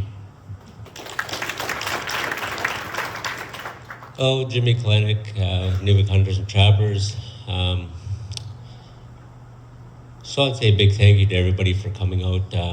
Also, over the years, being in different co-management boards and spending a lot of time in co-management with belugas and all different types of organizations, I take a look around in this room and over the years that, the research and the meetings between Inuvialuit and governments and non-governments, and you look around in the room and you just capture how much work has been done by the Inuvialuit people and research. And to me, it makes me proud, so we all need to be proud of the work that we're doing here and the work that we accomplish and the work moving forward, because there's so much knowledge going into this, and it's world class. People are looking at us and saying, wow, these guys got their crap together, so big hand to yourself, and I hope to see you at the next summit.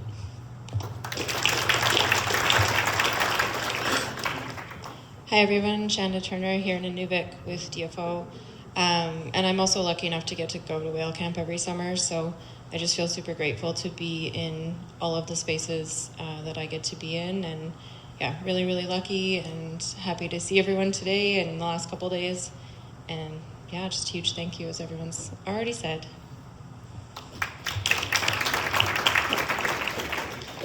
Hi, I'm Ryan Lenny, harvester from Inuvik. I bring my kids every summer to whale at Whitefish, like my grandparents brought me. I consider it the most important cultural event of the year for us as Inuvialuit. And I just want to say that I'm proud of all the work everyone here is doing, the scientists, the knowledge holders, and it really makes me feel confident that my grandkids will be able to teach their grandkids. And thanks, everyone.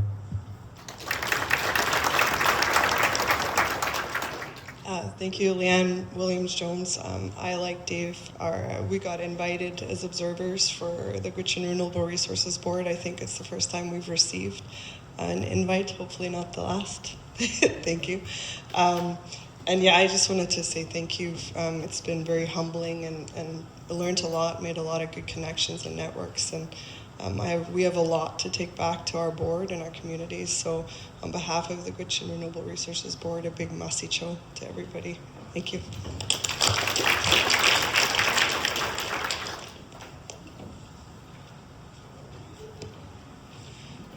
Good afternoon all. Elliot Mahukok from OHTC in my first Beluga Summit, and I learned a lot. And I'm looking forward to trying these new things when I try and go for a whale. Thank you. Alam ko tak udukak dumit. Konak ko hamung kaya gama pilar kanut katimayin yung kaya yung tama finui na kanut lo nutak nyuhanut lo. Kana lo teku afi tama fi kaya yung ilanito.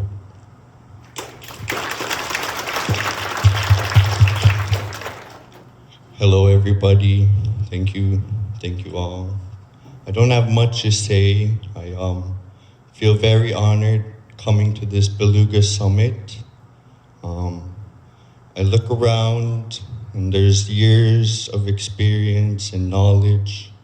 It's just amazing that this is happening, has happened, and hopefully will happen again in the sometime future. And so I hope to come again. Thank you. Kadialaikum na ulit hakto. just like to thank you for inviting me. My father was at the first summit, so.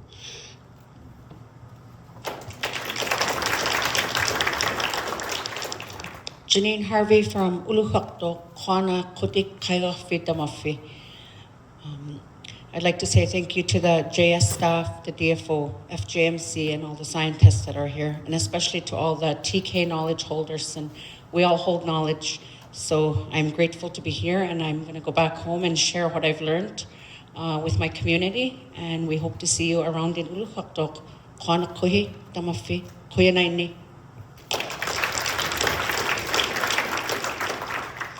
Hello, I'm Jessica Stewart from Inuvik. Ditto to what Janine said. I'm just kidding. Just wanted to say this is my first Beluga Summit, so thank you for allowing me to participate and be included. And I learned so much within this last 3 days, and I hope I get to be partaking in the next Beluga Summit. And yeah, thank you.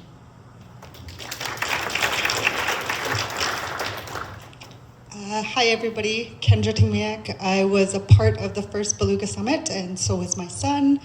He's not here right now, but yeah, so I want to say thank you to Jen mostly for making sure that this happened again this year, and also to the Joint Secretariat for, you know, hiring me and letting me be involved.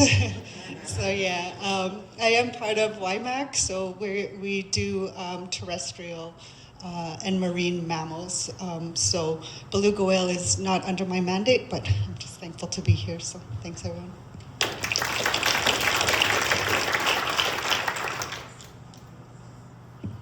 Hi, I'm Leslie. I am a TNMPA future leader, and I'm glad I have this position because I've been going to my whale camp since I was on my mom's back, and it's been a lot of good information, and also bringing it on to my little 4-year-old daughter who goes to Whitefish every year. And I just like to thank everyone for all this information.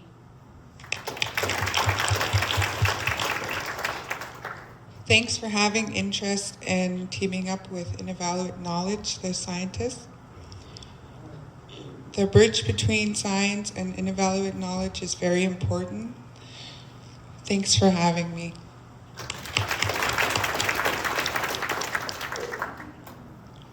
Hi, I'm Jim Elias from Tuktoyaktuk, Tuk Hunters Trappers, and part of Guinea Valley Game Council. I think mostly everybody said what I wanted to say in that there. It's my first Beluga Summit also, and that, and what we heard in the last 3 days is a lot to put into this little tiny brain up here. But I'll try though, and it was very good and a lot of information in that. And I'm really glad now that, you know, we've been pushing for years and years to get our Inevaluate knowledge mixed with the science, or Western science knowledge and that. Now we're finally seeing it come to fruition to date and that, and it's beneficial for all. Thank you. Hello everyone, I'm Frank Lies from Tuck, and I'm a new future leader, and it's great to be surrounded by a lot of knowledge and harvesters. Thank you.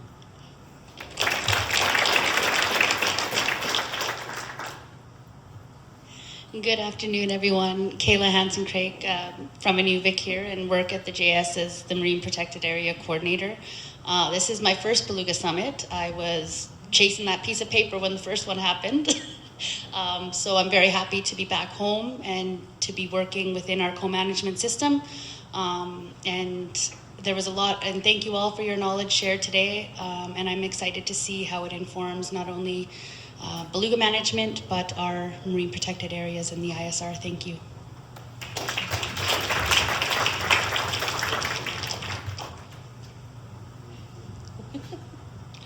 Hi everybody, Jody Maring from Inuvik. I am with the Joint Secretariat.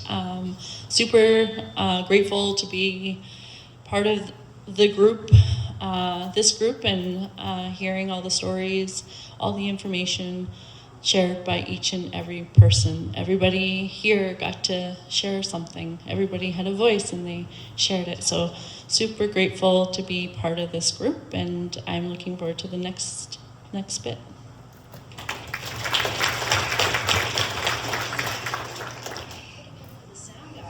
we're gonna. Sorry. Let's give a big round of applause for Howie, the sound man.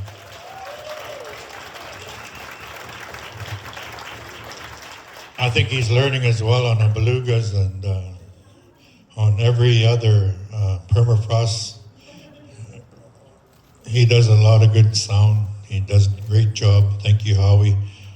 Hats off to you and your equipment. Just can I give him another round of applause?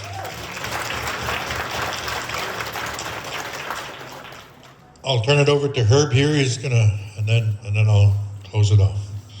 Yeah, thank you, Manny. Thank you, everybody, for Q90 for an amazing 3 days. Man, what a bunch of breakout groups that really captured what's needed for us to, as FGMC,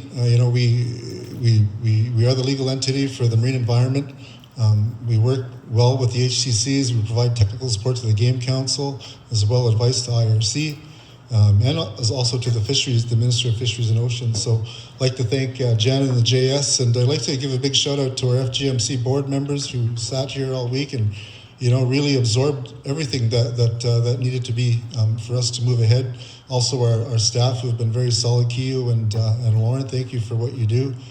Without the collaboration, we wouldn't be able to do this. We could do it maybe here, but we wouldn't be able to do it nationally, give good sound advice to the minister as well internationally. As you know, FGMC, our work is renowned around the world, and we're moving it to the Central Atlantic Ocean where we're going to make sure that our national regulations are mirrored, in international waters. So I just want to say thanks for the board to really push that, and it's been a priority of FGMC before I got there, and we're able to bring it to the rest of the world, ensure that our rights. And I just want to share one thing about that is this is one agreement that's going to be groundbreaking on how negotiations with Indigenous people around this world are going to go. For our children, our grandkids, and our great-grandkids. It's going to change the face of how Indigenous people interact with the rest of the world, and states and countries around the world are going to start to listen to us more and more. And rather than having Indigenous knowledge focus around science is as we do here. Scientists are reporting back to our knowledge holders and our HTCs, and that's what we want to see. Nobody else in this world is able to do that, but all of you. So this is going to give us a short term, next couple of years, what we need to do, 5 years, 10 years, and 20 years, and we want to ensure that we are checking in ourselves so that we're accountable at the work that we do. Science could sometimes be, research can sometimes be touchy, and sometimes it touches on beliefs. On any given day, maybe every hour. So anytime you encounter a species that you're working on. So I know in the marine environment, there's multiple species that we rely on and depend on and care for. And you've all proven this last few days that, man, this knowledge that you carry, the collaboration that you bring, it's like, oh, I got to go there. But, you're actually here every day doing this, and, it's a blessing to see, and I'm very grateful. As FGMC, we'll ensure that we protect your data, what we have here, and anything we reach out to any forum, whether it be national, or regional, national, international, that we have your permission and you're okay, and we want to ensure that that going home. So I wish everybody safe travels. Thanks to the caterers and everybody who made this possible. Pretty grateful. I'm going to walk away. Into the next thing here, thinking, wow, man, this is pretty hard to beat. So Q90 to all the leaders, and for giving me the time, and FGMC the time and space to do what we need to. So Q90. Thanks, Herb. In closing, I'd like to echo what everybody said, and it's been a great 3 days. I'd like to thank my co-chairs, Herb and Jason, for co-chairing with us, and the staff of Joint Secretary Jen, Jody, the rest of the staff, and the soundman. Let's give them a big round of applause for doing a great job. It's a lot of work to put on a summit like this. We've been planning for a year, and just planning for this to all come together, and it's finally here. And it's sad that the 3 days have come and gone. A lot of good information, a lot of good knowledge. You see around room here, all the science and the researcher work that's going on in the ISR. I think that's, and working with co-management boards, just working together and with the communities, the 6 communities, Ulahuktuk, Aklavik, Inuvik, Tuk, Sax, and Polituk, with all the research work that's going on with the belugas. You know, we respect the animals. We teach our youth, we teach our children, we teach our friends when we go out on the land. We share our cultural food all the time, and that's where we were brought up. Just sharing and learning them, as you heard in my story when we opened it, teaching our family members, our youth of the belugas. This is one of our main fooded diets that we get every summer, and then we share. As you know, Sax, hopefully one day they'll get belugas or they come, and you know, like we have a good thing with the IRC with that, where they cut all the food up and they distribute out to the communities. That processing plant, I think that's a really good for the ISR. They're feeding our people of the food that what our nourishment, what we need. You know, just things like that. What's going on up here in the ISR. I couldn't be more happier to be in Iqaluit. I'd like to thank FGMC and Iqaluit Game Council, Joint Secretariat, DFO, FGMC, and if I missed anyone, it's been a great 3 days. This is my first Beluga Summit, and I enjoyed it. I took it all in, and I learned from past leaders, wherever, you know, like that's where we learn from. We all are friends here. We're all family. We all look after one another all the time when we come to things like this, and it's very. I'm gonna close in prayer, that we all have a safe travel home. If we all could stand and we'll say grace here and. Dear Heavenly Father, we pray and thank you for this gathering. We thank you for our leadership. We thank you for bringing us here together and bringing us all safe here. Father, we thank you for the families, for everything that you have given us. And Father, we pray and ask that you just guide us home safely and keep us safe, dear Lord Jesus. We pray for those who are in need of us. We pray and ask that you just continue for the families that have lost loved ones. We pray for them, and we pray for everyone. Father, we just thank you for this gathering, bringing us together and sharing our knowledge, sharing our tradition of the way we were brought up, dear Lord. We just thank you, Father. We pray and ask that you just guide everyone home safely, and we thank you. I pray in Jesus' name, amen. With that, I'd just like to thank everyone for coming out. We all hope you have a safe travel home. That ends the Beluga Summit, and we look forward to the next one. I think we need more summits like this with all our research on our animals, and it's good to see. We all, you know, safe travels home to everyone.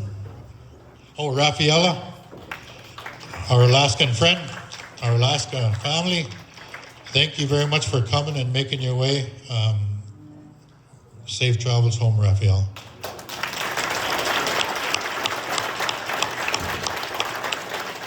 With that ends the Beluga Summit. We all hope you have a safe travels home. If you have any questions, you can come see us up here. Thank you, Howie. Thank you, everyone.